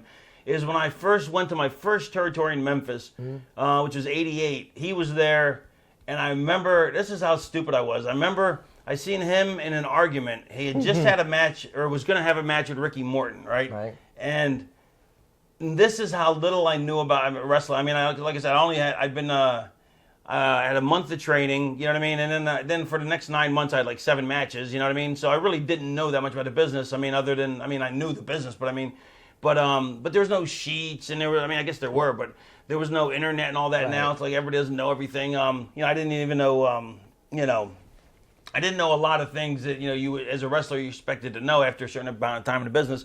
And there was a big argument going on, him and somebody, and my first impression was, because he was wrestling Ricky, and for some reason I knew Ricky was going over. I'm like, oh, he doesn't want to put Ricky over because Ricky's smaller, like, which would be the stupidest thing in the world. Like, why anybody would care, especially a guy like Manny Fernandez. You know what I mean? Like, but that's, you know, how the business was back then. You know, it was, you know, there were secrets and they were guarded. You know what I mean? And you know, you were in a very special fraternity when you got inside it. You know what I mean? And of course, then once I listened to, you know, once I heard some more or asked somebody about it, you know, I realized what a stupid idea, you know, the thought I had that was in my head.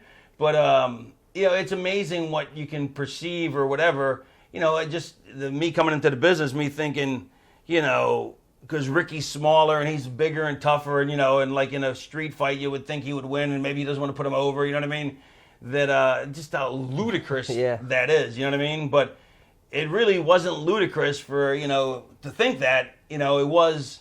Now, if anybody now thinking that'd be ludicrous, you know what I mean? But, you know, or have me having any bit of knowledge now, or, you know, probably anybody. But back then, you just didn't know these things, you know. But that's just funny because that's like my first memory of meeting, you know, other than watching him on TV. You know what I mean? I never told him about that. I don't really know him that well. I've only met him a few times. Yeah, he's good, you know, great trainer, man. Real, I mean, teaches guys. Great athlete. He's trained a lot of, you know, Ron Killens, and helped out, you know, JBL and Booker T when they were coming up through, I think, the global way. I think he was there for a little bit. Helped, you know, just Homicide. Homicide and those guys, from up north. He's just, you know, really, great. Yeah, you know, you never hear about him being that, because I never knew that about him being in these places. And he's you know, done it all, you know, and these lights are getting hot. Okay, so let's move on though, because I mean, because it's, you know, so you're starting to get back there. Now you're starting to enjoy it again, right? But do you know? So when so what happens? I mean, so where do you go? What do you think? Well, I mean, what are you thinking? I'm, with Manny being with him a lot, he's like, kid, you ought to try. You can still make it up top. Blah blah blah. I can help you pull some strings, this, that, and the other. And at this time, I had the Ford plant shut down, and I got another job at working facility maintenance. Not making the same money, but still had a job. I was happy I had a job at one of the terminals around here. Mm-hmm. And so I was just having fun, man. We had a local TV show here. I got to do a cool character, like a loose cannon, like it was a rip-off the Booker had. It was a rip-off of Brian Pillman, but still, we did stuff, man, where people thought it was a shoot. We fooled, worked people into making things. It was fun.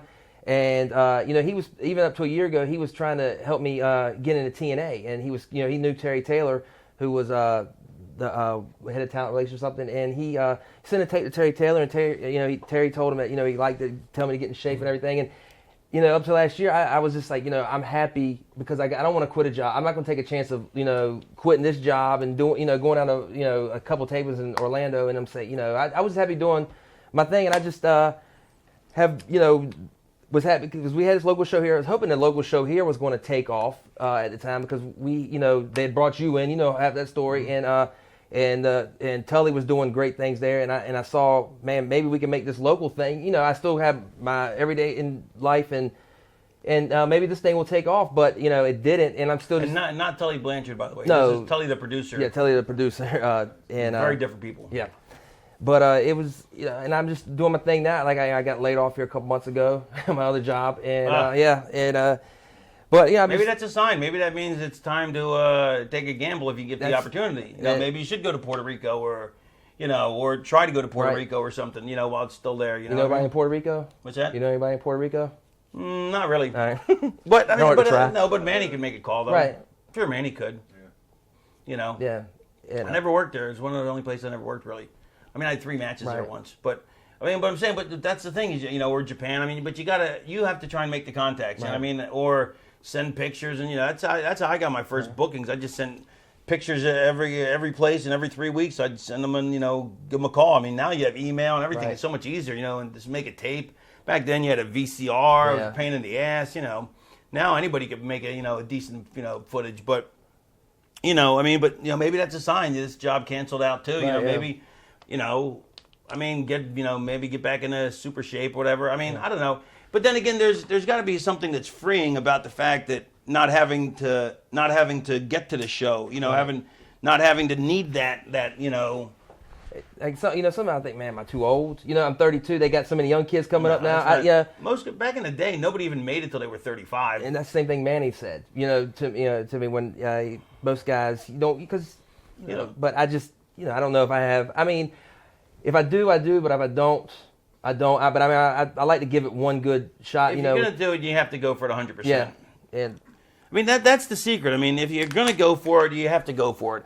See, I've always been a firm believer that everybody who does it full time, I mean, with everything they got, gives it every shot they got, eventually gets a turn, gets a shot, gets a something. It may not be the best shot, it may not be the best ride, but they'll get something. They'll get a little run somewhere. And there's very few people that haven't made that. That haven't fit that. I remember Joey Matthews before he finally went to New York, and he'd been bumming around for 10 years at that point, and he's so talented, but he's small, and he kept saying, when's his turn? He kept wondering when his turn's going to be, and I was like, I told him just what I'm telling you, but he also is one of those people that never ever walked away. You're right. And you can't do that. I mean, you have to. And eventually 6 months later, it turned for him. But you can't. So that's my one caveat, and it's not meant to be derogatory, but if you want to make it, some people are just going to make it, and that's the way it is. But if you want to make it and you're not making it, then you have to give it everything you have, which means, it's like I tell people, you got to invest in a tire, not an actual tire, because that'd be stupid, but, bring a tire, you have to, invest in bring jackets or this or that, whatever. You need to make it look. I mean, it's like you have to go for it. I mean, you have to spend the money to make money. If you're going to get a job at a business, you got to buy a suit. You can't just go like a bum. You got to buy a suit. So you got to spend money. Nobody ever wants to spend any money. Me, I always figured, look, I'd rather spend the money and put it on a credit card. And if I make it, I make it. And if I don't make it, then you know, at least I can look back and say, man, I gave it every shot I had. But so it's kind of, you kind of have to make that commitment, though. You know, you can't, if you either make that commitment and say, I'm going to do everything I can, and then you have to literally do everything you can. And I think people that do that eventually get a turn. You know what I mean? It's like I was talking with Christian York, Joey's partner, who didn't quite make it, you know what I mean? And everybody thought he'd be the one that made it first, you know what I mean? But he took like 3-4 years off in it, right in the middle, you know, and those were the years where Joey was doing this, and then all of a sudden hit his I remember his that, because that's two guys I forgot to mention when I was breaking in. Joey taught me a lot, man. And I remember when Mickey James, he was dating Mickey James. She was on the Indies with us, and she got a contract, and Joey moved down there with her to OVW, and she thought it was never going to happen for her. Yeah, that's right. I think TNA. Yeah, that's right. Yeah, even when she always wanted to go to New York, and she thought it would never happen. You know, and then I said it'll happen sooner or later, and then boom, it happened. You know, not that I had anything to do with it. I'm saying, but you know, it's just. But you have to commit 100,000%. I mean, you know. But remember I asked you something before. Now I can't remember what the question was because that was my big. What was it? I think it was like, do you feel like? At any point, I mean. At different points in your life, and then now, do you feel like, and this it sounds cold blood, I don't mean it that way, but do you feel like a failure? Yeah. Do you? Mm-hmm. Why do you feel like a failure? Because I haven't paid my bills through wrestling. You know, I haven't made it. I haven't been on. You know, that's why I wanted to. Why does that make you a failure? Just to me personally, it does. I mean, I know people would give their left nut to just get to wrestle, which I would have done years ago. Right. And then even if you would have told me I'd have done a dark match in WWE, I'd have said you're crazy, you know, back then. But just I think because I wanted that, and people, like I said, when you see people and you know where you're from or whatever, and they hey, are you still wrestling? I saw you, you know, when you gonna make it? It's like you don't really feel like you made it until. Well, do you think you haven't made it for what reason? And this is going to be very cold, but I mean, these are the questions that you have to ask. It's part of mine. You know, if I you know, my head went elsewhere with messing with pills and everything and getting off. Do you think you have the skill? Yeah, I do. I think Do you think you have the like? Do you see it like? If you were running a company, where would you see yourself? Like, if you were running WWE, where would you see yourself on the card? A main eventer, mid-carder, bottom? Mid-carder. You know, I think I definitely, because I'm the type of person who wants to learn. You know, I like, you know, a guy like you, not to mark out or kiss your, but I mean, you're a genius. You know, I'm saying, you know, and like when you came to VC. Stop. When you came to VCW, man, you know, and I was excited because I mean, I'd heard, you know, I obviously with CW and Toad, you know, listening to you when they were down at the power plant and everything, they come back and teach us that. I was, you know, always watch your stuff and the psychology and everything, and you know, want to learn from. And then some guys think, he just wants to come here and bring this promotion down and put himself and his friends over. And you know, I'm like, bunch of idiots. You know, if I were to make it or get to work around guys like that, I just feel like I would try to soak up all the knowledge I could because I love the business that much, and you get to learn. I mean, I wish more guys would be like that. I love learning. You know, just telling a story and learning because it's so beautiful and it's done right. You know, I mean, unfortunately, not to cut you off, but unfortunately, it's always. People don't. It seems like the people who have the potential to go somewhere. I'm not including you in this, but because I'm saying this is a general statement. But when people finally do ask me for like knowledge, whatever, it seems like it's generally the people that are never ever going to make it. You know, and they just kind of want to.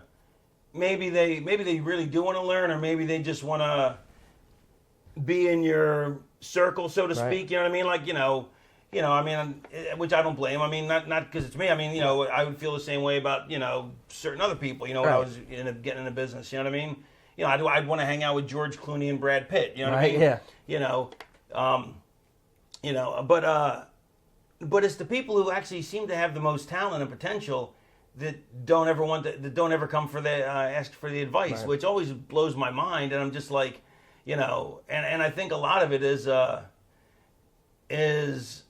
I don't know what it is. Maybe it's ego. Maybe it's their arrogance. Maybe it's maybe they think that I'm not approachable. Maybe but I don't think they approach other people. I think it's I don't know. I think it's stupidity mostly. Yeah, I mean, you think because they think they've got so far, they don't need to. They're at that level, or I don't. Yeah, I mean, I used to fucking pick everybody's brain. I mean, I'd pick their brain as much as I could, drove them nuts, you know. But it's the only way to learn. It is. I mean, you know, some of these guys don't want to. You know, when you got like the promoter around here, they don't want to listen to you're. I mean, how do you not listen to a guy who's worked in the office for WWE, was able to book his own angles with WCW? I mean, the stuff you've done. I mean, it's what it is. I mean. But so anyway, okay. So now, as far as you think you have the right look, I mean, do you think that holds you back? I mean, what do you think? What do you think is keeping you from making it? You know what I mean? Well, I mean, since I've came back wrestling, I really haven't made that jump, except for the one tape with TNA. And when I had my job, I really didn't. If it came, it came. I really haven't put the effort into trying to make it up top. Then how can you consider yourself a failure? I just look at the past. It's like from my early, when I was really trying to get there. But you had to see. I mean, you got sidewayed by pills, which can happen to anybody. Right. I mean, right? Yeah. And you had the seizure, but it looked like it was going to turn around right before then. So. How can you really consider yourself a failure? Just because my expectations for myself. Yeah, but I'm saying, but then aren't you holding yourself to a standard that's impossible? Because obviously you get waylaid by drugs. There's nothing you can do. Right. That just can happen to anybody. Right. I mean, that you can't blame yourself for that. I mean, you have to blame yourself, right. but you can't. You can't blame. I mean, you do have to take all responsibility for right, that. yeah. But I'm saying, Mm-hmm. The seizure, I mean, that happened. I mean, but getting out of shape, that's all your fault. Yes, it is. But so do you think you're a failure for letting all these things happen? I guess is what I'm trying. All right, so let me back that up. I guess I was misphrasing it in my head, but so because you fucked up big time. There's two ways you can look at it. You can look at, well, I'm a failure because I fucked up, or you can say, well, I would have made it, so that should give you the solace that you're not a failure. Do you see what I'm saying? Right. Yeah. That's where I was going at first, but maybe it's the other way, that maybe because you fucked up, you feel like a failure, or maybe it has nothing to do with either. Yeah, maybe it's because I fucked up and I feel like a failure. I just know what I could have done, and I just think if I wouldn't have got sidetracked on that stupid, But but what? So why can't you do it now? There's no reason I can't. So. Do you think maybe that's why you feel like a failure, because you're not doing it now? Maybe Or so, maybe you're afraid to take another chance and being maybe you're afraid if you actually go for it this time that you might not make it, then you'll have to have no other doubts what to say.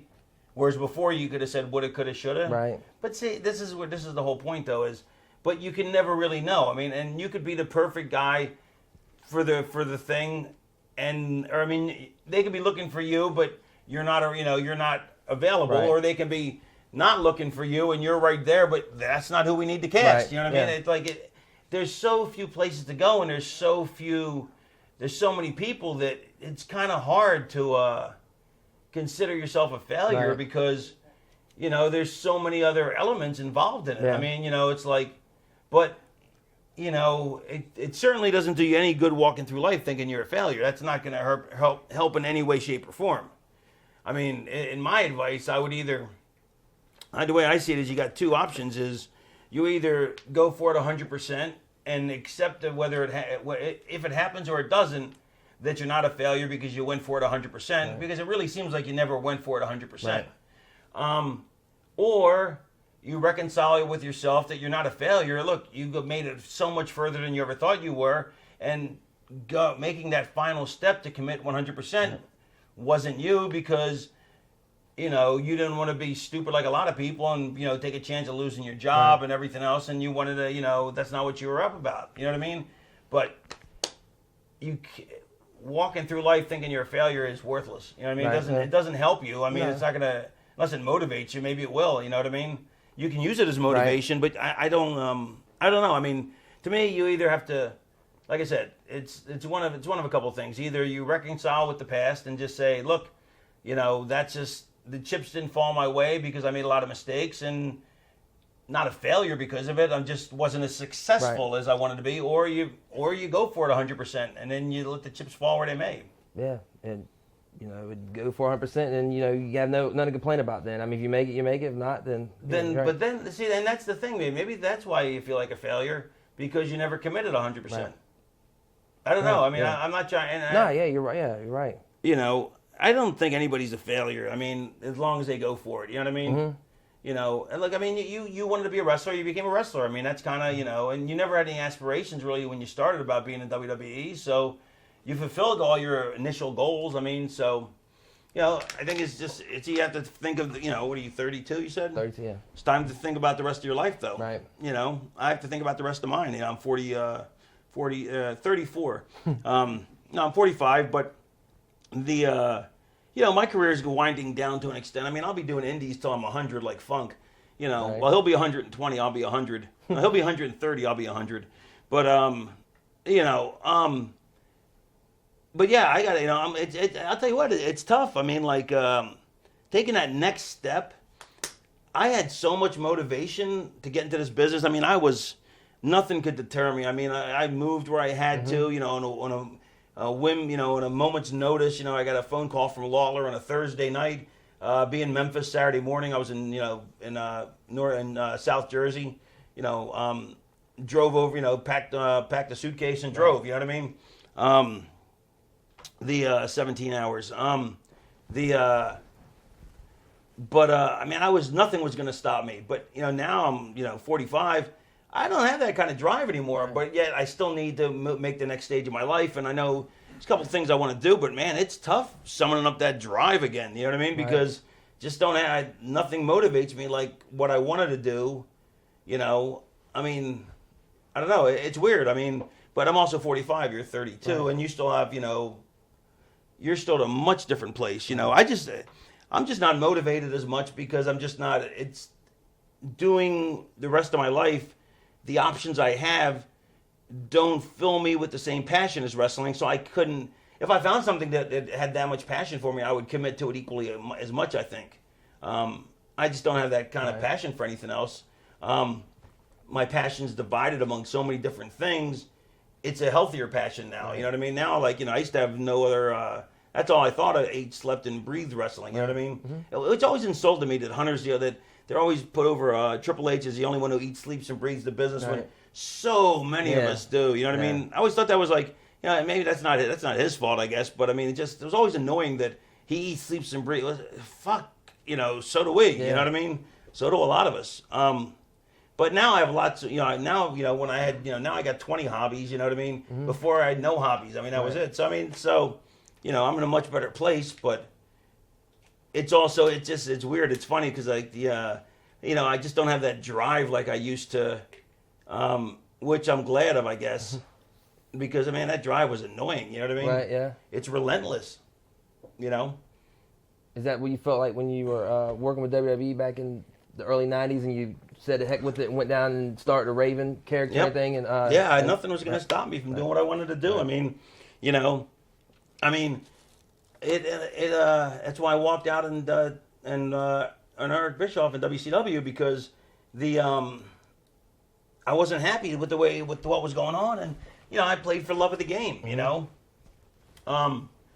This is and so it's just funny that now at 45, like, there's other things I want to do, but it's like, okay, like one thing I want to do is I want to be a radio DJ, like a talk radio, but just don't have that drive to go out there and, to go get a show. You know what I mean? It's like, I'd much rather wait till it falls in my lap. But with wrestling, I never waited for anything to fall in my lap. Like a lot of guys, just shit fall in their lap, or they just, waited for it. Some people it happened for, some people it didn't. I refused to be that guy because I was like, no, I'm gonna sink or swim in my own merits. But radio DJ, if I make it, I make it. If I don't, I don't. It's not. It doesn't hold that sort of demented passion, I know it's like hard for you to say. What if you would have been broken at a time where Vince was the only show in town? There was really no. I know you're right. At the tail end of the territories, right? I mean, weren't territories kind of dying out a little bit when? Well, this is it's really. I just know what kind of approach you think you would took to it with. This is what's weird is when I got into business, there were territories, but there was like no way I was getting into the big two, WCW and WWE, because everybody was 290. Right. I was 220, and I was the smallest guy in the business. I mean, X-Pac hadn't come along. Pillman hadn't started. Well, Pillman was in Canada, but he hadn't really started yet. He started like a year or two after me, I think. I was 220, but I wasn't built. I had no abs. I had a little bit of love handles, you know what I mean? I was gassed up 220, you know what I mean? So it's probably like 209 off the gas, you know what I mean? So which is, which now that's average Yeah. size, you know what I mean? But back then I was, everybody else was 290, you know what I mean? Dino Bravo was Yeah. 5'8", 290, you know what I Yeah, mean? Jack, It was a yeah. tank. These guys were tanks, you know what I mean? I couldn't put that kind of weight on, I mean, no matter how much Right. gas I did. Yeah. I didn't have the genetics, and I also, I didn't have the genetics or the muscle memory yet, you know what I mean? Or the age for my muscles to fill out. And so, for a while it looked like, once the territory started dying, like Florida Championship Wrestling, I was like, fuck, where am I going to go? So yeah, that was very scary. And then, what happened? I fucked up, and when I could have gone to WCW because I didn't think I was ready yet, and so I didn't go. And then I burned my bridge because they thought I was a prima donna, which I wasn't. And then I ended up in Global. Right. It's like every place, everything I was always in the wanted list by everybody, but like all the by everybody but the big two. You know what I mean? And then finally. What happened? I finally got into WCW, but I was small, so I was a cruiserweight champion. I used to fight with Pillman. Once again, I think I'm sticking on the bottom of the card, and then, not the bottom, but I mean, it looks like I'm not going to get the chance to. Well, at first it looked like I was going to get the chance the way Dusty had plans for me, but but that didn't turn out because Watts came in, and then I'm like, then I'm in that position again. Fuck, where am I going to go? And I went back to Memphis, and I'm like thinking my career's over. I'm like, fuck, what do I do? And then I went into New York as a manager, so now I'm thinking it's over. You know what I mean? So I'm like, fuck. And then I'm just trying to hold on to a job at that point, and then thank God for ECW. You know what I mean? And then, well, first I thought thank God for Smoky Mountain, but Cornette never brought me in. Oh, okay. And then thank God for Paulie, because Paulie started ECW, and then I got in there, and then from there, WCW was just boom, right into there. And then when I walked out, I went to New York, and New York put the thumb on me. And then I was just in hell for 3 years or 2 years, whatever long it was. I mean, it was agonizing. And then they let me go, and I'm like, fuck. And thank God TNA opened up. You know what I mean? So that it was like the beginning of TNA, pretty much. Yeah, pretty much. Yeah. So I mean, I've been very lucky, because like a lot of times, like you said, you wonder, 5 years earlier, 5 years later. It's like, it's like if I would have been born, 5 years younger, I would have hit the territories and probably would have been able to, even at my size, had enough territory juice to parlay myself into WCW, WWE with a good spot. So I was 5 years too early. But then when the second run came with the Monday Night Wars, I was like, man, I timed this perfectly. You know what I mean? But then when they went under, all of a sudden I was like, fuck, now I'm a fish out of water again. But then luckily TNA started, so it's like, but then it's like, recently it's like, man, if I'd been born 5 years later, then I'd be, I could be a hot commodity, but, with all the young guys they're bringing in. But I mean, it's, I think I very much lucked out about being born at the right time and got into business at the right time from, the way it all played out. More than anything, it was politics. I fucked myself, you know what I mean? I just really buried myself, with a lot of places and a lot of people. But, and that is what it is. I mean, that's my fault. That's my cross to bear.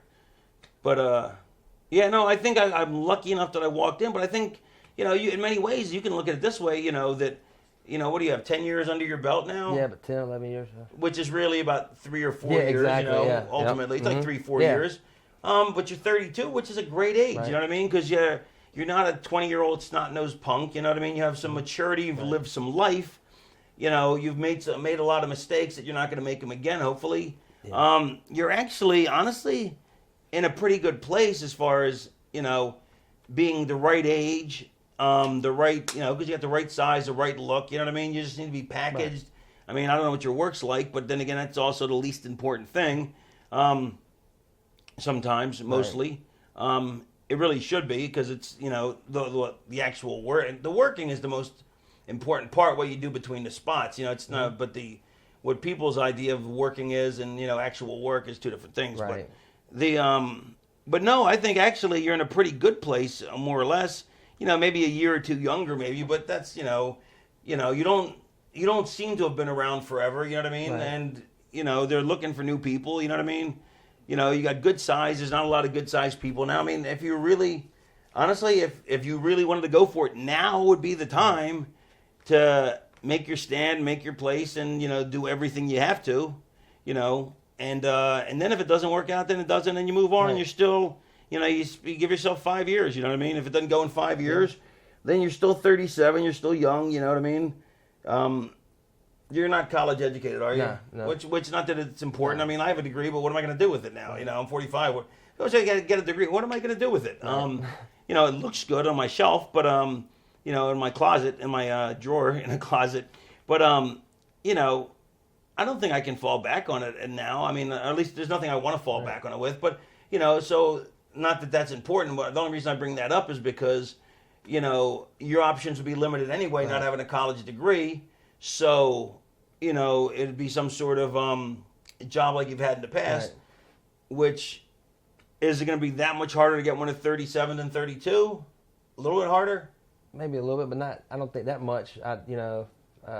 For taking a shot at something. I mean, I would maybe definitely you say take 3 years and you it take, really. I mean, there's no jobs out there right now. Yeah, there are no jobs anyway. I mean, I'm bouncing right now and just doing whatever. Yeah, it's not like that. So maybe that's a good sign. Maybe it's a sign that it's time to really do what you got to do. Yeah, I kind of take that too. I know if I would have made it when I was younger and 2004, I might have, because you would have had the seizure. Oh yeah, exactly. If I wouldn't have had a seizure though, I might. I figure if I would have got a job, I might have not I took it for granted more so than I would now. Going out partying still. Well, it's the what if game. Yeah, but it's definitely. I mean, it's. But now you'll learn. You'll know better from the past. I mean, which is it's like I sometimes go, what if I wouldn't have walked out on TV in WCW? I would have made a shitload more money, and then I'd be in a much better place. But then I go, well, the market would have crashed and took half of it anyway.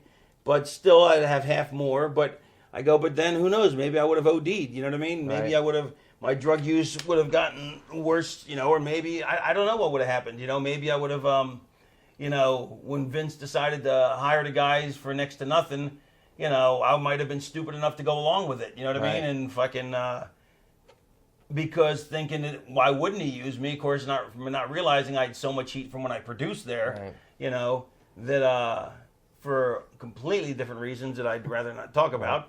But I'd say there's mostly it's Pat and Bruce, you know what I mean? But but there's also some other reasons that I can't really say. Right. But so I mean maybe I would have went there and then I would have got that would have fucked me up anyway, and then maybe I don't know. I mean, who knows what would have happened? Maybe I wouldn't have gotten to TNA. It's like who knows which. It's chaos theory. A butterfly blows its wings in Indonesia, and then there's a hurricane in Shane Holmes' house. But you don't know. I mean, in the what if game, all it does is you can't do anything with the what if game. I mean, you can beat yourself up about it, and it's like people always go, "I have no regrets." No, I got tons of regrets, but it's in the past. Nothing you can do about it. So I move remember on. reading William Regal's book that if you live in the past, a little part of you dies every day. He says something like that, and I mean, it's really no reason to dwell on the past. I mean, can't change it, so gotta go for tomorrow. But then the maybe some people, or is he talking about the past as a positive thing, and looking in your glory? You know what I mean? Right. And that'd be another reason why you would die. So it depends. See, everything depends on your perspective, how you take things. You know what I mean? I've never been one to look backwards. I've always looked forwards. You know what I mean? But I imagine at some point I'll want to look backwards. My wife makes me save memorabilia now, which I never did. Well, I mean, the first 5 years I did because Annie magazine. Oh my God, I'm in it. Look, I'm in the top 10 list. You know what I mean? Once I became ubiquitous on magazines, you know what I mean? I just stopped collecting them because I didn't want to collect every one of them, and I didn't just whatever, you know what I mean? So, and I used to take photographs every place I went. Like, my buddies would photograph us going out, getting drunk, banging whores, whatever, except that at some point I stopped doing that too, and then, and I guess I figured, I remember the memories I would retain, which of course with all the brain damage I caused myself, of course I don't retain half, nearly the memories I'd like to retain. And as far as the memorabilia, I didn't collect for 10, 15 years, my wife recently made me start saving stuff, which I'm glad she did. She's like, look, if we have a kid, someday, I want to give them this stuff, you know what I mean? And you're going to want to see it someday. I'm like, I don't think so. She goes, but you know what? You'll have it just in case, And I'm sure I will at some point. Or maybe not the wrestling stuff, but the real life stuff. But, I don't the wrestling stuff, I don't know if I want to look back, though. I really don't know. I mean, I don't watch my own stuff. I mean, now I don't watch anything. I'm in my own stuff. But, up until a couple of years ago, I'd watch all my matches, just not because I liked watching them. I watch some people watch their own stuff and because they like watching their stuff. And I'm just like, I hate watching my stuff. I cringe. Yeah. Everything I see looks wrong. I mean, it's like I have to watch my match at least twice before I can actually see the match, as opposed to my body language being off or me standing wrong or doing something stupid or looking clumsy or, before I can even tell if it's a good match or not, because I can't even see past, my own flaws, So now, as I've gotten older, it becomes more annoying and more time consuming to sit there and watch it 3 times or even once for that matter. So I still have there's still on my DVR, there's, my wife had taped, I think, the pay-per-view in Atlanta that TNA did 2 years ago or a year and a half ago, and it's still sitting on my DVR. Right. I still haven't watched the match, And I remember it was a really good match, too. I remember enjoying it. I still haven't watched it, And then she has, she, every once in a while, she'll get if I'm on a pay-per-view, she'll buy it just to watch it, to watch my match. And I usually don't watch it. She'll watch it and just erase it before I get home because I don't care, but... So I don't know, but I don't know. It's all very interesting. Everything is your state of mind changes as your age. That's why I was going to ask you the question before. Did you feel like a failure then? Do you feel like a failure now? And that's why I wanted to wait till the end to ask the question, because it all depends. I felt like a failure at certain points, and at certain points I thought it was never going to happen for years. You know what I mean? And then it would happen. And then you can't believe it happens, but then after that, when it goes away, then what the fuck? It's like, it seems like it's it's a roller coaster, you know what I mean? Just, it's a shame the territories aren't around, because then it wouldn't have made, you can piss people off, but back then people cared about making money. So if you could draw money, you'd have a job, and if somebody didn't like you could go someplace else. But 2 companies, it's so rotten, It's so sad. You really need a third company. I mean, a third company, when ECW came along, it opened up so much, it really did. It changed the game on so many levels, but I don't think people realize what having a third promotion did as far as... changing things as far as people having jobs and people getting work, and because if all the top guys are in the top 2, but then you have to create new stars for the third place, so you're going to see a whole new generation of guys created, plus you're going to get guys that it's like, okay, like Ring of Honor, they don't use any old timers hardly, what I mean, which I think is silly, what I mean? Let the old timers. 141? I was going to stop it around 145. You want to go ahead and ask him that question you were going to ask? That was the question. About the failure. How he felt then and how he feels now? Oh, yeah, okay, yeah. Well, no, we already know how he feels now, so he probably felt that way then. That's why I kind of left it, Okay. Some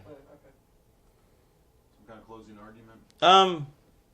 Closing argument? Or closing statement. Argue with you. All right, I got something. Okay. So... What do you think? So I guess what we should do is we need to check back in. I mean, how long does it take to produce this DVD? Not long. What, an hour? 6 months? 3 months? A couple weeks. Couple weeks. To make it perfect. What? How long do you think it's going to take you to make a decision to go one way or the other? Man, I'll be totally honest, man. I mean, the conversation with you and hearing your no give up attitude, determined, and I ain't got nothing to lose right now. I mean, I have nothing to lose.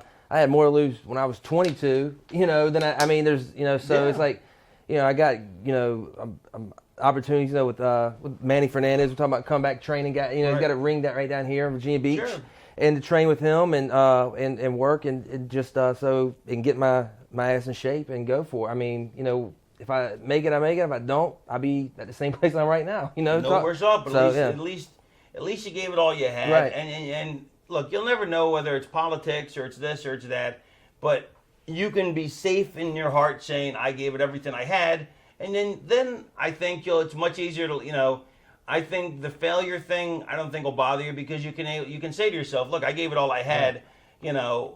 I think I was good enough to make it. Other people did too if they do. You know what I mean? And so the thing that kept me out was I was not the right guy at the right time. And I mean, just for an example, this is interesting to me. When the Rock and Roll Express first started, they were put together as in Memphis, they were running 2 towns a night, okay? And the hot tag team was the Fabulous Ones. And so they put together a second tag team with Jimmy Hart. And Jimmy Hart was the A manager. I'm thinking of, I'm getting things right. Jimmy Hart was the A manager. So Cornette was the B manager. So they put the Midnight Express together for the B towns with him, and they put the Rock and Roll Express together to fight them. So, so it's hard to imagine them being the B team. You know what I mean? Yeah. Then they got when Watts decided to trade talent with Jerry Jarrett, and Bill Dundee became the booker for Watts. He brought in the Rock and Roll Express, and because they were the B tag team, and he brought in the Midnight Express and Cornette. And then from there, they got over like nobody's business and became one of the 2 greatest tag teams, greatest feuds of all time. Right? They were the B team. You know what I mean? Still doing it to this day, some places. Yeah. And they were the B team. You know what I mean? So it's like, you could just be the right place at the right time. I mean, you could be the wrong place at the wrong time. I can give you, I can't exactly talk about it, but I can tell you exactly being in the wrong place at the wrong time and fucking having totally screwed me royally. And I can talk about being in the right place at the right time, walking into ECW, Right. I got hired just as they were starting to make some noise, just in time to ride or front the pack as they just became this influential explosion, even though they became bigger after the first pay-per-view, they were never as influential. Right. You know what I mean? So the guys who came later, they didn't get the 2 years there or whatever it was the most some of the most satisfying stuff. Same with Portland. Right. Portland, I just happened to. Vancouver didn't work out. I showed up in Portland, right place, right time. Nobody ever leaves there, and somebody had just left like 3 weeks ago. Right. I mean, what were the odds? You know what I mean? And then, it was Golden. You know what I mean? Actually, I think the guy's name was Bobby Golden. I swear to God, I think that was it or something. Something like that. I forget. I got to find that, look that up. But, bam, and I got the 2-year run at Portland, and it just, right place, right time, wrong place, wrong time. It is what it is. Now, do we owe you 24 more minutes? 24:50. All right. Now, how long is this? This was 1:46, 54, 55, 56. All right. Well, all right. So, right on time. Okay. Well, hang on. To close this out, I just want to say it's been a pleasure talking to Cusick. I always call him Cusick. I think anybody who watches this should send some feedback into Tully and his production company or whatever, because I'm curious and I'd like to hear it because or send it to the Raven Effect because I'm curious to see what people think because I think of all the people you listen to, I think this is a really original side of things. You know what I mean? Like, and would you say that your thoughts are probably pretty average? Let me give you a couple of options. Would you say that the way you see the business and is pretty indicative of most guys on the indies about, feeling like a failure, say, or feeling like, do you think most guys think that? Do you think, or do you think most guys are happy with where they are? Or do you think it all depends on them? I mean, I think some of the guys like in that I work with, you know, that the promotion you came in, I think most of those guys probably, I don't know if they would say a failure, but they feel the same way, that they possibly wish if there was more opportunity, like you say, another third company, or even if, you know, TNA, they just starting to become big, they would feel that they'd make it there. Or, you know, some guys can go, if I had the size, if I had this, if I could, you know, so. But so you think but you don't think most guys are just like, hey, look, this is cool. I'm working, and that's kind of what I wanted. You know, I mean, 'cause I do run into people occasionally, like, you know, it's like I'll run into people that that have no chance of making it to the show ever, and people, you know, and like Bubba won't train guys like that if they don't have a shot of making it. And I said, you know, and I told Bubba, I said, you know, I think that's, you know, to me, I think if a guy wants it that bad. You know, if a guy just wants to be in the business, and to him it's that important, he loves it that much, even if he's never going to make it, I think he should still go for it. And Bubba had an actually interesting point. He goes, he totally sees that, but that's not the people he's training, because he only has limited spots. Right. And so he only needs the guys, he's only going to take the guys that have some place, that have an opportunity to go somewhere. So I can see that perspective. But most old timers will just tell, oh, kid, you'll never make it. You know, or they'll say, you don't want to be in this business. Right. Well, why would you say that? Yeah. Then why are you in it? Why would you tell people they don't want to be in the business that you're in?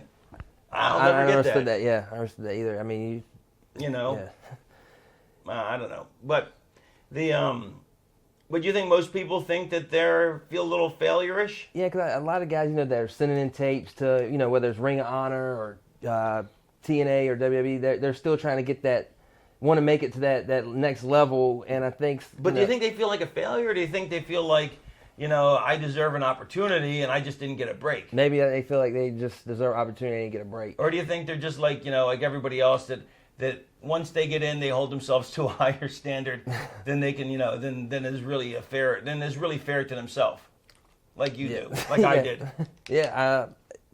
You don't know. I don't know. You know, I mean, that's why I wanted to do this. Yeah, I'd like to know some feedback from people who watch this. So, you know, make sure you post the feedback somewhere, like, you know, either at raveneffect.com or send it to Tully, and then he'll let me know.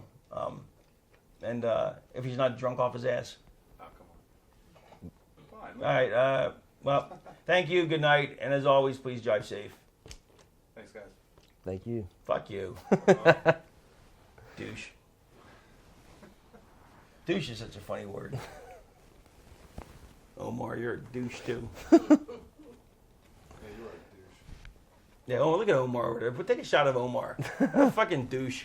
Hey, you fucker. Penguin. Pittsburgh Penguins. Where's the yellow in that shirt? What? What, Shane Douglas made you take the yellow off your Penguin shirt? He has the yellow trademark. Yes. Nobody else can wear yellow. What the fuck? Did you wash that hat so many times there's no yellow in it, and the shirt too? It's their colors. They don't have yellow. They're black and yellow. That's the Steelers. Well, it's Pittsburgh. They used to have yellow. Yeah, in like '92. Well, that's the last time I watched hockey. Actually, last time I watched it was like '75. But when I remember when Bobby Clark won the Lady Bing Trophy, or whatever. Yeah. So. Yeah, but that thing looks like it used to be yellow and worn out, because it did. See, it had. Look, I'm gonna come over here. Look, I'm gonna show you. There used to be yellow, right around the edges, right there, and right around the edges. That is yellow. Well, then what the fuck is it then? Shit brown that you got there. Yeah, what is it? Shit brown? No. Douchey off-white? Fucking some sort of thing in gold. Well, okay, yellow, gold. That's what I meant. You fucking rock-sucking dick. Douche, cockfucker. That's what I said. Yellow, gold. That's what I meant. No, No, so you didn't say gold. You said yellow. it's the same fucking thing. Yellow's brighter. Yellow's brighter. That's not what your mom said when she wrapped her legs around my back. I'd have been your daddy, except the dog beat me over the fence. She said, my husband's bigger. Get off.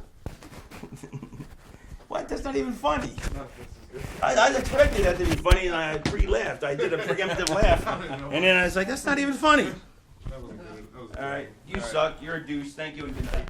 And it is my esteemed pleasure, for the first time ever, on camera, together, Axel Rotten, Raven, Two Heart. What do you mean on camera together the first time? We've been on camera many times, wrestling, porn, gay porn. Hey, Yeah. I was the top, he was the bottom. Were you a power bottom? Were you the power bottom? No, I never take a power bottom because I can never tuck my neck. What about like from like in the butt but on like a missionary position? Well, I mean, if I didn't have a problem with my C5, I would do that, but I can't do that at this particular point in my career. But when we were younger, What about Ian? Did Ian like it that way? loved it. But when you were much younger and I was more spry, we could do that. Spry, We good can't word. take care of Now, that. first off, I want to say that that I am very saddened by one thing, that not Ian Rotten, I'm very saddened by him. No. Me too. Hey, can you turn the fan down just a hair? There you go. But anyway, the one thing I want to say is I'm saddened at the fact that Axel Rotten deserved way more of a break than he got in this business. So much more talented than people realize. Like, people only realize that he is, you're nodding your head like you agree, but you're not on camera, Tully, so nobody cares. Okay? So You could say yes. That would yes. be fun. He's nodding his head, yes, that's true. And I'm like, dude, you're not even on camera. Do you Yeah, that's true. you concur? Yes. Anyway, we might if you actually got if you got a load off, we would be running scrambling for cover. But listen, but no, Axel's like, normally Axel would be cutting me off, but he's like, oh wait, I'm getting put over. I'll step back. I'm not taking anyone and get it at this point. He goes, man. I'll step back. Go right ahead. Go right ahead. Maybe someone's gonna listen now. And but the thing is Axel's actually, first of all, he's incredibly bright, which most people don't realize. They think he's a big dumb idiot, which you would think looking at him, he looks like a big dumb idiot. Yeah. But he's actually quite bright. In fact, he's extremely bright.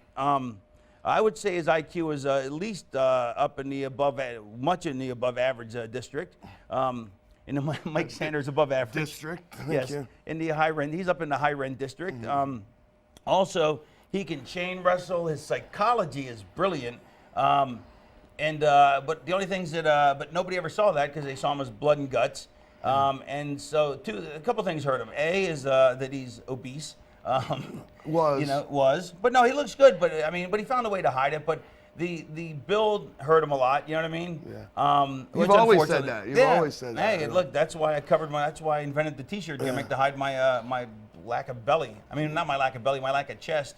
I had no chest, and I had love handles, so I had to hide them. Like if I would have had a chest like you or somebody like that, people never would have said, Right. oh, you got a gut, because it would have covered it. But because I have no chest, it looks like I have a gut unless I'm Brad Pitt flat. You've always said that to me, though. You always said, get in the gym, get in shape, because I read an old magazine from, like, when ECW, when their magazine, he did an interview, and he said about me, he said, if he would lose 30 pounds or 40 pounds, ECW has a great star on their hands, but they just don't know what to do with him. He's always said that, and I appreciate it. But in his defense, I will say, A, it's hard to lose 30, 40 pounds, and B, it's also hard when you're not going to get the break anyway, No. so it's like, it's not very motivating, But he did at one point, before he had the leg surgery, where he injured his calf, the single greatest calves in the business. I mean, they were, because, carrying all his bulk around all those years, he had calves, pro bodybuilder calves. Well, but, they were ridiculous. yes, but back to me putting him over, because Thank this you. will happen Please. once and it'll never happen again. And please make sure these cameras are working. His psychology is brilliant. His work is brilliant, but what holds him back is the weight holds him back, but not completely, because you can get around that. But the perception that all he is hardcore, it hurts him a It's lot. followed me forever. But I think I've told you this 1,000 times, I think where you really You missed want me your to boat talk was, like this, don't you? yeah, it was the British accent I knew it. is the British accent separated you. I mean, now there's a lot of Brits in the business, but too in many, America. yeah. But the British accent was clever. It gave you a whole different dialect. Instead of saying, I'm going to kick your ass, I'm going to rake your bloody bottom over the coals. Exactly. So now, because basically, all promos in some way, shape, or form is, I'm going to kick your ass. Yeah. How can you say it the most clever? Right. And I really think you fumbled the ball on that. And I don't And know you've always why. said that too. Yeah. And you've never really given me. The fan's just killing me. Like, it just blowing right in my usually I want the air on, but not like right in my mouth. Thanks. Because it's drying my us out. mouth Yeah, out. Yeah, exactly. And so, but you've never given me a satisfactory answer To why I stopped. other than being lazy about. That was it. Yeah, that's. And here, you're right on that too. And the screwed up thing about that story about the accent, which you've always told me, is when I worked with Adrian Street in Texas. This guy he's from England, and he thought I was, Right. and his wife at the time, and the girl that used to date Steve Austin, I don't know her name, the British chick, way back in the day. Yeah. Chris Adams' ex or something, I can't remember. Not who they Tony were. Adams. They thought so as well, you know Yeah. what I mean? And like, I don't know why I just stopped doing it. This is one day, what happened, I think, in ECW, it didn't matter, because I started doing But it it there. did. Yeah, in my opinion, I could have like looked like Hulk Hogan and worked like Ric Flair in his prime in ECW, and I was just gonna get what I got, and that was it, you know, for whatever reason. Yeah, for some reason, Paulie just didn't see you in any particular way, which I maintain, though, that once you got rid of the albatross of Ian, Right. you know, I see the whole thing. I mean, I think if you would have went with the accent, lost the 20 pounds, you know, I think you could have possibly got Paulie to see you in a different light. But I know but I also understand in your perspective, it's like, if I do all this and I still got nothing, it's crippling emotionally. Well, you know? right before you came in, you I don't know if you remember. I mean, I lost all that weight in like '95. I was down to like 250.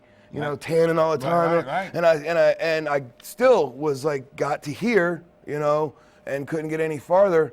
And it was like, you know, what else do I do? You know, But I mean, then- I but was then- I was doing steroids. I was working out every day. But then later, you and Balls went quite up the card, though. Yeah, we did, and at that point, but by that point I was a train wreck. You know, I had Right. given up. Right. You know, emotionally and in my mind, I was like, Right. I'm done. I did all this, and you know, go through those cycles Right. of And so having you- balls. You Right. know, who doesn't care either. And I was like, at that point, I was abusing myself and everything else, and I didn't care. And how you did know? yeah, so it's bizarre that at that point, that's when you get your break. Yeah, and I was totally, you know, just didn't give a I was out of shape. Yeah, I how didn't care. did that come about? How'd you get the break for that? Like, I mean, what made Paulie all of a sudden What with decide? balls? Yeah, what made Paulie all of a sudden go after all the years of not using? You go, you know what? I think I'll use them. You know, it was funny. It was like Shane told him one time. Shane Douglas said, you know, I remember they were in a heated exchange, as often they were, and I happened to be sitting there, and he just made a point of me for some reason, and he and Paulie were jabbing back and forth, and he goes, you're just, and something to the effect of you're an effing idiot to Paul, and he's like, that guy right there, look, you know, you can bury him under a ton of bricks, and he still gets over because the people like him. He knows how to get over, and you know, how did you put me out in that position? I was like, well, you know, I just do what I do. I'm trying, you know what I mean? Right. And I don't know why. Chris Candido put Balls and I together, because I think originally wasn't Balls Mahoney your idea as a gay dude? Yeah. What I want you know, I created the Balls gimmick. Yeah. Is I thought I got the name Mahoney from Jocko Mahoney, the stuntman in Hooper. Right. Brian Keith's character, and Balls. Where did I get Balls from? I don't know where I got Balls just from. obligatorily offensive. Yeah. That wasn't even originally No. the deal, man. It was totally different. The gimmick was. because that was stolen when that was actually the Shaw of ECW thing that the people picked up on. And, Yeah. And then they needed somebody to do it with after the Shaw was done. So they ran with us with Right. when he'd hit him, they Balls. When I hit him, they say Axel. They Balls. Right. So that's how it worked. But that was nowhere near what his vision of what Balls Mahoney was. because I saw Balls as the Black Widow Spiders from Any Which Way But Loose, Right. like a gay biker, and with the black biker He was hat. Gold Dust without that gimmick. He was like that kind of a gay. Yeah, what? Like over a the badass top. Gay. Yeah, like a badass gay. Like I'm gonna do you, and Yeah. you're gonna Yeah. take it. you Yeah, know? I'm gonna fuck you up, and then I'm gonna fuck you in you the in the- ass. yeah. Yeah, like a definite top. Kind of like what Rob Halford looks like, but he isn't. You know what I mean? Yeah, Like exactly. that Judas Priest kind of, but I'm a But fag. more low budget, like the Black Widow Spiders. Yeah, totally C movie. And so but I think I left right after that. So Yeah. but it's kind of It like came to us, that. So then they kind of went their own way with it. Like the Blue Meanie originally was supposed to be. I got that from the Yellow Submarine. He was Right. supposed to. The whole thing with him was like I would yell at Stevie, and Stevie would yell at the Meanie, and the Meanie would just be ignoring Rolling him, downhill. going as he would be plotting to take over the universe. He was Stewie like he was Griffin. completely he's completely delusional. Right. But that's not where it ended up going because the Meanie didn't even get the Meanie gimmick. You know what I mean? The Meanie was supposed to be so delusional. Yes, I never thought of the Stewie Griffin, but yeah. Right. Well, he just became, totally off track. He just became a comedy thing and didn't stick to what you were saying Right, with what he's doing. But Which would have made him a stronger character, Yeah. comedy character. well, back to our original point. You want to know why Balls and I got thrown together? It was because I was bitching and moaning, of course, because at the first pay-per-view, I was like, I don't get to do anything, nothing. Right, you know what I mean? I did all this shit, and Balls actually stepped on me to have the dark match because he threatened to quit and so he starts begging to Candido, if I'm not on the show, well, I was supposed to work with Louis, just a dark match, Right, whatever. right. And so my partner, steps on me to get the match. So I'm pissed off. Me and New Jack are sitting in the back thinking about stabbing people and stuff. And then I realized I can't do anything about it. And then Candido, I confront him. I love him to death. Was always content. He's always been a friend. Will always be. But I was like, you fucked me here. It was my chance. I mean, even though it was a dark match, it was to be on the show as a point that I was here from day one. Yeah, because you were there from day one. It was still Eastern Championship Wrestling with 200 people. We had to make them all move to one side of the building to look like we had people in the building. So the bone that was thrown my way was Chris lobbied DePaul to put Balls and I together because he. No way you get both get in the dark match. At the time, it was like Balls needed my rub to get over, but then he started getting over well, and they put us together, and it was really good. Right. As far as needing someone to work with the Dudleys, we were strong enough to get beat every night and still come back and do it again, and we did that for like a year and a half. So we were put together via, Chris Candido thought that, well, we can't think of anything else to do with him. Let's put them together. That eliminates. What did Candido have to do with any of that? Oh, well, He just had Paulie's ear. You know how it was. I mean, it's like whoever at that point. I think Candido was buying airplane tickets, so not only did he have Paul's ear, he had his MasterCard. Right, so he would listen to what Chris had to say. Right. So his MasterCard talked. And were you there when? I don't think you were there. When we had to roll Chris up in the carpet and take him upstairs, and I think in Florida. I don't think you were there. No. Or was it me? It was either me and Chris had to roll Sabu up, or me and somebody had to roll Chris up. We actually, like in the movies, they wouldn't let him pass the front desk, and so we actually had, because he was too fucked up, so we actually rolled him in a carpet. No, I carried him didn't see that. I swear to God, just like a movie. Like awesome. a dead body. Yes. So that was it. They threw us together basically just because it would eliminate two guys bitching at once. But what happened was, again, as seemed to be my whole illustrious career, we got over in spite of what he had in mind. Then what happened was the fans started getting with, when we'd punch, they'd say our names, and then they'd start singing the Balls Mahoney song. Right. So I said to Balls, I said, just listen and follow me on this stuff. He didn't want to sing along. He wanted to be Mr. Satan heavy metal. I said, that's not what they want. We were basically the bushwhackers who bled all over the place. Right. We were the sheep herders. And the bushwhackers together, but more violent and a little bit more intelligently done on my part, because I just said, just listen to how we're going to do this. The sheeps were very intelligent. No, that's before they were the bushwhackers. That's what I'm saying. You were the sheeps and the bushwhackers. Right, as a combined entity. But he wanted to go against me on so many things because he wanted to always be evil and Satan. Right. And I said, that's not what we are. We are entertained, because my biggest influence in business is like Dusty Rhodes and Billy Graham. They go as entertainers, entertain the people. Right. And that, to me, I contend to this day, you can do a million moonsaults, but if you cannot entertain the people and they're not enjoying themselves, I don't care how athletic you are, you're not a good worker. So it's like, it's Brad Armstrong and the Road Dogg. Like Brad phenomenal. Brad's the single funniest guy in the entire business in the locker room.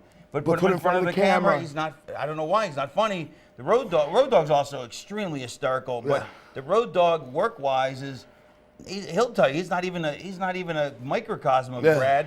But look how over the Road Dogg is, because the Road Dogg, brings the entertainment when he works, and he's and Brad's as good a worker as there is on the planet. And the funniest man on the planet, but it's just like he doesn't put the two together. So it's an interesting thing. It's strange when the red light comes on, it's like the camera's going to eat him, what I mean? But in the back, he'll cut up with you and talk, and his ring work is absolutely incredible. Yeah. So, that's... And the Road Dogg, and what's funny is, I should say is, people don't even realize how over the Road Dogg is so brilliant. Like, he did almost nothing in the ring. Gets so much out of nothing. Yeah, because all he would do is, his one move, and his little dance, and then he would sell. Yeah. And people would I don't think anybody ever understood why he was so over. It's because he sold, Well, he cut good promos and he sold. Ricky Morton, the same thing. Ricky Morton said this to me. He said, what I am is taking heat and a comeback. Because if the people cared about him, which they cared about Brian, they cared about Road Dogg because he made them, And so when he went out there and did his 2 or 3 moves and then started getting his ass kicked, they cared about him because he sold well, and his comeback was no big moves. It was duck, punch, but the people cared about him, so his comeback mattered. And Billy made the comeback, and Billy, but here it's kind of like Ricky Morton Well, you know, it's like it's really odd. Like people forget that Ricky Morton did not get the hot tag. Usually, it's the flashy guy gets the hot tag. Yeah. You know, the bigger name, but Ricky got the hot tag. Ricky got the heat on him because people cared about him. Yeah, he would make girls cry. Yeah. You know, and Robert would get the hot tag, and Robert made a really good hot tag, but he wasn't flashy at all. But it worked better that way, you know. Ricky was all flash and fire. When the Horseman rubbed his face into the floor, like you said, girls were crying in the crowd. I was crying. That's how I was too. I was driving and crying. I don't know. Is that What's their song? I forget. I can't even think of their hits. I was going to say I know it's a band reference. But the thing was about with Ricky and those guys, getting back to what we're saying, the fact is, if the people cared about it. We're gonna go about a 2 hour 45. An hour 45. Let me put a rest hold on. Yeah, you're gonna burn out. If the people cared about what you're doing, you didn't have to go out there and give them a big flashy bang bang bang. But if with Balls and I, it was the same thing. We didn't do a lot of wrestling, and then getting back to what Raven was saying, that's the perception that stuck with me. Stigma that's going to stay forever. Is that those guys are garbage wrestlers? That's all they can do. Which is a shame. And I still maintain that even at this late date in your career, you could still. It's not that late. That's what I'm saying. But right. Which is my whole point. Is it's not that late a date. You could still pull out the British accent, lose 30 pounds, and reinvent yourself. I don't think I need 30 anymore. But I know. But my point. Well, you're right. My point is, you can always reinvent yourself. Right. You know, I mean, look, I had the greatest. You did it. Johnny Polo was the biggest albatross ever. You know, dude, other than JT Smith. Right. Yeah, but JT Southern, not JT Smith. JT Smith was over. Yeah. JT what are you Southern. talking about? Yeah. Well, if you remember back, you were at a show in Maryland. Just at the end, when you were still doing, was it Johnny Flamingo or whatever? I don't remember. Scotty Flamingo. And you told me you were coming to ECW. And you said, I've changed the whole thing. Right. And you said, I said, I'm not going to tell you. I just want to show you. Right. Because I was like, well, tell me what you're going to do. Let me see it. And you're like, no, just you'll see it there. Right. And it was totally different. You know what I mean? And it was like, because what Scotty Flamingo was totally. Like, this guy's not that guy. I mean, it was like almost a different guy walked into the room. You know, it was like it wasn't like, you know, you see a guy change characters. Right. It's still that guy with a different name. Right. It wasn't that at all. You can't do that. His demeanor was different. His face, everything. It was like there was a different guy at that point. It wasn't him doing a character. It was him being him. Another total person, another entity, as if the other guy just died. Like I had MPD, multiple personality disorder. Well, it's like Scotty Flamingo died and he's gone. No one knows who he is. This was a totally different person who walked into the building in, was it 95? Something like that. And came out there and did that promo. It was incredible. Part of how I also figured that out, besides, you know, David Bowie, Madonna, they always reinvent themselves. But I remember watching TBS, there was these job guys, Jim and Mac Jeffers, right? And why would I even remember them? Right. I just remember two job guys, right? And then then they came back like a couple years later, and all of a sudden they were the Mod Squad. You know what I mean? And they were like, not the greatest gimmick. Was that the leather jackets and the buzz cuts? Basically like the movie Magnum Force, you know. Right. And so I was like, they weren't there very long, but all of a sudden, you knew that, because like I said, continuity was always a big thing for me. Actually, I didn't say it in this tape. I've said it in other things, but continuity to me is a huge thing. And but this was like, so it stood out in my mind. I'm like, okay, these guys are different. Okay, let me rephrase that. Okay, if they would have, okay, it's like continuity always bothers me if it doesn't follow through. But in this case, it didn't bother me because they were so completely different, but it just so happened that because I'm such a fan, I recognized who they were, or I figured it out or something. So it's like, it didn't bother me that there's no continuity because it was like these two totally different characters.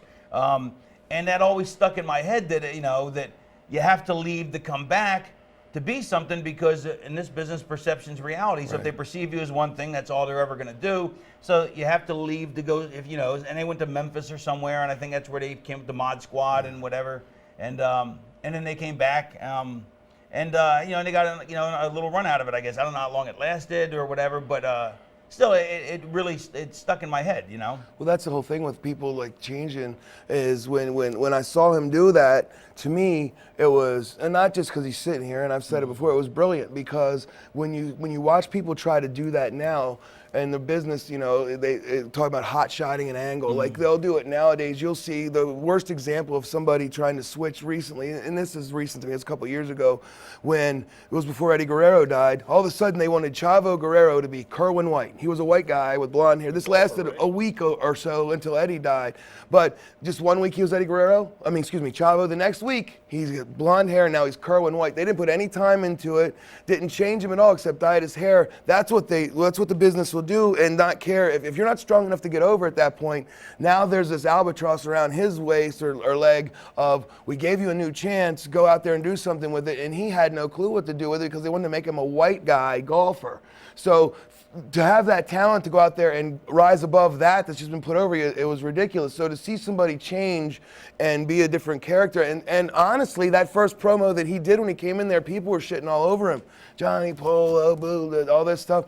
But what happened was, I refused to put that over. He refused to even acknowledge the people saying that. He stuck with his tunnel vision. Now here's the thing is that was my perception. Right, you had tunnel vision of doing it. Because normally you have to put over what the crowd's doing because you people otherwise, shut up, why blah, would blah, they? blah. If you don't put it over, then why would they even bother? Like you know, like if they're yelling at you and you just ignore them, then they're like, well, fuck, why should I yell? It's not bothering him. It's not getting his goat. But I knew that to overcome Johnny Polo, that I had to be tunnel vision. That I had to be that there was no Johnny Polo, that he never existed, and I knew if I stuck to my guns, that and literally within 1-2 episodes, it was gone. You know, I think one time somebody brought a Johnny Polo picture, and just and that was it. Yeah. You know, like a big, like that. A poster. Yeah, poster thing. Yeah, but other than that, I mean, it was gone because I was luckily given the opening, the position on the card to just to basically annihilate who I was and be who I wanted to be. And have time to. Which also though is why I also have an idea for you that you could do that would totally reinvent you, but which I'll tell you off. Yeah, I can tell you on camera. No, tell me later, and let's talk about it. But but the part of the thing is you have to.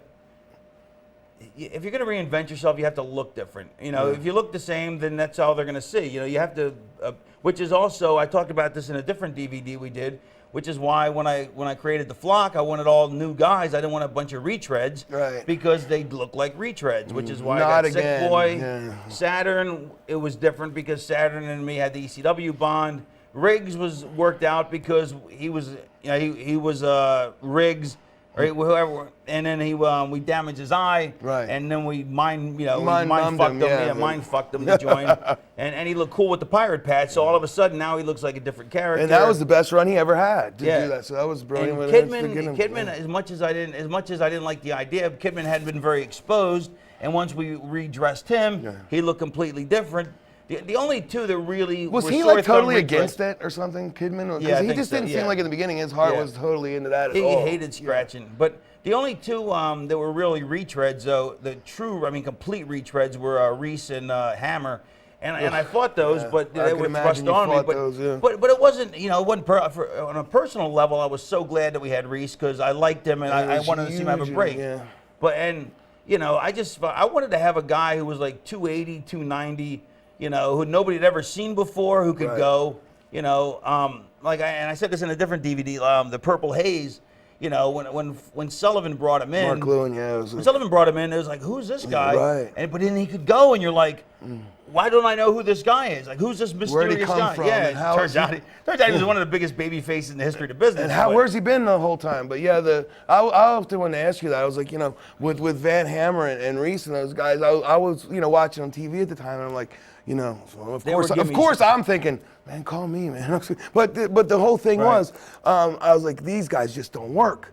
They don't fit. And I'm sure to his credit, I don't know how it worked out behind the scenes. I can only speculate that they got over to the point they got over because of how he manipulated their character, because I don't think they had a clue what they were to do. It was that also they were the greatest. They were the bump and feed machine. Like I would set up, because I was like, all right, if they're going to get bounced, we're going to get bounced so originally and so clever that it's going to, that it's going to be that it's going to be the most amazing thing to watch my guys get bounced, that you don't even think that, so like, when Paige would come in and bounce all 6 of us, or all 5 or whatever of them, it's like, here comes Kidman off the top, and he Right. boom, he goes Feeding flat. different Here places. comes Sick Boy, who misses that, and boom, he gets fucking clothesline down. Hammer fucking picks him up, drops behind, he gets Cutter, banged, boom. and then Reese does something, picks him up, shoom, bang. And all of a sudden people it's like, it's a high spot brigade, but because and pony show. a dog and pony show. Because if we just punched and kicked, it'd have been boring. You know what I mean? So I made it so I think it was really fascinating to watch us get our asses kicked. Well, it was While I because powdered. yeah, of course, but that's the heat that they That's never the got heat. to you. Some must die so that others can live. But I always looked at it going, man, I said, and knowing you, I was like, what is he doing to get these guys to the point where people give a shit about him to enough to care that And they they never don't won. get to They you. never fucking No, won. No, but the point that being, was the only problem, was they never fucking right. won. Point being, had they made them a little stronger with actual to the marks, winning and losing, Right. they would have been even more We could've- brilliant when they got bumped by Page or when they got. I really believe like that if they Goldberg would have or got, whatever. I really believe if we would have got, they would have got over, if they would have got wins, we could have definitely, we could have, well, no, I guess, not the NWO. We couldn't have gone against them because we didn't have enough size on us. You know what I mean? Because our two big guys couldn't work. And that you know would have what I went mean? anywhere anyway, Yeah, just for the right. sake of business, Oh, they yeah, would yeah. have done Well, our anything big guys for couldn't you. work, you know what I Right. mean? Yeah, true. But Oh, if, yeah. but I mean, I maintained that nobody's ever gotten more over by getting crushed, than,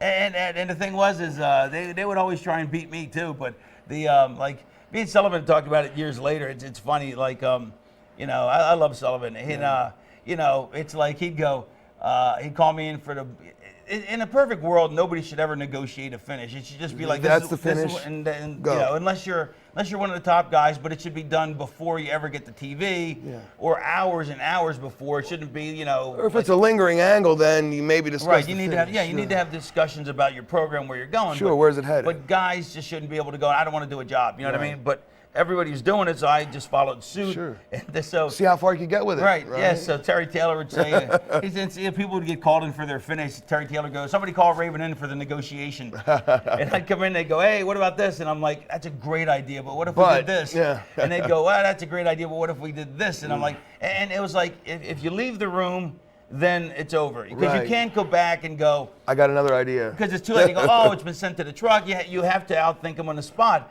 And so. It should never be that hard, though. Like you Right. said, that's Well, but crazy part that at of that it- level it got to that point. where, But here's why. Part of it is that I was the only guy besides like Hogan and them that Bischoff allowed to come up with his own angles. You know what I mean? And which was a huge compliment. And I don't think Sullivan was too keen on that. Right. I think it was insulting to him, which I don't blame him. Sure. So but he wanted to put his spin on it to make it better as well. Put his handprint But on he it, also yeah. wanted to, and it's also like a little, okay, if you're gonna be in the league, like we've talked about, he goes, if you're gonna play at this level, then let's see how well you play. Right. And so he'd be like, well, what if we need to have so and so put over? And I'm like, I would love to, but then if I'm in this angle, then this and that hurt that. Shouldn't I maybe go over here and do that? And so it, and so they got me, like they really only got me one time. But me and Sullivan talked about it since, and I learned a lot from it. And he goes, so you knew it was like a test the whole time? I'm like, yeah. I figured it had to be because, but I mean, I didn't blame him. At the time I blamed him, and looking back, sure. I don't at all, because, he was trying to put his stamp on it, which is he should That's try, his and job, and if it was right? better, and if their stuff's better than mine, I will more you than would concede. acknowledge that, of Yes, course. absolutely. I want better stuff. Yeah, I mean, the one thing that I have always been steadfast in, and I know I'm sure he is too, if you got something better, if you have something better, I'm more than willing to do it. I mean, Right. if it's my idea, Right. Perfect point and example was working with you that night, and no one knows Right. the story, but Right. we had, a better idea. Well, you came up with a better Virginia, idea, yeah, on an indie show. and it was a no-brainer to me. I Right. guess from being 22 years in the business or whatever, I'm thinking this is great. But we fought it tooth and nail on an indie show with guys who'd never been a drink of water in the business, and you're sitting there talking to not just myself, Raven, Larry Zbyszko, and who else? Lodi was there as well, and we were like talking to a brick wall with guys who thought they had one guy. One guy who- This kid Jerry, who's retarded. I mean, he was like, he's the booker of some local. Just to tell the story, he's Yeah. a booker of a local territory, and no clue in what he wanted to do. It made no sense. I mean, it made no sense on so many levels, Right. and it was mind-bogglingly rotten. And and he was so disrespectful too. It wasn't even like he was, it was just. Point being, whatever. it made no sense. And getting back to the point of the matter is, if you have something better, Right. I'm more than willing to do whatever you have that's better. I'm sure it's the same way. If it's business, if I got to do a job to get me better, I don't care about doing the 1, 2, 3 because the business aspect of it is if it's better and it's going to get me over the who gets their hand raised generally sometimes isn't the biggest thing. Who gets over and does the business the best way for the people is, to me, the most important thing. Winning and losing does count, but in this But if you're not instance, figured in anyway, it doesn't matter. yeah, if you're not in an angle and the big part of it doesn't matter. But this instance, we were like sitting there and we're looking at each other. And now, for me as a fan, I got this visual that I took myself out of the equation and I'm sitting back here looking. I'm looking around the room and I see, well, there's Larry Zbyszko, there's Raven, there's Axel Rotten, there's Lodi, there's guys that have been wrestling 20 years, 15 years, Larry 30 years, whatever.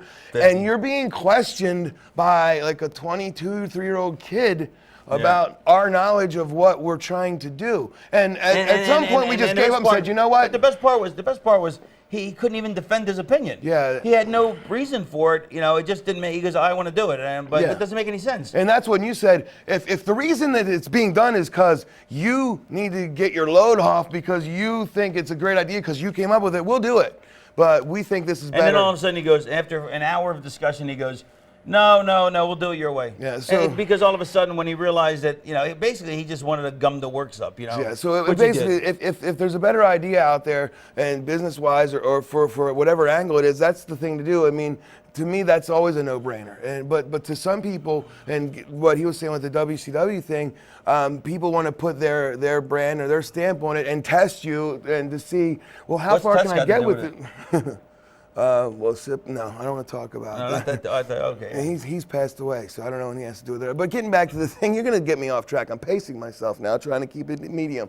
The thing is, if the people want to put their handprint on, like at that show, for no other reason other than it was their idea, but it wasn't a better idea. And that's what a lot of people, and the problem with people who were the booker, they don't know what they're doing, but they want to have their ideas played out because it's their idea. Right. Not that it's better, but it's because Their idea. it's my idea and you're going to do it. Right. It's a puppeteer program to the point where, and then when it doesn't work, it wasn't the booker's fault. It was Axel's fault because he didn't get it over. It was Raven's fault because he didn't do it correctly. But I did exactly what you said to do. So the better idea aspect is, sure, give me that. I'll run with it. But if it's dumb, I also am going to tell you that it's dumb. The perfect example of that, this was before you were in ECW. I had to wrestle Johnny Hotbody and Tony Stetson. And Hotbody was there's just a like pain 3 in the ass feet to tall and yeah, pain in the ass to wrestle and just they were egomaniacs.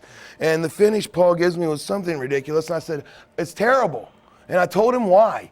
And everyone was in agreement with me. It's so terrible. But for some reason, he wanted to go with it. And we did it anyway. And the people just totally shat all over it. They didn't like it, And I did it. And my opinion was, do it my way, and I think it's better. I did his, and the people didn't buy it one bit. It was terrible. And I sat there and said, was that what you wanted? And he said, oh, that was it. I said, did you see how it went? He said, oh, yeah, the people didn't buy it. I said, you're a fucking idiot. Right in the middle of the dressing room. And then Paul, that may have been another reason why I never gave him a thing. He goes, you buried me. No, I called him a fucking idiot. And like this loud from the locker room. I said, you are a fucking idiot. He goes, you buried me in front of my locker room. I said, wait. I'm sorry, I got a text from my wife. It's very important, so hang on. So keep telling the story. The fact, basically buried him, and this was in 1994. In front of the locker room. Well, no wonder you didn't get a fucking push. Dude, there's so many reasons that I didn't get a push. That's the reason right there. Yes, of course. But, I knew that. That is the reason right there. But why did you call him a fucking idiot? Because he is a fucking idiot. It made no sense. Well, okay, wait.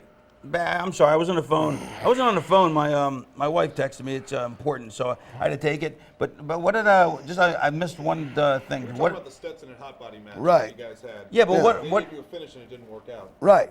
Yeah, but why did? What was so stupid about it? The finish was, it was me and Ian against Hotbody and Stetson. You and who? Ian, my former partner. Well, right there, that's just a mistake. Right. Well, the finish was at this. I've actually seen Ian walk around the ring going like this. Yes. And then, What is wrong? Before we get into that, what is the problem with Ian Rotten? That you Well, guys- just this, there's so many levels. Yeah. But here's the thing: is just on this one level. First of all, he owed me. I did a show for him, and I got my own airfare, and he owed me $400 or $500 for it. Right? He owed me $400 or $500, and then and I said, okay, just pay me when you get it, pay me in installments. Because what was I gonna do? And every time I would see him, he would be like he would give this attitude for asking for my money. Yeah. He'd be like, Raven's bothering me for my money again. I'm like, well, you fucking owe it to me, you fucking douche. So that pissed me the fuck off. And then I'd be at a show on him, and he's like, I don't have any money. I'm like, well, then let me get you whatever your payoff is. Give me a piece of that. Oh no, I'm not getting paid or this. So that pissed me off. And then the final thing though is I've actually seen him in matches get color walking around a ring just going like this. Yeah. I mean, that's just, come on, that's just ridiculous. He on never. so many levels. He never. You wonder what? Look, when we do. I mean, everybody gets here. I mean, I don't mind if you get caught, but Yeah. I'm saying, but just walking around, going, hey. Not even caring about your craft at that point, Yeah. just to bleed for the sake of bleeding. That's not caring for the craft. And when we'll be taping another video or DVD, and we'll go into this a lot deeper with me. But on so many levels, he is completely just everything that's wrong about the business. And after being around for 15 or 20 years, you'd think he would know better. He has. Look, I've burned bridges and have heat with people in my own fault. I'm outspoken, obviously, and I've done things and have said things that people didn't agree with. But this guy just blatantly he still owes him money. No, I know. At any rate, you can ask anyone in the wrestling business that's been in contact with him, and the answer is I hate that guy. Although I will say though that we seem to have come to an understanding, and we get along okay though. You know what I mean? So I don't hate him like I used to hate him. You know what I mean? Now I don't think one way or the other. You know what I mean? So, and maybe that's just because I don't hate anybody anymore. I just don't have the strength to. It's just that everything that I have tried to, and as we alluded to earlier, it's an uphill battle for me to continue to try to get over and stay over. You feel like Sisyphus pushing the rock up the hill. Yes, because he is, the association is so close because of the names. And it's Right. Axel Rotten, Ian Rotten, and it's my fault because I came up with that. And Yeah, why did you make him your brother? I did, and when I asked him to cease and desist, which of course he wasn't going to do, after. Well, now he has a different gimmick though. Yeah, he's running from everybody because he owes everybody money. No, he's like a hillbilly gimmick or something with the clowns anyway. Oh, he's still the same name, I think. No, it's a different name. Oh man, that would be different the name. blessing in disguise. Not even Yeah, in but disguise. why did you guys become partners in the first place? Oh, out of necessity. It was I was going back to Texas to work after Global had pretty much fallen apart. They were still running every week at the Sportatorium. They still had some little bit Yeah, of weren't TV. you like the Kongs though or something? Or? No, the Kongs were the Kongs, man. Who were the Kongs? Two big fat dudes, meat and potatoes. They used to be called. That was their gimmick, meat and potatoes. The fat boys. Okay, wait. Okay, hold on. There was Awesome Kong and King Kong. They were just two big fat dudes. I always thought that was you guys. Dude, Seriously. I'm not that fat. But no, I For didn't God's know. sake, man. No. You're missing my point. I'm saying I just thought that's who you Was were. I Bastion Booger and Fryer Ferguson too? I mean, Jesus No, I Christ. never saw him. I'm saying I never saw You those see me guys. fight Hogan at WrestleMania? Bundy was my name back then. No, what a cage. you know what? I take back everything I said at the beginning of the tape. No, what I'm Edit saying is that. I never saw the Kongs before. Oh, okay. That's what I'm saying. I never saw them. I just thought that's who you guys Because we were. were big and fat too. But no. So wait, so there was what, Awesome Kong, and there was King Kong, and there was Ian Ping Kong. Kong, And Ian Kong. So we got together out of necessity because I was. But you're doing Independence, right? Right. Let's go back. I actually don't really know this history. Okay, too well. so we're doing Independence in Maryland. You and who? I'm you just by yourself? I'm running those little shows there. Is Remember Axel Rotten? MEWF? You were there. Right, you- yeah, I know. Way back. This was But you weren't running before them then. back then. No, I was running something different before Who then. broke in? Who broke in? Jim Leon and Joey Mags. Jim Leon broke you in and Joey Mags? You know this. You were there back in like 1987 at the gym up in Baltimore. I know Jim. I know Jim because when he got killed, Jim was like one of the first people. Like, I was supposed to be at his became house buddies when with. he got shot. That's right. I was supposed to be there. He was one of the first people I got friendly with when I got into business. And he used to claim his uncle was the great Mephisto. Yeah. Yeah, and then Which was totally a lie. Jumping Joey Mags, never say diet. Little meatball. It's a long story. Both are dead. Irony is that let's not speak bad of Joey. Joey's a good guy. Yeah, Joey was a really good was guy. a good He guy. was a meant great well. guy. Yeah, but I used to try and get him into Portland, but he wouldn't leave. He wanted to stay, with the and he needed to leave to come back. Even at that stage of my career, I knew you had to leave to come back because he'd never see him as any. And that was like late 80s. That was, wasn't it? I mean, we're talking about 88, 89. Yeah. It was back when I first broke into 87, But anyway, 88. so I didn't know they broke you in, though. Yeah. And so they broke you in, and then what? Well, we're just doing the indies. That's so crazy. How about that? Yeah, I mean, they're talking. I was 16. How old are you now? 38. Really? Yeah. All right. So I was 16 at the time, and I met Jim. So you, what year did you break in? 87. And I had my first match in 88. Really, it was my first match. I started training in 87. Really? Yeah.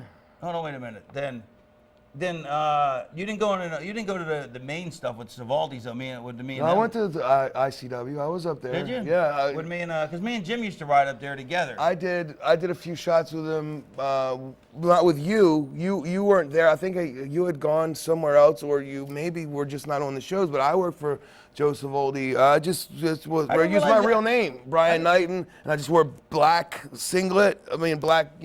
Looked like Joe. I looked like Crusher Blackwell. I didn't know you had started the same time as me. Yeah. I don't count until 88. I went full time. So That's when what I started my say career. too. Yeah. Yeah. But I didn't know. But 87 I started training. Exactly, same thing. Yeah. But I only trained for a month. It's a prodigy. It's a prodigy.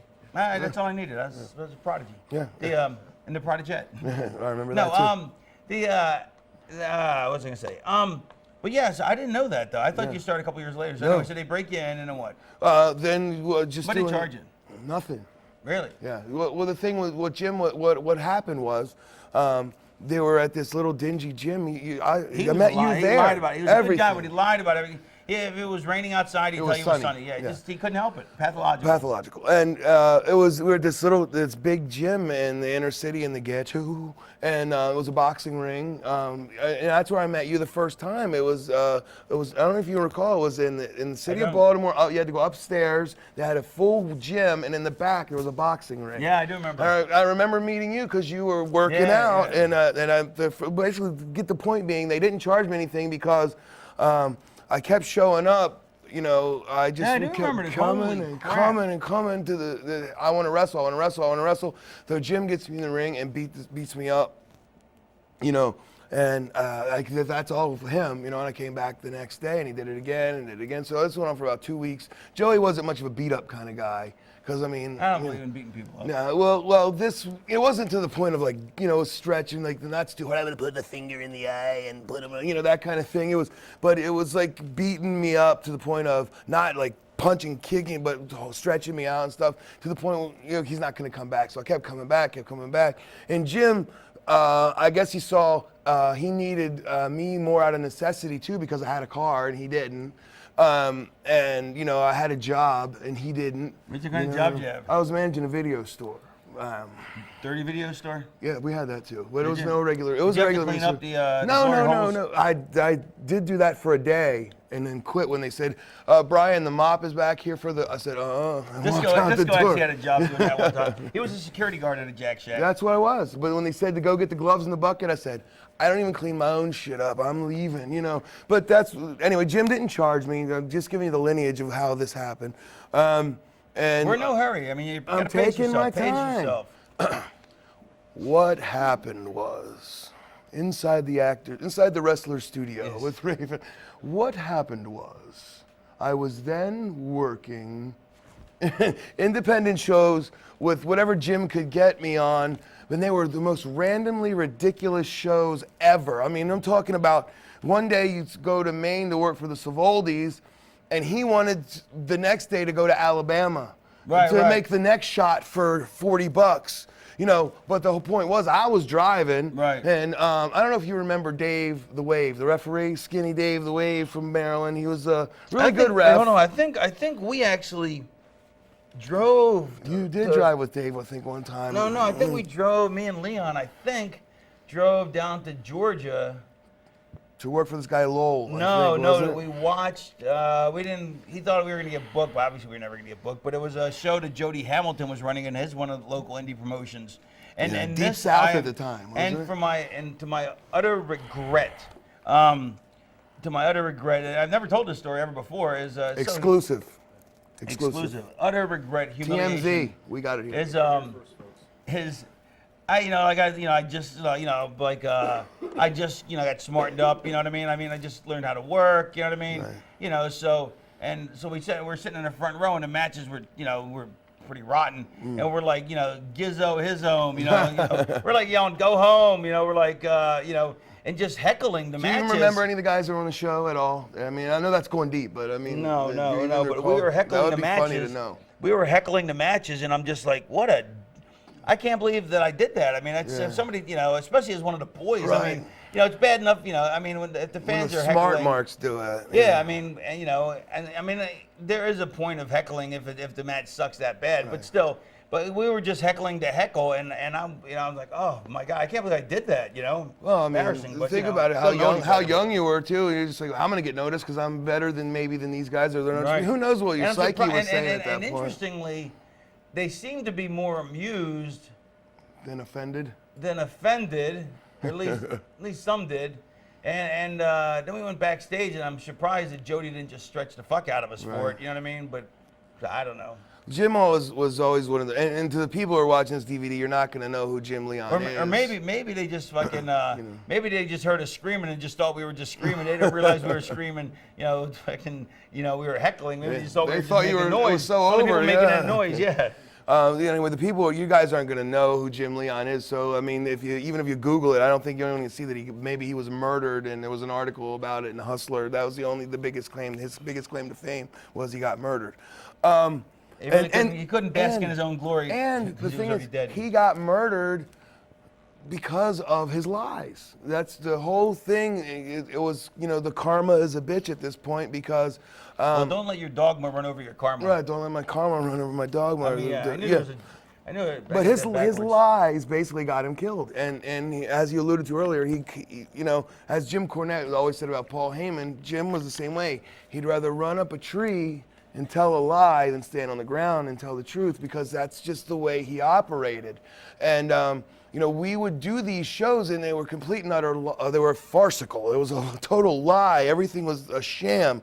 Like I said, we'd go to Maine and then the next day he'd want you to go to Tallahassee, Florida, and this was gonna be great. The paydays or the transits paid for. I'd get there and, myself and Dave, the guy, the referee, we would be paying for the gas and the food and everything. And lo and behold, at the end of the trip, there was no payday. There was probably a payday for him, but was probably $75. The show we did, we didn't even work. I mean, but these he was actually on. Right. And by the time I had gotten to the point where I had smartened up to where I was like, wait a minute, he's basically just using me to, and I basically confronted him about it and said, look, I'm done with you. This is it. And I don't need you to. Oh, you're being disrespectful. I said, you're being disrespectful. You're basically just using me as a ride and some money.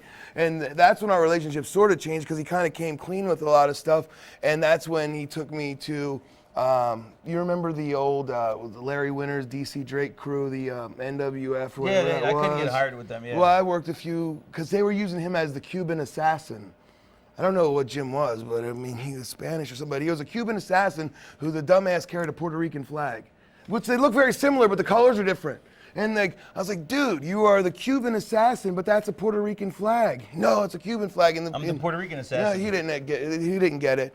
But that's the point with him was he got me to the point where, and had he not been murdered, and it's strange. I may not have even become what I am now, or had the chance, because I was still trying to be respectful to the guy that trained me, even though I finally realized what he was, which was a total liar and a sham artist. Right. But I still didn't He's a want nice to. guy, though. Yeah. That's once we had an understanding that I knew that. Mm-hmm. We became great friends, and we then worked, and I knew what we were getting paid and what we were doing. Right. But until that point, he used me to get him free ride. Right. But and had he not been murdered, I might not have ever gotten the chance to do what I've done, because I might have stayed with him in his shadow and helping him out until I got to the point where I couldn't take it anymore.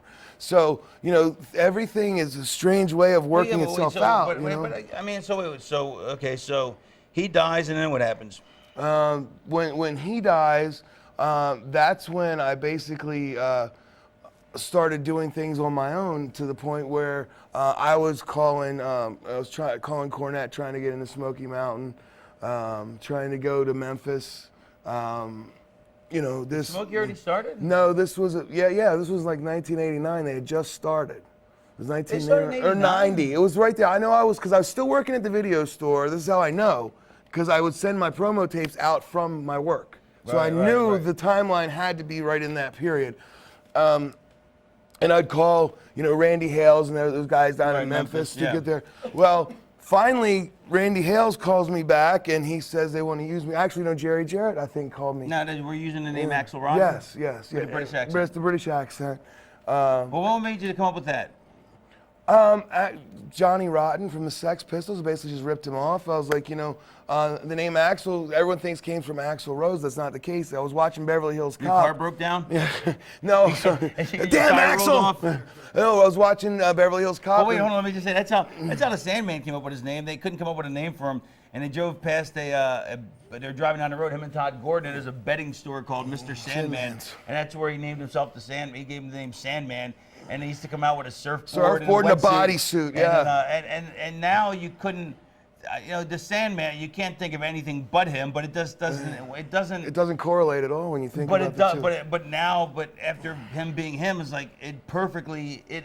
That's what the Sandman should be, except that it doesn't. It doesn't make sense. It wouldn't have. Yeah. It shouldn't make sense, but it makes perfect sense. In Bizarro World, it all comes together to make sense with him.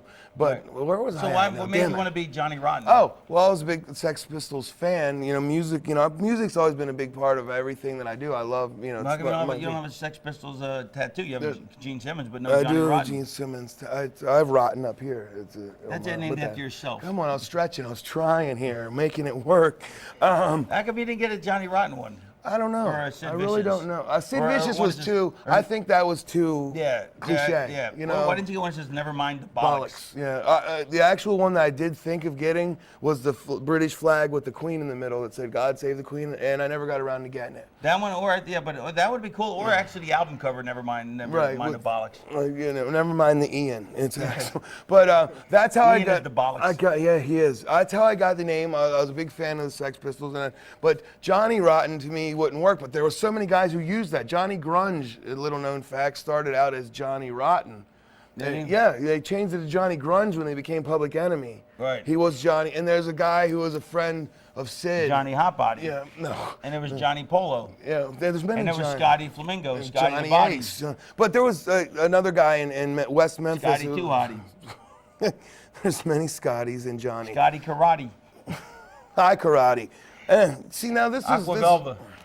Brute by Fabergé. That's it. Stops right there with Brute by Fabergé. Anyway, the Johnny Old Rotten. Spice. No. Do you know how many flavors they have now? That's their new gimmick. They have like so many different scents. Johnny Rotten put was. a man I'm like you, trying to keep it on point. Why? Because there's something we're talking about wrestling a little bit. That's all we've been talking about. Well, now let's talk about fragrance. What are you wearing today? I don't wear any scent. I don't wear any scent. I have natural pheromones that smell amazing. It's You smell like an open grave. That's why I'm that? getting closer.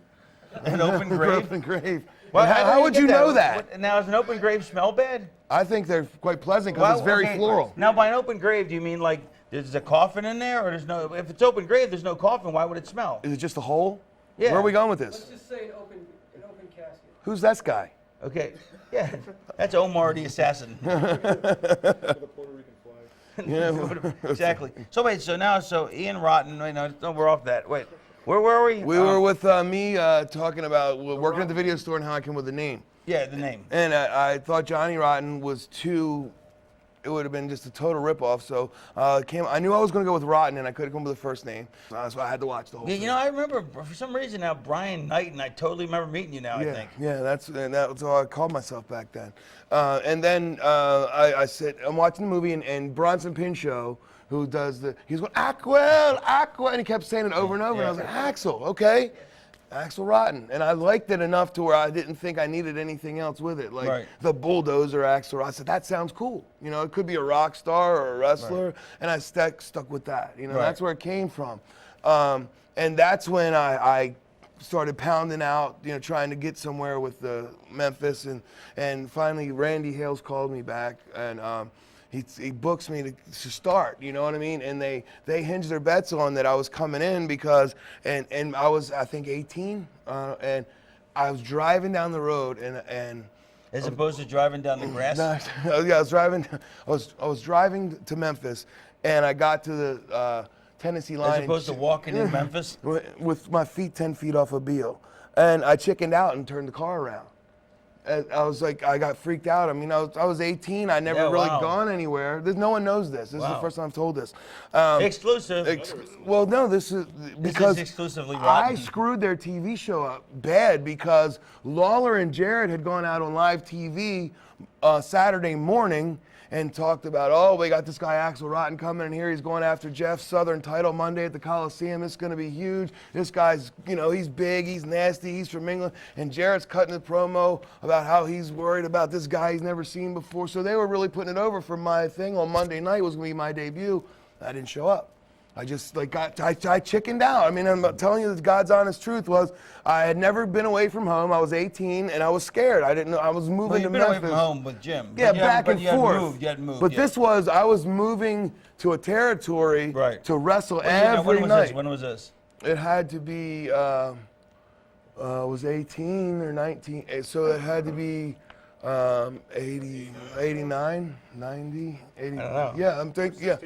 Yeah, so yeah, it was 89, around 89, and that was my first chance to go somewhere, and I kicked myself in the ass, you know, still to think about what would have happened, coulda, shoulda, woulda, but, you know, I turned around and I came home, and I found out that I really screwed the pooch on that one because I was supposed to win the Southern title on Monday night, my first match in, because I was going to beat Jeff, who was going to take a little break, and then put me right with Lawler. So they liked me enough to put me right there. And, you know, my own apprehension screwed me because, you know, So what happened? I went home, went back to the video store, and I just kept doing the indies around the East Coast, you know, in Baltimore. And then what happened? And then... I'm saying, so where did you go? Didn't you finally go to Memphis? Yeah, I did. Going back to with Ian, he came to the gym and wanted to wrestle, so we got him wrestling. He originally 6 degrees of separation with Memphis. He started wrestling. Kevin Bacon? He did, and he started wrestling as Johnny Lawler. You know, that was his gimmick, because he looked a little bit like when he was younger. He looked like a little younger Lawler with the goatee, just a fatter one, much fatter, and. So I called after the global run in the beginning, when I was there at the very beginning, then you came in. Yeah, tell me about that, because I don't know anything about that. Okay, well, at Global's inception, I was one of the first guys there. It was like the first, how? I'll tell you that. This is a very interesting story. I was running a company in Baltimore called Universal Independent Wrestling. And we had a TV show that aired on WJZ, ABC affiliate, late nights, Sunday nights at 1:30 a.m. Now, our competition, WCW, had that main event show on the whatever affiliate it was back then. But just as in Memphis, our local show kicked their ass in the ratings because it was local, you know. Right. It became a nice I don't little buy that. well, it's the truth. A nice little they like that localized market. I don't buy it. You know, it's true in Portland and everywhere else. That's how it worked. You know, I don't buy it. I don't buy anything. I don't know if your show gets better ratings. I've seen it. Okay, so anyway. A curmudgeon? Great. But he backs you and you fucking kill him. I know. Just boom. Rake the eyes. Anyway, so wait, so So how did you end up in Global? So we're running this show. I'm putting this little TV show on every week. And the announcer, Craig Johnson, who announced for Global, do you remember him? The tall guy. Scott Hudson? No, he was Scott Hudson. Craig Johnson was before Scott Hudson. Tall guy, dark hair, glasses. There was no Global beforehand because Pedicino started Global. Well, I was there, so I can tell you. No, I'm saying, but it was something else, though. Yeah, it was world class. Right. Right. But listen to me. I'm telling you how Did it you go when it happened. was world class? No, it was Global. The very first Global show. But here's what happened. He's asking me, and I'm trying to tell him, and you're telling me I'm lying. And Craig Johnson lived in Gaithersburg, Maryland. So he got the show. He saw our TV show. Right. He was the fan? contacted me via... I don't know how he got a hold of me. Who cares? Well, you did. You asked me. He How did I get to contacted you. Global? He contacted me. He came to one of our shows and he said, "Hey, you're doing a TV show. Can I announce? Captain Obvious. Can I announce a match? I'd love to announce a match." I'd say, "Sure. Go right ahead, announce a match."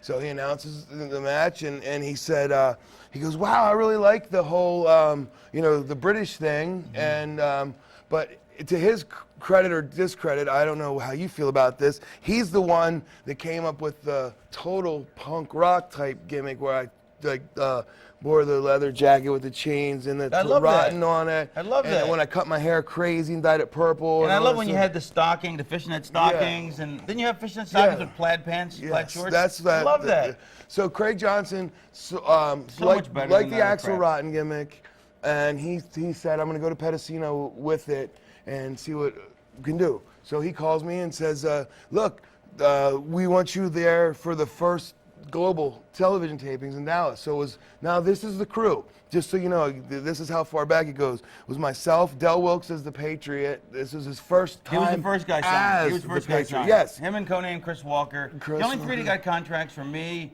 Patriot and Conan and Chris Walker, and then they also then X-Pac got one. And Bagwell, the stranger, right? Bagwell didn't get one. Okay. Well, before you guys came, there was us, and it was me, Rip Rogers. He was there when I was right. there. Well, I was done at that point. Rip Why Rogers. did you get done after one taping? I did 2. Why was that? Why did it take me 3 tapings to get there? I don't know. You can answer that. No, I can't. I mean, I really can't remember. All I know is I was brought in to work with Adrian Street. They brought me in as the British Commonwealth champion to feud with Adrian Street. I vaguely remember this, I think. And I wrestled Adrian Street and the young upstart Chaz Taylor, son of Tugboat Taylor. Very talented individuals. And very marked. So that's how I got to Global was Why did Craig you go Johnson. after 2 episodes? Adrian Street quit, and they stopped flying people in at this point. They started doing it again, and Pedicino said, "We're going to bring you back in." Well, it didn't matter because that's when Magnum called me, and I went to WCW for that drink of water. Just that quick little Wait a minute. So, wow. So wait. So you went to, I'm trying to think. So, okay, I must have been in, was I in Portland? And I moved from Portland. I left Portland. I was working Georgia Independence. Right. And then they called me for Global. When you went to Global, I went to WCW. Oh. And Interesting. Because I don't ever remember seeing you on. 91. Because I don't ever remember seeing you on WCW, and that's why. Because you were there when I was in Global. Right. Because I was also a male stripper in Atlanta. There's great money in it. Well, I would only dance for women. I mean, and I have nothing against guys that dance for guys, but back then, there was a huge business, for men dancing for women back then, before the economy took a dive. But I used to bounce at a bar where I made a fortune because they actually wanted the first night I worked there, it was at Underground Atlanta. And because I had to supplement my income, because Global was paying, what was that? Oh, I was getting $75. I was on top, so I was getting $300 a show. Yeah, I was saying plus $300 a week. Yeah. Is my guarantee, my contract. And then we do 1 taping a week, so I'd make $600 a week. So I supplemented that with to Pedicino's benefit, he did pay me decently. He was cool in the beginning. You know what I mean? So anyway, the bouncing the Underground Atlanta, and the first night I take the covers. So I'm taking all the the cover charges, and they go, "How much we make?" And I go I don't know, say $3,000. They go, "Oh my God, this is like You weren't skimming? 10 times than we ever made. This is the greatest night. You know, they're like, man, it shouldn't be that high. I'm like, oh. And at some point, I know, I was a doorman too. And the next night, the bartender comes up and goes, hey, give me $100. Yeah. So I'm like, hey, here you go. Yeah. So then I was like, ooh, it's a money game. Yeah. And then I used to walk home with like a couple $100 plus get drunk for free. It was awesome. I did that too. I was a doorman doing the same thing. They were like, I was honest the first night. You know. Yeah. Like, well, how much? And that's when I learned. But Here, let me talk to you. I've been a bouncer like my whole career before that. Like, But a doorman is different when you're collecting the money. Like I used to be. What I would do is I'd let people pay me $20 to cut the line. Yeah, sure. You know, so I would always do that because I was the head bouncer in like the hottest club in West Palm Beach. Exactly. And so I'd let people $20 cut the lines. I'd make a lot of money doing that. And and of course before that I was a floor guard at the skating rink, which is like bouncer training. Bouncer in training at the skating rink. BIT. Before you get to the Okay, so then you went to WCW. See, for some reason I always thought you guys were the Kongs, but I guess not. No. But how did Ian get involved? Okay, so we'll backtrack to get to Ian. What happened was the first run through Global was me by myself. Right. Okay, then I'm a little sketchy here. I went to the WCW off of my first Global run because not because of my work, because of my promo. What happened was, I'll tell you the story. Jody Hamilton. You were like 400 pounds then, right? Yeah, it was You were huge, ridiculous. right? It was ridiculous. I was like 360. I was big. Which is what but I was very but I was very young, so I looked like a little pudgy kid. I mean, when I go back and look now, I don't know how anyone could think this was a bad punk rock dude because I was a dough-faced little pig kid with a puffy cotton top hair. Right. I didn't look tough at all. But I guess back then I thought I did, and they must have thought I did, but I didn't. It was nothing. It was ridiculous looking. So how I got the job with WCW was I was cutting a promo with Pedicino, and Jody Hamilton happened to be watching it at CNN Center or whatever, and he said he was sitting there doing his work, and he heard me and looked up and just wrote my name down and thought I cut a hell of a promo. And by luck of comedy of errors and tragedy, they fired one-man gang. They needed someone to work with PN News, and they didn't care how well I really worked, because at this time WCW was in the toilet. You're talking about drawing 800 people at the Greensboro Coliseum. It was terrible, no houses. But they just needed a fat guy that could talk to work with PN News. So you had the rap master versus the punk guy.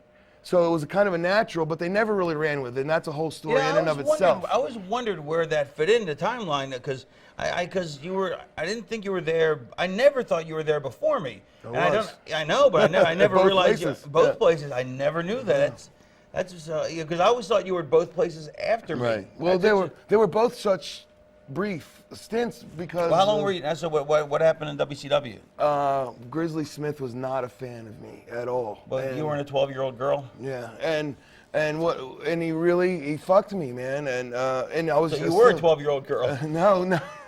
If I was a 12-year-old girl, he would have fucked me. But he didn't. He didn't like me. PN News was, I think, his thing. He really liked that whole. I don't know if Dusty did. I don't know if he was Dusty's gimmick. Dusty was going to make it get over no matter Yeah, what. well, Dusty loved me too. Together, he thought that was a great thing. Because I was like I was a Dusty clone, except you know. I didn't talk like this yet, baby. I was working on it, man. I took a fucking towel and rubbed that shit. Yeah, Dusty brought me in. He was had huge plans and kiboshed my plans. Well, Dusty had big plans for the PN News Axel Rotten feud with the punk rocker against the rap guy. It was a natural. It was just it was very easy. We get to we're doing the TVs. We go to the Georgia Mountain Center. I squashed Joey Maggs, ironically enough. How did he take that? He hated it, and I got heat. I'll tell you about that too. Well, don't just tell me now. Magnum comes to me and he says, "Look, I need Mega you." May? Mega May, baby. Let me tell you, Magnum TA out there, the Maccas team, Jack. Let me tell you, we went out there, and Magnum pulls me into the office. And he pulls Joey. Let me just cover for a second. Dusty had such a great rhythm to his vocals. It was all a mantra, baby. The chant. It was like the monks. They could know what he was saying all the time. Baby. You know, and the whole thing was, I guess he has a lisp, but he covers it with that, I guess. He really overdoes it when he becomes the Mac and Dream. It comes out like this, but when he talks, it's not as pronounced. I don't know, but I mean, so fucking brilliant, though. You know, the incredible. cadence and the rhythm, but just the way he speaks. You know, It sucks you in, and you can't not watch. You can't look away. You know who else? You know, completely different vocals. But two of my favorite people are Cartman and Stewie. Stewie is like, oh yes, it's just incredible. But I love Cartman. Cartman fucking he said no matter what Cartman says, I laugh. You know what I mean? It's the delivery of no matter what it is, the delivery is funny. Yeah, just because he. You got to be recognizable. You got to have a recognizable voice. I mean, you don't have to, but it certainly helps. I mean, you know, if the boys can do an impression of you, you know, that's always a good thing. It's a good compliment, yeah, to say the least. Unfortunately, the boys can do an impression of me in the locker room, but not my TV. My TV voice is kind of. I wish I had a deeper voice, but. Well, I always have what I call my wrestler voice, you know, which is. I used to have let the me tell you that whole thing. Yeah, well, I used to talk deeper, but I forget to half the time. Me too. It's like I forgot. Well, it's scarier. I just forgot. That's what I forgot. Yeah. Yeah, I guess that. You know what? I guess that makes me the British accent. You know what? I can understand it more that way. Philly. That's what became irrelevant. I would still bring it back. I still can. That's the whole point. I know. If I were to show up on TV somewhere now, I could be a different guy, and if I needed to be. Because that's why I have an idea. I'm fully confident that I can reinvent myself to the point where, after 20 years of being Axel Rotten, I can make people forget. I think so. Right, but you know, but I totally agree, and I got ideas. But anyway, so tell me how you got heat for Joey Max. All right, we're in center stage doing TV, and Magnum pulls us into the room, and he said, "Okay, this Axel, Joey, Axel's squashing." Were you shitting yourself? No, I was. Because it's Joey. You mean not because it was Joey? I was shitting myself because I finally made it to. Oh, this is your first show? Yeah, this is my second show. My first show, I squashed Chris Sullivan for TV. Just some. Oh yeah. You kind of look a little bit like Kevin Sullivan, right? He did. He had the. Right. Balding, right? Yes, exactly. And then the next was Joey. And Magnum says here, Axel Rotten, he goes, I need you to be what your name is. I need you to be Rotten. Just vile and disgusting. He said, nothing short of spitting, kicking, punching, just being nasty. So I said to Joe, out of respect, this is I should have said, all right, here's what we're doing.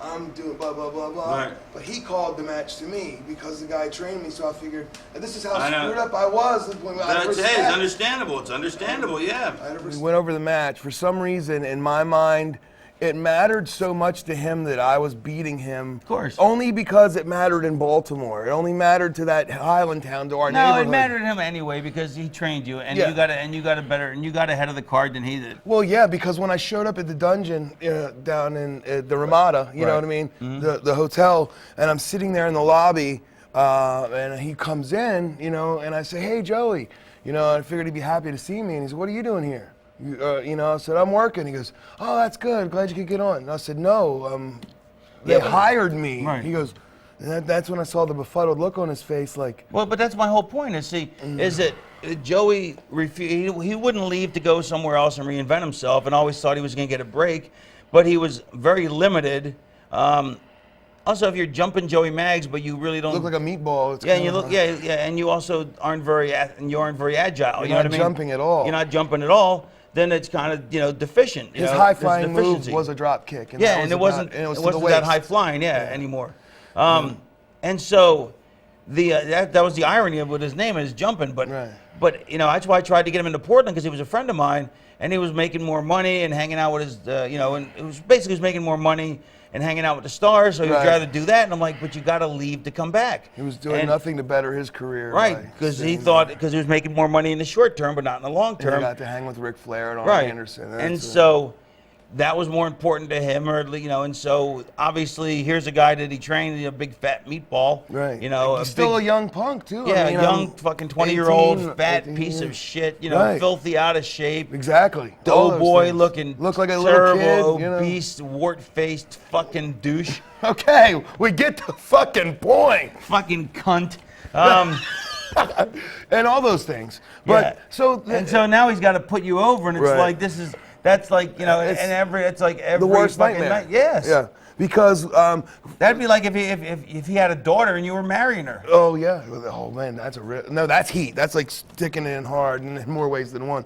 But yeah, so he sees me at the Ramada in the lobby, and this is, you know, we're bouncing all over the place here, guys. But the thing is, this is how the Ramada is the hotel in Atlanta where everybody hung out at, wherever all the out-of-towners stayed. Yeah. And they have a bar there called the Dungeon. Right. Which, believe it or not, all the out-of-towners stayed. Yeah. And they have a bar there called the Dungeon. Right.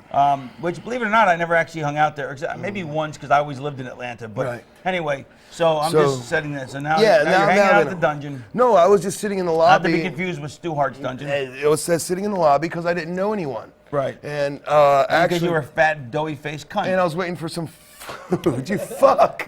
Anyway. You were waiting for some elephant ears. I was like, to fly away. My No, big no. Dumbo ass. No, the carnival treat. Oh, the food, the Yeah, big the, kind of like the dough thing. yeah, you the mean? dough, Oh, the pastry things.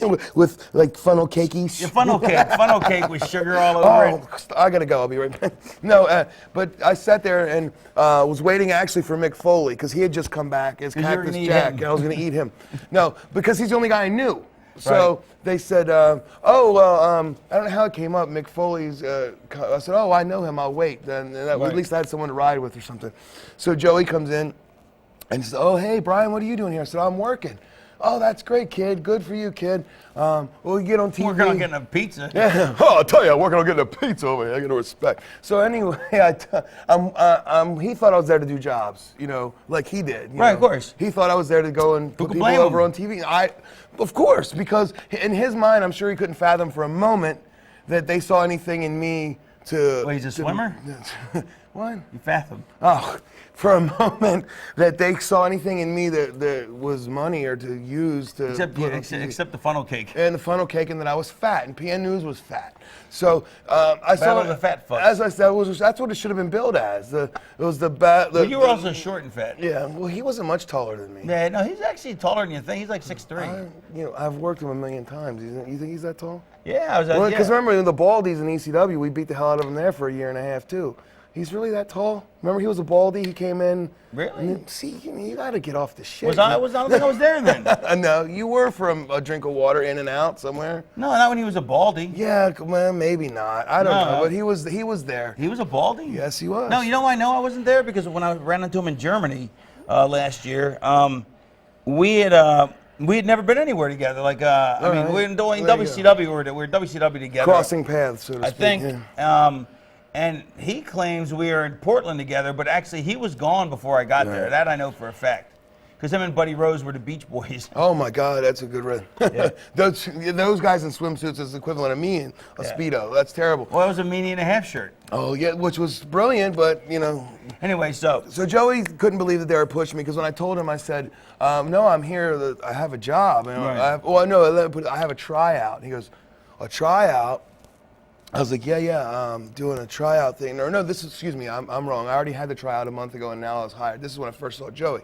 And he's like, you're hired? I said, I have a job. I said, I'm hired. I'm working a program with PN News. He goes, oh, yeah, good for you. And he looked puzzled, you know, and he just tapped me on the back and walked away. Yeah, almost like, the wah, wah, wah. Right, You could hear that playing. Now that I'm older, I realize that. But then I figured he would be elated for me and happy. Sure. Right. Because, me now later in my life, after I've trained guys and seen them successful, I'm happy for them. So I figured maybe he'd be the same. I wanted that reaction. But you really haven't trained anybody that was that successful. Joey Mercury was successful. Oh, okay. I only trained Joey. Yeah, well, I mean, I didn't train him from his inception, but helped him along the way. It doesn't count. No, and then let's see. Well, who else? Let me think. Corporal doesn't count. Hack Myers was successful in ECW. That doesn't matter. I mean, they were okay. Yeah, and there's a couple. I'm just fucking with you. Fine, I'm trying to. But I'm trying to think though who you did train though. But anyway, I was just saying that the point of the matter is he wasn't at all happy that I had taken my dream and now where I wanted to be. You know what though? It would have been the same as if when your career was like when you were in ECW and you were being phased down before you got risen up again.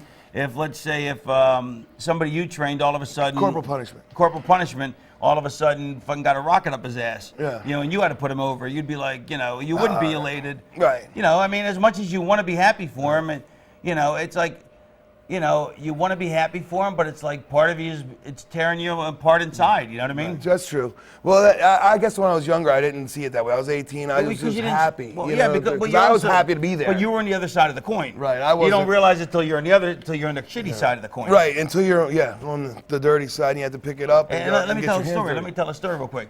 When it's kind of funny. So I was Scotty Flamingo, and I had. Well, I'll be the brought me judge of in- whether it was funny. You can tell the story. Dusty had big plans for me. Dusty tells me this, blah, blah, blah. Long story, but long story short, too late. Anyway, so Dusty had these big plans for me, but Bill Watts came in and put the kibosh on him. And so I was getting basically jobbed out, which is fucking killing me. You know what I mean? Because, I was in Portland. I was a big star, you know what I mean? And I thought my career would only go higher. I didn't think it was going to go down, you know what I mean? And I wasn't even making any money, so it was worse, you know what I mean? So they brought in the Cole twins, and me and the Cole twins became really good friends, right? The blonde kids? Is that the The blonde Keith and twins, Cole, yeah. whatever they were? Yeah, I remember. And I was those even guys. in one of their weddings. I don't remember which one, because they're Keith and Kevin, and they're, Keith and Cole, I think. No, it was Cole. The last names were Cole. Keith and Kevin, or something. Kent, or something like that. Yeah. Ken. And I was in their wedding, and one of them's wedding, and really good friends. And I remember, and we actually had Count Chocula ties. That was the wedding, the ties we had were like Count Chocula wore. It would be better if it was a bow tie. Yes. No, it was awesome because it was a Count Chocula. Oh, yes. that's incredible. Yes. That's great. And Tremendous. And I believe in the rehearsal, we Fargo strutted down the aisle. But anyway, so I had to start putting people over, and it sucked. I had to put over RVD, Robbie V. Zakowski or Robbie V. Yeah, just Robbie V. Yeah, I think. But I had to put over one of the Cole. No, I'm sorry. I didn't. This is actually a little even odder story. Do tell. So, but anyway, so I was really grumpy, because I have to put people over. But in this instance, Wait, let me ask you: is this your first time where you have come from being a big star in Portland and you were always going over? Is this the first time someone had said to you? I mean, of course you put people over before. No, you're really, you're getting jobbed out to the point where you don't see a future for you. Is that like the wind's coming out of the balloon, so to speak, and there's no light at the end of the tunnel kind of shit? Is that the first time? Yeah, no, I don't know who the match was, but that's what I'm talking about. When you realized it here, you're like, holy fuck, here it is. Yeah. Except, as I'm telling the story, I just realized that this actually is a slightly different story. All right, well, let's go with it. So I'm wrestling one of the Cole twins, and we set up. I set up a bunch of stuff to make them look good. They were just out of the school and stuff, you know what I mean? Right. And I set up a bunch of stuff to make them look good, and and I forgot the stuff, right? Ugh. I totally forgot the couple spots. spots There was you mean? like 2 spots that were supposed to be like, maybe we set up 3 spots for him or whatever, and like 2 of them I completely forgot, right? And I forgot, and we get to the back, he's like, he goes, I guess that's, I go, wow, he goes, man, he goes, you really, showed me the business, huh? I'm like, what are you talking about? He goes, you forgot we didn't do those spots we were supposed to do for me. I'm like, dude, I'm so sorry. And he really, it took me a while to convince him, but he really believed that I actually old schooled him, you know what I mean? And sandbag, which I wouldn't do anyway, and I felt so I'm in the guy's wedding, you know what I mean? Right. And it's like, he's like, man, you really fucking gave me the business. And I'm like, man, I'm so, I didn't. And I really didn't. But I also have nothing to do with the Cole twins. Like bodybuilders always say, if you don't train your legs, your whole body doesn't grow as well. Yeah. You have to train legs, you won't grow as well. Well, I always disagreed with that. I said, you don't need to train legs if you train, and I always wanted to prove that. So one of the Cole twins, they're twins, one of them had broke his leg or something. Right. So he couldn't train legs at all, but he still trained upper body exactly the same as the other guy. And after 8 weeks, 10 weeks of being in a cast, both were still exactly the same size. So it proved that you do not need to train legs your hypothesis to make your whole has body now become grow. a theory. Yes. It works. It works out. All right, so now back to the lecture at hand. Now to the joke. We're talking to Magnum about the match. Right. He wants me to be Axel Rotten to the utmost, pissing, shitting, And cussing, pooping. and being a bad guy. Joey said, "Let's go over the match." Joe's like, "I got you, kid. I got you." So we're in center stage. He's like, "We're gonna do this, and this." I bet you remember the match too. I do. But don't tell the match. Lock up, push off. He takes a bump, lock up, push him off again. He puts me in a headlock. I shoot him off. He ducks the elbow, gives me a flying body press. I kick out. He gives me an arm drag. I come up, rake the ice, and I start beating the shit out of him. Right. Right. And that was it. Into the heat. Then he goes for his little drop kick. I hold onto the ropes. He takes a bump, boom, I pick him up, body slam him, splash him, 1, 2, 3. You know, big Splash from where? Off the top, that was the finish. That was your finish? PN News and I both did splashes. Okay. His was the rat match. That was going to be the... Okay. Well, and here's where the heat came in. Right. Now, in my mind, You should never lift your feet in the beginning for the cross body.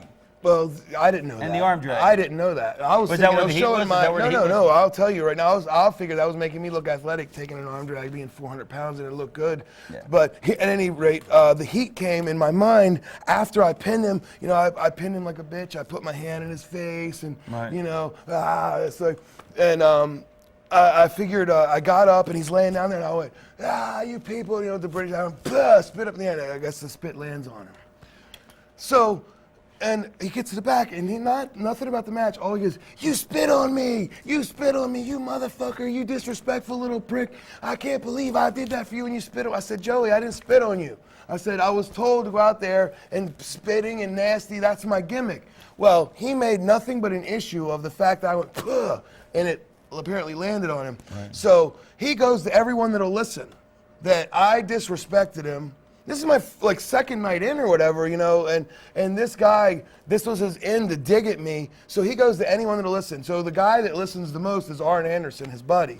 So later on, Arn Anderson comes up to me talking about how he's going to kick my ass and beat me up for spitting on his friend and disrespecting him. I ought to take you out right now and beat your ass. And I'm saying, like, I'm 18 years old. I'm trying to be respectful. I said, Arn, he trained me. He's my mentor. I would never disrespect him. I said he called that entire match to me. I didn't. No, don't talk to me, you disrespectful motherfucker. He was drunk too, probably. Yeah, yes, he was. Oddly enough. Now I'm 38 years old. I would have handled it differently. Right. But then, what am I going to do? I'm in the bar full of. There's Michael Hayes. There's Ric Flair. There's Arn. He's yelling at me. Right. Am I going to hulk up and rip off my shirt and beat his ass? No, of course not, because he's Arn Anderson. Right. And that would have been nail in the coffin no matter what. Right, so what'd you do wrong? Apparently spitting on Joey was the end-all be-all in his eyes because it was disrespectful. No, I know, but I'm saying, so what? What did I do after that, you're saying? So after he's yelling at you and I just kept apologizing. Right, of course, that's I all you said, can Arn, do. I'm sorry. I said it was never meant to be disrespectful. I said that as soon as I came back. When he started yelling at me, I said, I didn't use these words. I said, but to be quite honest, I was befuddled as to why he would take such an offense to me being Axel Rotten. That's who he was. That's what Magnum, the last thing stuck into my head is, spitting, nasty, mean. Right. So that I thought, I figured I'd go, you people are nothing, you know? Right. And that's what he fixated on. Not that I did the match exactly as he wanted. I listened to everything he said. Right. So my chance to shine, I listened to him. Well, what would you have done different in the bar? You said now. Oh, I would have, now, if it were now. Right. I would have said, you want to step outside? I would have kicked his ass. But then I wouldn't have. Right. But I mean, my whole theory on it then, I couldn't have been disrespectful to Arn Anderson because you have to, again, let me preface, I was 18. I used to watch wrestling as a kid, of course, no more than 5 years ago. And this is the Four Horsemen. Right, you know, I know that, but I'm saying, but. So what would I have done differently now? I would have said exactly what I said to you. That I would have said, he's my mentor. He trained me. I would never disrespect him. But if you have a problem with it, you and I can walk outside and we'll discuss it man to man. Right. Or you can shut the fuck up. Right. Because you're making a scene and looking like an asshole. Right. That's what I would say now. Right. But, you know, then I wasn't in a position to say anything. No, like that. you did the right thing at the time. Yeah, and that's all I could do. Is Now what happens the next day? I guess, Arn, now I'm on pins and needles. Right. I mean, eggshells, because one of the top guys in one of the Four Horsemen doesn't like me. Right. And I didn't do anything other than do what I was told to do. Right. So Dusty comes to me and he goes, nothing about this. He goes, you're doing great, baby. I like what you're doing. Just keep working hard, doing your thing. I love it. You know, because when you get to the Omni, you know, we're going to show everybody, because he really believed that I could do something because I'm this. He goes, you remind me of me. You're a big man, you can move, you can talk. He goes, we'll go to the Omni. We're really going to show them. You and News, the Battle of the Splashes. That was the match. The Rat Master Splash versus the British Bomb, it was called. Right. You know, you have to splash the guy to pin him. So But that was how Right, retarded no, it was. no, I know, I'm with you. And it was a big deal. It was great. Right. You know, the Jim Herd was in charge at the time. And long story short, we go to. What did Jim Herd? He heard that I was Look, fat. it's a bunch of cows. Where? The herd? No, it's a cow herd. Jim. Of course I heard of cows, haven't Where? you? No, Jim it's a has cow it. herd. What do I care about a cow herd? I didn't say anything. He has a heart. He's not a coward. You gonna let me take my bit? No. Okay. Come on. Go on. So you're going to get me all confused again. We go to the Omni, and getting back to the whole, Dusty put what was really high on me, Grizzly Smith. No, I have to catch up for 1 second. Did you go to Magnum after the thing and say? Yes. And did you say, Magnum, listen, I got big heat with Joey over this? I mean, said- will you know? I went to after the center stage. You're in that little hallway area. Right. There's like an oval, and he's berating me. In front of everybody. Yeah, and I'm just taking it. Right. know. And so I went to Magnum, and I said, "Wasn't that what you wanted?" He goes, "That's exactly what I wanted." He goes, that was perfect. That was 5 minutes. Right. Couldn't have been any better as far as you killing him. That's what Right. I said. What he's out here. He goes, don't worry about it. It'll blow over. He's angry about something, and I thought that was it. And I think that was it as far as everyone was concerned, except Until for Joey and Arn. Arn that night. Right, and it would not let it go. And Joey, again, I believe now in hindsight that he was more angry with having to put me over. So that was his reason to fixate on that. He had to have something to make fixate it a on, yeah, reason. yeah. And Arn wanted to beat me up and the whole thing. So Dusty comes and says, keep doing good, this, that, and the other. So we get to the Omni. Right. And the night before, we're in Lakeland, Florida. And we do the match, PN News. We've been working like 28 days straight. Every night, same match. Now is Joey on the road too? No, of course not. And now is Arn talking to you on the road? No. I'm always shaking his hand, being nice, but I don't make myself obvious. I actually come in, shake everyone's hand, and sit and be quiet. Right.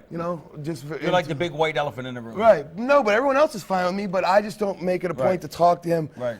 Sure. I don't know whether he actually comes up one day and says everything's fine or not. I don't remember. Later on in years, everything was fine. It was pushed under the rug, so to speak. I think. But at any point, I don't see how it could even be an issue now. But some people are idiots that way. Hold a grudge over something stupid. What's but that lump on your arm? that was a broken wrist.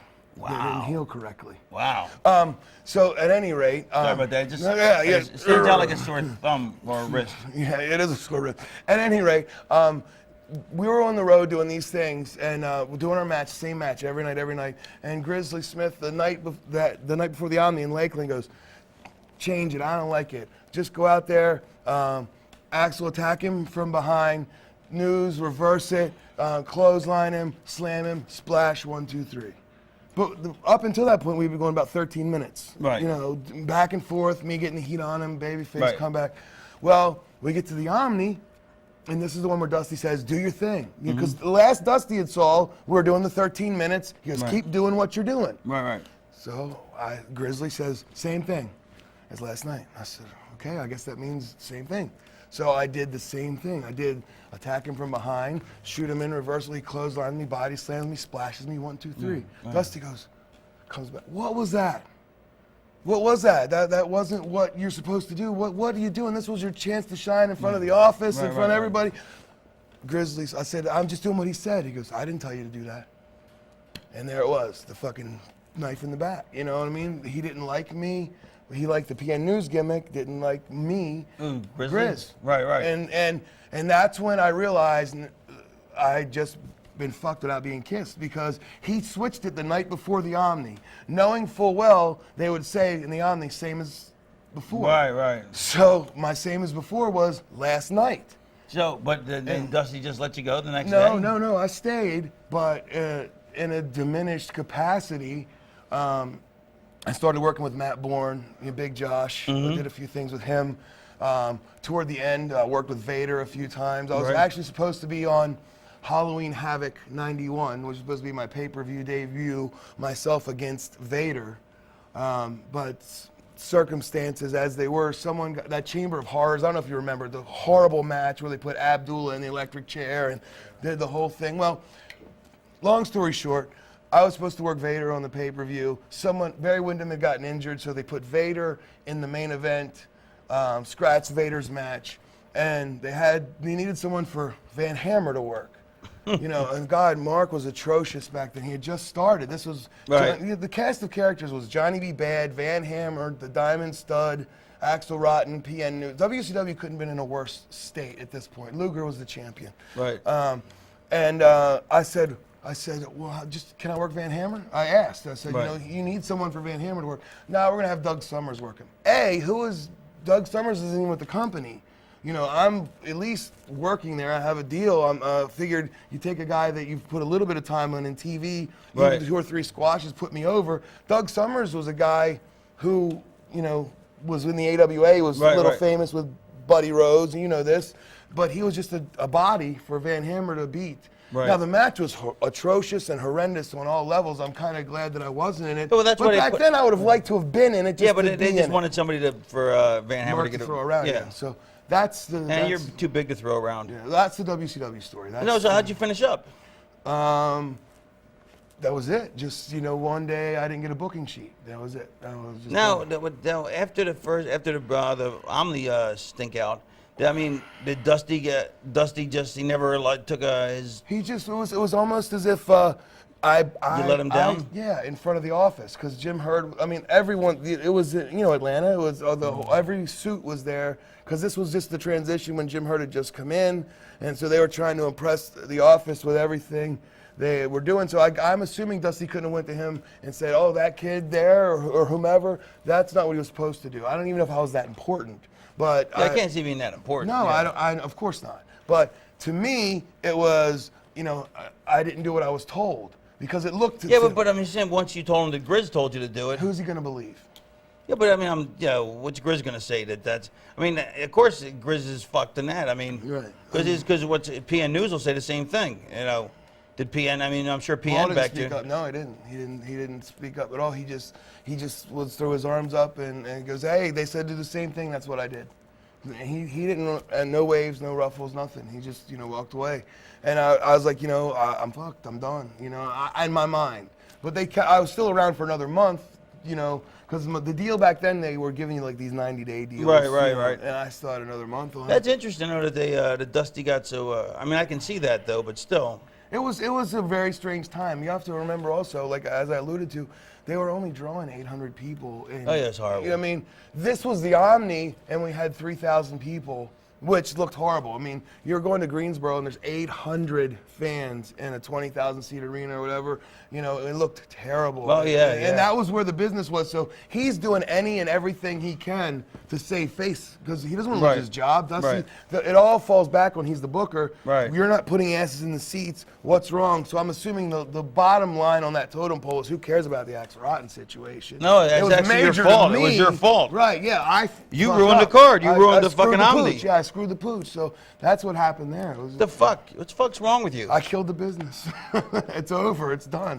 Remember, did you ever work in Memphis? Yes, of course. Remember Buddy Wayne? I no-showed. Buddy Wayne, anybody got some coffee? Yes, that's what you're never going to tell me. How'd you get back into Memphis after you no-showed him? But let me just say, Buddy Wayne says what killed the business was that when guys come and get announced, they should just walk out, and somebody says your name, you should just take a step forward. Put your hand up. Yeah, and by guys not doing that killed the business. That alone killed the business. Really? Because when I went through there, he told me that no one knew how to grab a Holt. You had to grab a Holt. You know, we don't grab a Holt anymore. That's you know what he did? Can I tell you a story? You can. Ken Wayne, his son, told me this. Fucking the creepiest thing. Fucking story. His dad told him, you know, you got to learn not to trust anybody. You know what I mean? This is a fucked up business, fucked up life. It's like a 5-year-old kid. He puts a kid up on the back of the pickup truck. He says, "Jump and I'll catch you." Right? Oh, kid jumps off.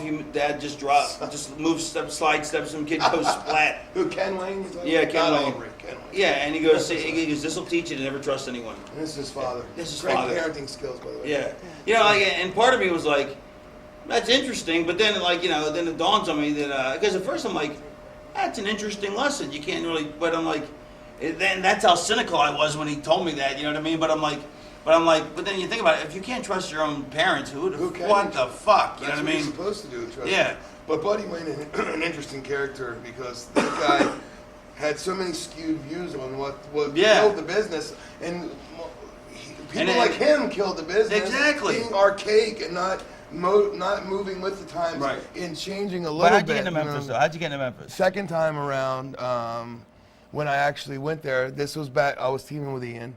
The reason, so how'd you get Ian there? Here's how it happened. We still haven't got to how you got Ian. He was training. He was Johnny Lawler. I was said, "Damn, I want to get out of Maryland. I'm gonna go back to Global. I'm gonna call Akbar." So I called Ak on the phone and said, "I'm gonna come back." He goes, Axel, we'd love to have you, but we only paying $75 a night. You know, we're only working 1 or 2 nights a week. I said, I can't live on that. So how about I bring a couple guys with me? You know, that's all it was. He was a guy who filled a spot to help pay the bills. And I said, well, I mean, first of all, Johnny Lawler wasn't going to work. You know, it just was dumb. So I said, all right. I said, well, just do this tag team gimmick. And it was no brainer. It was easy. It was just, he would be another me. You know, just that's what he was. And that's how it became. And did you not see that he was going to be who he was? I mean, no, not personality-wise? No, because he was so thankful back then because he loved the business so much. He had gone. I mean, he does love the business. Yes, but he had gone from a guy who was just working fire hall shows in front of 60 people, he was a big mark like we all were when we started. I mean, now he was in the sportatorium. I'll give him credit. He loves the business, you know what I mean? But he went from being a guy who worked in indie shows, now he got to wrestle in the sportatorium. Right, which, you're like, wow. So he was nothing but respectful and very, happy to be there. And that's how he came to be my partner, because I needed someone else to help pay the bills, pay the rent. But who else came down there with you? Dave the Wave, the referee. So it was 3 of us. It was Ian, Dave, and myself. So you basically Jim Leon'd him. No, we were all equal, because we needed to pay the rent, and so no, of course not. So they basically paid for everything and drove you around? No. Okay, so then you go back there to work for Snack Bar, Spandex Snack Bar. We worked down in there. Actually, I like Akbar. Yeah, I just always like making, Snack Bar. And Spandex Snack Bar, I thought was a good name. But no, a great guy. What a barrel chest on him too, huh? Yeah, I'm gonna tell you. Them old timers always had them barrel chests. Bruno and him, and there's a quick global story. At the time, JBL was there, Johnny Hawk at the time was what is his name, and he was teaming with Bob. I saw him there on Fox News or Fox sometime. Financial Advising or something like that. How was it? Somebody completely debunked his point. He just ran her over. Well, the quick story has nothing to do with wrestling. Ian, to talk about more heat with Ian, Ian got so much heat with JBL and Bobby Duncombe that they used to come to our apartment, because we lived in the same apartment complex. JBL would knock on the door. Hey, Dave, how you doing? Ian, you fat piece of shit. Hey, Axel, let's go. We're going out to eat. So we all go out to eat. And, well, can I come? No, you're a fucking fat son of a bitch. We hate you. And we'd leave him. Then we'd all go out to eat. And this went on almost weekly. And well, apparently something happened where Ian became What About Bob. He went over to Rod Price's house and stayed there overnight. Well, he wouldn't leave. He moved into Rod Price's couch, and he apparently some money came up missing, and we think Ian stole it. That's the story. Well, JBL and Duncombe were just livid that he would steal money from a friend. They came to the apartment, and with bang, bang, bang, open up the door. I know you're in there, you fat fucking piece of shit. So they were there to kill Ian for stealing money from Rod Price, and you got John Layfield and Duncombe with pipes, and they were ready to beat him up. That's how hated he is, and the things he's done to people. That's my global story with Ian. I mean, they didn't beat him up though?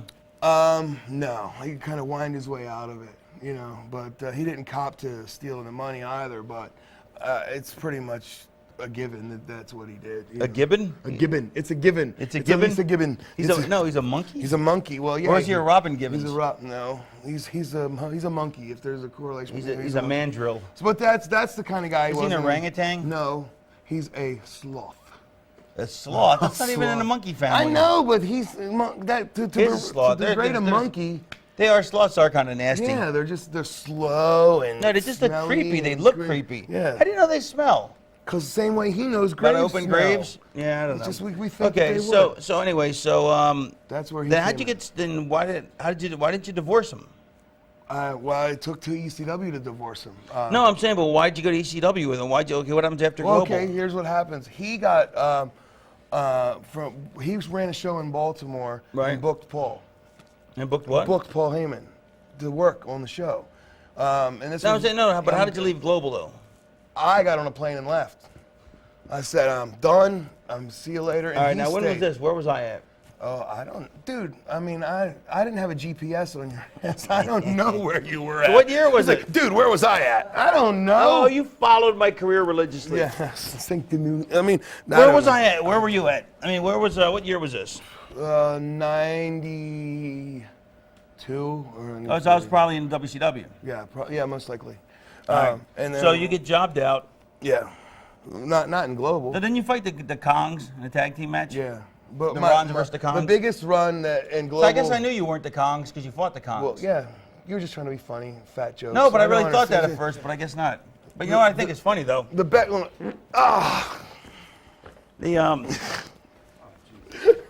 Anyway. I don't know if that was mic'd or not, but you know, the thing in global that was kind I of need more fun. water. Where's my water bottle? We got to work we worked Where's my the water column, please? Ebony Experience, Booker T and Stevie Ray. Oh, that's right. And they were just terrible at the time. You know what I mean? But I used to love Booker T in WCW. Would always go. He'd go. I'm one of the 5 best wrestlers in the business. So Disco would go. That means you're number 5. And he's like, no, I'm one of the 5 best. And Disco goes, well, that would mean you're number 5 because if you were like the 3rd, like in the top 3, you'd be I'm one of the 3 best. And it would just go back and forth. It was hysterical. Yeah, but anyway, like you were saying, I don't know where you were, but that's how I left Global and said, fuck it, I'm done here with Ian, and because he had gotten so much heat with everybody, and I went home, and he came back a couple months later, and he said his idea was he needed money, so he was going to run this big show, and he ran like this fucking independent WrestleMania. He booked like everybody, and of course, I mean like Jake Roberts, Mr. Hughes, Greg Valentine. I mean, he had everyone that was pretty much not under contract. Did he pay him? No, of course not. And that's where the point is. He tried to give Curtis Hughes a check, and the line I still use to this day, and the people that were there, they pop for all the time. He goes, the big cat don't take no checks. He wouldn't Curtis, but the big cat don't take no checks. And he wouldn't take the check from me, and I wouldn't have either. I mean, it was like a Paul Heyman check at the time. It would have bounced all over the place.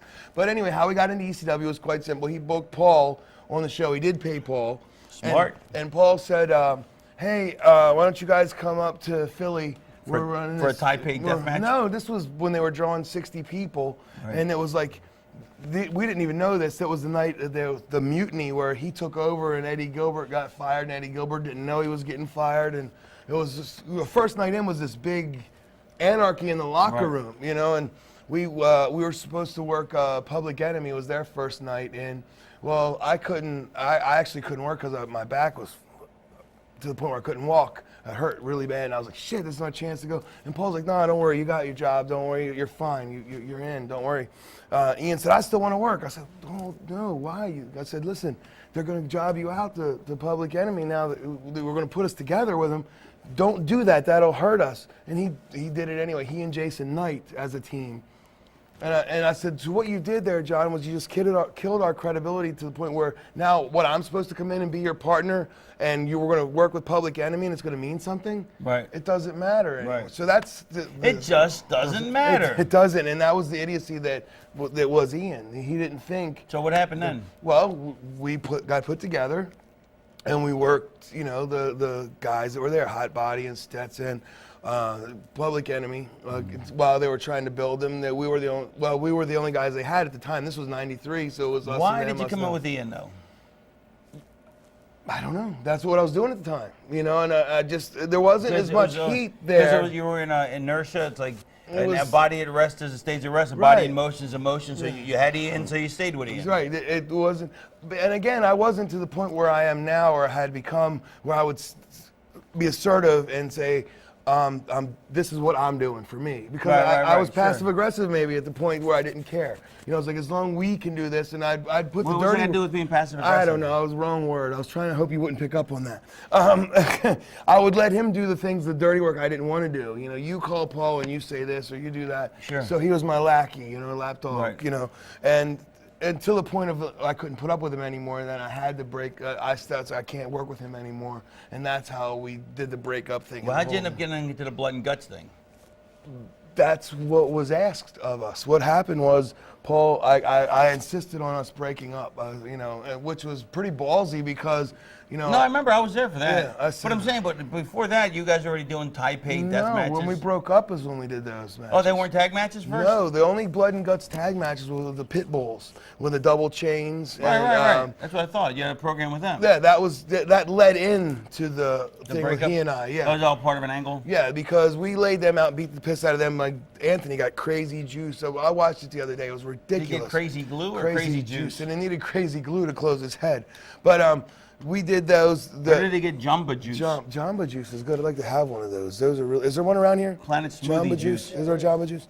And Planet. Yeah, there's one in the Philadelphia airport. What, a Jamba Juice? Yeah. I'm not gonna drive to In Philly. Terminal We're A. in Terminal Norfolk. A. But Yeah, like right, if you're gonna fly to Atlanta, is it Delta? Delta? Yeah, Delta. Delta. By Delta? Okay. Yeah. I'm gonna have to get one of those. Those are very tasty Jamba Juice. What's your favorite flavor? I'm not a Jamba Juicer. I'm a strawberry banana guy. I like those. Those are good. So we got together and I wanted to break up the team because I thought he was an albatross, which I should have learned this years ago that he was. So we broke it up, and that's when it led to the blood and guts thing. So Why did it lead to blood and guts? because Paul said to us, he goes, I gotta go to the bathroom so bad, right. but I'm trying to get to the end of the story Very before I go to the simple. bathroom. Here's the No, blood take your guts. time. No, Let's it's go. very- I'm gonna go to the bathroom, and then we'll come back to this. I could have finished the blood and I guts know, it's thing awesome. by myself. The teaser. I'm going to the bathroom. So what happened was we were to the point where I insisted on breaking up the team because I couldn't stand Ian any longer on a personal level. He didn't like you either. No, well, it was mutual. That's truly it was. I didn't like him, he didn't like me, but I really did not see You liked him. You didn't like him more. Yes, you hated him more than he hated you. I didn't see a future in that at all, you know. And it not took at me a all. long time to see that, but I knew it, but I didn't step up to do anything about it. And well, we break up the team, and Paul said, "Look." That's a recurring theme with you, though. Right. What is not being aggressive enough to stand up for myself at that point? No, well, it's like no, you don't. That's why I'm so over the top now. I won't let anybody dick me because I did it so long. You don't.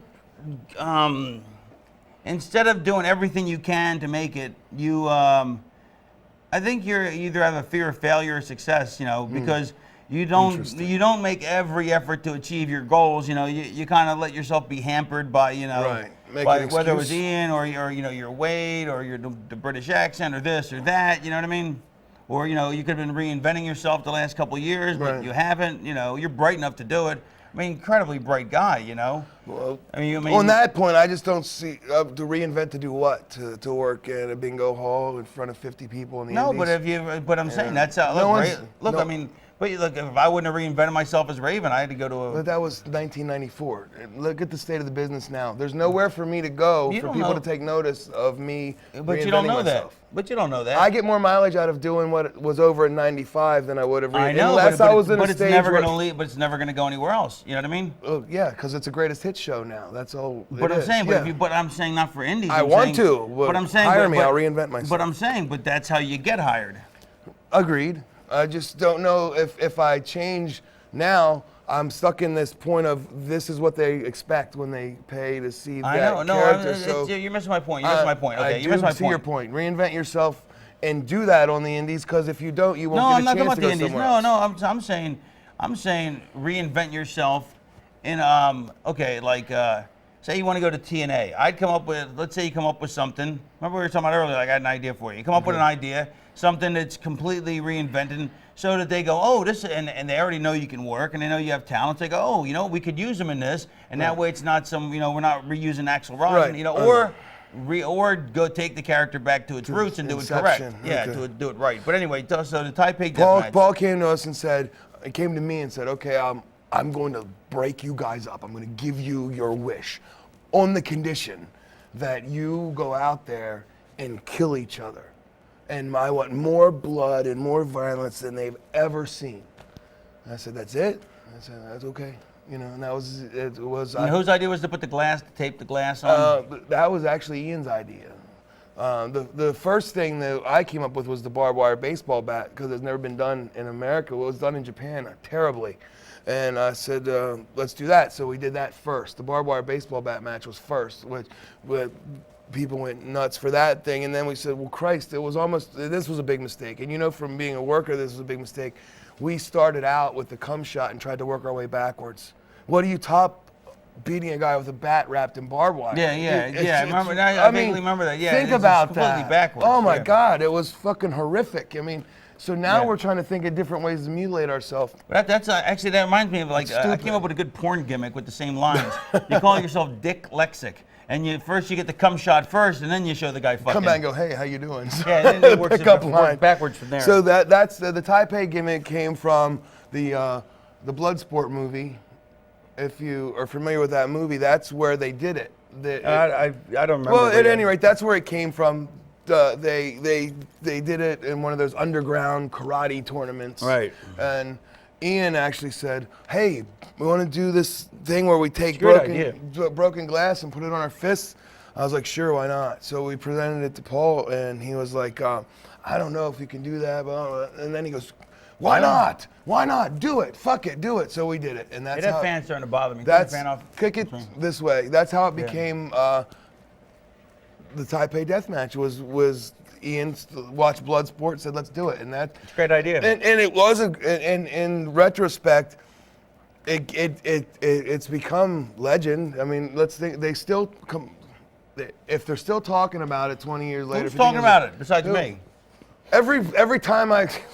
It's on the ECW releases. Yeah, they still put it out. Yeah, they still talk about it. So it was done well. Then hold on, wait. Then apparently you did follow the barbed wire bat well with the. Yes, we topped it, which I didn't think we could do. So right. you know, and that was good. And from there was nowhere else to go though, and that's when. And that's how you became known as Blood and Guts. Right from that summer. Just those 2 matches? No, we did a whole series of matches. We did.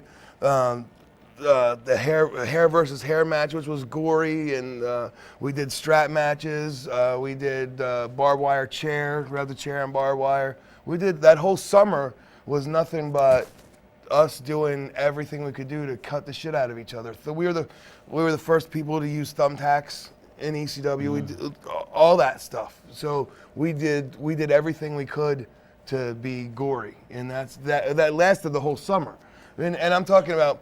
You know, we would do it around the horn at all the spot shows or the house shows. So it wasn't like we just did it in Philly for the TV or the DVDs or the videotapes. We were going to Orlando doing it, and then the next night in Tampa. So we did it around Orlando back then. Yeah, we did. No, we didn't. Yes, we did. I just started with the company. We didn't go there for a long time. Look, Guerrero was there. Benoit was there. I'm telling you. They weren't there for that. Yes, we did. What? Tampa. It was Tampa. It wasn't Orlando. It was the fairgrounds. Trust me. That's where I invented the Dudleys. Yeah, exactly. But it wasn't the Florida loop though that we would normally come. This was one shot in Tampa. Exactly. Yeah, but we did that, but I'm just bringing but that. Yeah, I know. But I'm loop. just saying. But it wasn't Florida. Wasn't a regular stop. That was a one-off for some bizarre reason. But it became one. Orlando. Not Tampa. Kissimmee. Fort Lauderdale. I know, but I'm saying. But you're right. But I'm saying, that's like a year and a half later. You know what I mean? But or a year later. We did all those. Because that's where, like I said, that's where I invented the Dudleys. Because I was sitting in a locker room. I thought that was Middletown, New York. No. It was because that's where Austin. That's where Bubba got a job. I remember me and Austin drove there, and that's where Bubba got a job because he got chokeslammed by 9/11. Oh, okay. As opposed to 911, he got chokeslammed by 9/11, and he got such amazing height. You know, and he was really fat then too. Bubba was really fat. Yeah, 350. No, he's probably the same as he is now, 350 probably, and but such a fucking beautiful bump. Anyway, but no, I was sitting in the locker room going, and I go. And I was just doing the Hanson brothers. Hey, what are you doing? I'm putting on the foil coach every year. I was like, man, that'd be great. We get the fucking a Hanson brother team. But Dudley was first, right? Wasn't that kid, that long hair? It was Dudley, and it was then it was Snot Dudley. Right, and those guys didn't last. Well, I'll tell you what, and Big Dick Dudley, and Snot and Dudley. Dudley was the Snot first. was a flying from California, so he was gone. And the other one was Florida. Yeah, and the other one was Florida. He was a flying, he was gone. Right. So they got locals. So then they got dances with Dudley, and then they had the peripheral sign guy and the sign guy I came up with because I wanted to put the sign guy in the audience out of fucking business. Yeah. So I got rid of him. But so that's where the sign guy came from. But think if you would come up with hat guy Dudley, that guy in the front would have been pissed off too. You know, sign guy. Yeah, but he didn't do anything to irritate me. The sign guy fucking. What happened was he fucking was in the gym. Sign guy. He was in the gym and he goes. Fat guy was in the gym. The fat guy was in the gym, yeah. And Stevie goes, "Hey, how you doing?" And the guy goes, "Kayfabe."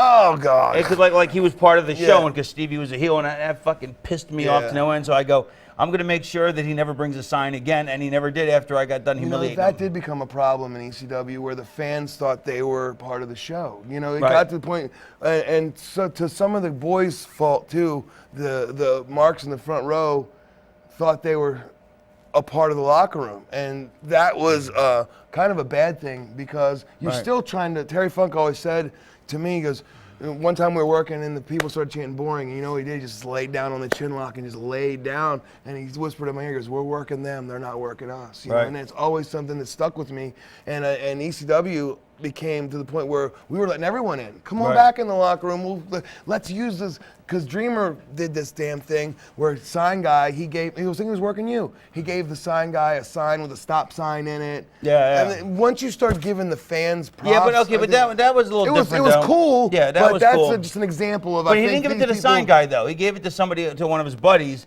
as a plant. Right, okay. And had I didn't used know this that. sign. Yeah. Okay, I Yeah, just no. remember that. But that's I think the fans became a little too Well, it was- comfortable it was- around us, and they became that they were part Well, of the show. that was my whole point. Is Yeah. I don't think they were. I disagree with you to an extent, but I think a few people did, like the guy at the gym, like the sign guy, which And is the why I head guy fucking and shut the- him down. right, good. But what was I gonna say?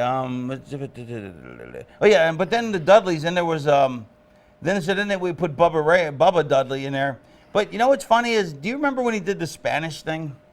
When he announced in Spanish because he couldn't speak in English, remember? Bubba Yeah. or Joe, I don't know. I just remember, they'd hit him and he'd start talking in a different. Right. That was Yeah. it. Yeah. I swear, I talked to him the other day, and he's like, he has no recollection of ever doing it in Spanish. He goes, I don't even speak Spanish. I vaguely remembered. I just remember slapping him going, blah, blah, blah, blah, Yeah, real quick. lucha libre. Right, And yeah. he has no recollection. I'm like, dude, because I don't even speak Spanish. I go, yes, you did. You did do this. Unless I misremember He it. may but have I'm- blocked it out in his mind. It was a Didn't he painful do memory that? from the past. I thought I remember no it. one? Bueller, anyone? Bueller, anyone? Bueller. My name Morrow. is Bubba Ray Dudley, millionaire. I own a mansion and a yacht. Yeah, that's what he was slapping me. He would come out. It was it was such a great fucking awesome. The thing is, the Dudleys at their inception were so much different than what they are now, which is. If I had a dollar, it's like their career fucking trajectory. Like there's a good example. I created the characters. They weren't even they were like 6th and 7th in the Dudleys. They weren't even the originals. Devon was like the last one. Yeah, they were like 6th and 7th, and Who was there my they partner? are. There they are with a 10-year run in New York. Yeah. While New York's jobbing me out, you know what I mean? And it's like, and I'm just like, I'm happy for him. I'm very happy, but it's Were like, you Joey Maggs happy or were you Raven? no, I was really happy for him, but I was like, but it also hurts, you're watching them and you're like, man, these guys are making a fortune compared to me, and fucking, I gave birth to him. I birthed them, and they were not even the original ones, you know? Yeah, that's what I mean. That the Dudley at its inception was so unique and so Right. funny and different. Then what it's become is a life of its own with those guys. Yeah, It's- man, that's they've their made their own. thing. No, they've Yeah. done their own thing with it. Yeah. Right. And Bubba turned into a hell of a promo guy. You know what I mean? Yeah. But I mean, he always was a good talker. But I mean, he turned into a whole different direction, which is great. Well, but back to the thing. So after the Tai Pei death match, Right. so why was Paulie done with you at that point? Was that just I 'cause quit. You told him Yeah, I went back to Memphis. why? I was done. I was fed up with ECW. Because at this point is when I'd gotten in really good shape. I was down to like 250, 240. I was tanning. I was going to the gym every day. I said, Yeah, but what is it? Okay, well, but how does that even? You say 250, 240, but how does that even like? What's that to compare it to? What are you when you're like I now? was Like stand up now. What are you now? 270. Oh, you're 270 now. Yeah. Okay, I so was 20 pounds lighter. okay. But I And was now what are you cut, when and I you're was porky? 300? 320, 330. That much? Yeah. And Not in years though. Huh? No, I haven't been that way in a long time. That's what I'm saying. But when's the last time you were like 300, 320? 2005. Really? Yeah. I had gotten clean. I had gotten off of drugs, and I just started eating. Really? Yeah, just like the CC DeVille factor. I don't know if you ever saw Behind the Music. When he got off of everything, he just started eating everything he could find. So I was holed up in my house just eating everything. And I got back up to 3. There's pictures of it.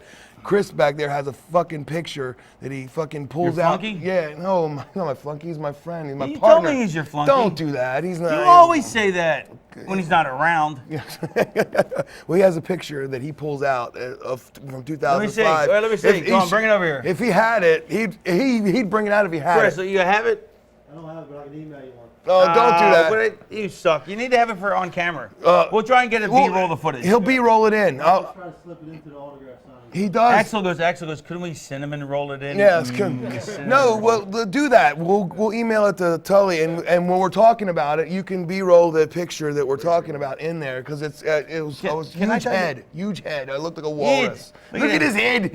He's crying himself to sleep on his huge pillow. Bulbous head. Look at his head. He looks like Sputnik. Sputnik, because he looked like Sputnik. Get out of the way of the television. He goes, you know what I hate? Okay, like this is so, you have this problem? My neck right now is so stiff from turning, even just like a little this. bit to look at you. Right. Like, yeah, like when I'm on a plane, I'm talking to somebody, like I'm trying to at least I know, look at you're trying to this, sit like this but and I speak. sit there like this, and so I'll talk to the guy next to me, and the guy must think I'm so fucking rude. Disrespectful and arrogant. And so I always tell him, I go, look, I'm not trying to be rude, but if I turn to look at you, my neck's gonna cramp, and it's been holding out, but now it's cramped up like a motherfucker. Well, especially if you're looking at the one direction the whole time. That's what I'm you get saying. a kink, yeah. But if I look more, that's why I was trying to sit like this, you know. And I thought you were just trying to be engaging and. No, not really. I could care less. No, I was trying to be engaging, but I'm saying, but it's now it's taking its toll, and now I'm gonna have to sue for reparations. I got reparations. I want to share these Rice Krispies treats with all my brethren. What is that from? Cleveland on Family Guy when he got reparations for See, being now a you're slave. making me look at you again. Oh, let's switch sides. He got reparations for being a slave. And Here's your fat water. thanks. Yes, because my water has lard in it. I just take a needle and inject lard. That's what I do. How do you get reparations for being a slave? Because he was African American. But nobody gets reparations for that. Well, Cleveland got Rice Krispies treats, and I'm ending it on that. So and that's all I got to say about that. Have you seen his new show? The Cleveland show? No, I have not. I have not. Is it any good? They added a couple new kids, you know, for the spin-off. But Isn't there like a bear in there or something that talks like? It's kind of like American Dad. It sucks, man. Family Guy is Family Guy, and that's good. But wait, the bear. Who's the bear supposed to sound like? the bear, he's the work guy. Yeah, he's a Russian guy. Oh, like a Russian bear. The Russian Ivan Koloff is on the show. He's a Russian guy. Who's the kid supposed to? Somebody's supposed to sound like somebody, like some actor or somebody or something. Like Stewie was originally Peter Lorre, wasn't Right, he? I think so, but it took a life of its own with that thing. And why'd he have a head like a lemon head? You know, they showed it one time. He was bouncing on the bed. Oh no, I saw that. I did see and that. Brian says, "Oh, Stewie, you need to stop." Boom, and his head just became the football. I saw that. It looks like those lemon head candies. Yeah. But wonder why they decided to make it like a lemon head. I don't know, but it's perfect. There's And how about how nothing. gay he is? It's hilarious. Like the kid's like diapers. He's already gay. Oh man. Funny how he went from like world domination to just being a fag. Yeah. Over the top Fagula. gay, man, just like crazy. Hey, Because well, of the figula. let me just say that we are now at the 2-hour mark. And I will have to be catching a flight soon, so we're going to have to cancel this, not cancel, we're going to have to end this thing. Wrap this thing up. Is there any questions that you have a burning desire to ask before we wrap this thing up? Give us one. We don't really have time. Give us one, just one. Let's hit one question that One he really wants to question, one answer to, and we'll question. both. Quick one word answer question for you guys. Well, let's make sure we can hear you. Yes. Step up to the mic. You have a one-word answer? Well, reiterate what you just said and make it quickly. All right, Quickly. we're not talking to this 'cause Be it's not spry. personal. All right, I just talked. All right. Paul Heyman got funding back, got a better budget. Would you guys work with him again? In a heartbeat. I love course. Paulie. I love Paulie. He's a brilliant, brilliant man. You know, and that's dead serious. And Paulie knows what I think about him. He's the most creative, genius mind in the business, you know? I mean, with unquestioned, you know? Yeah, if the opportunity presented itself, I would definitely, without question, again. Yeah. Because now, That's what if I'm it would saying. happen right now, Right. knowing what we know now and being where it would be incredible. Right. Yeah. And I think knowing what he knows now, and it would be incredible. Yeah, I think it was just also then the competition was just too steep. You know what I mean? You got two people with unlimited funding, and he had no funding. You know, so what he did was mind-boggling in its own right. You What he know? did with It's like what he people had was people incredible. People always go, well, if he was so great, why did he go out of business? Well, every other company's gone out of business. You know, Right. He put up the longest fight considering. We tread water for a long time with smoke and mirrors against multi-billion-dollar companies. And I mean, then his talent was ripped off. It's taken every time. His ideas, everything. You know. So yeah, my answer is yes, without question, easily. All right. Thank you. Thank you. Raven, Axel Rotten, thank you so much for joining us. I think we're going to have to do another one of these. I think you guys. All right. We have Cool. 20 left. Time. Yeah, All right, thanks. thank you. Thanks. Absolutely. Thank you guys.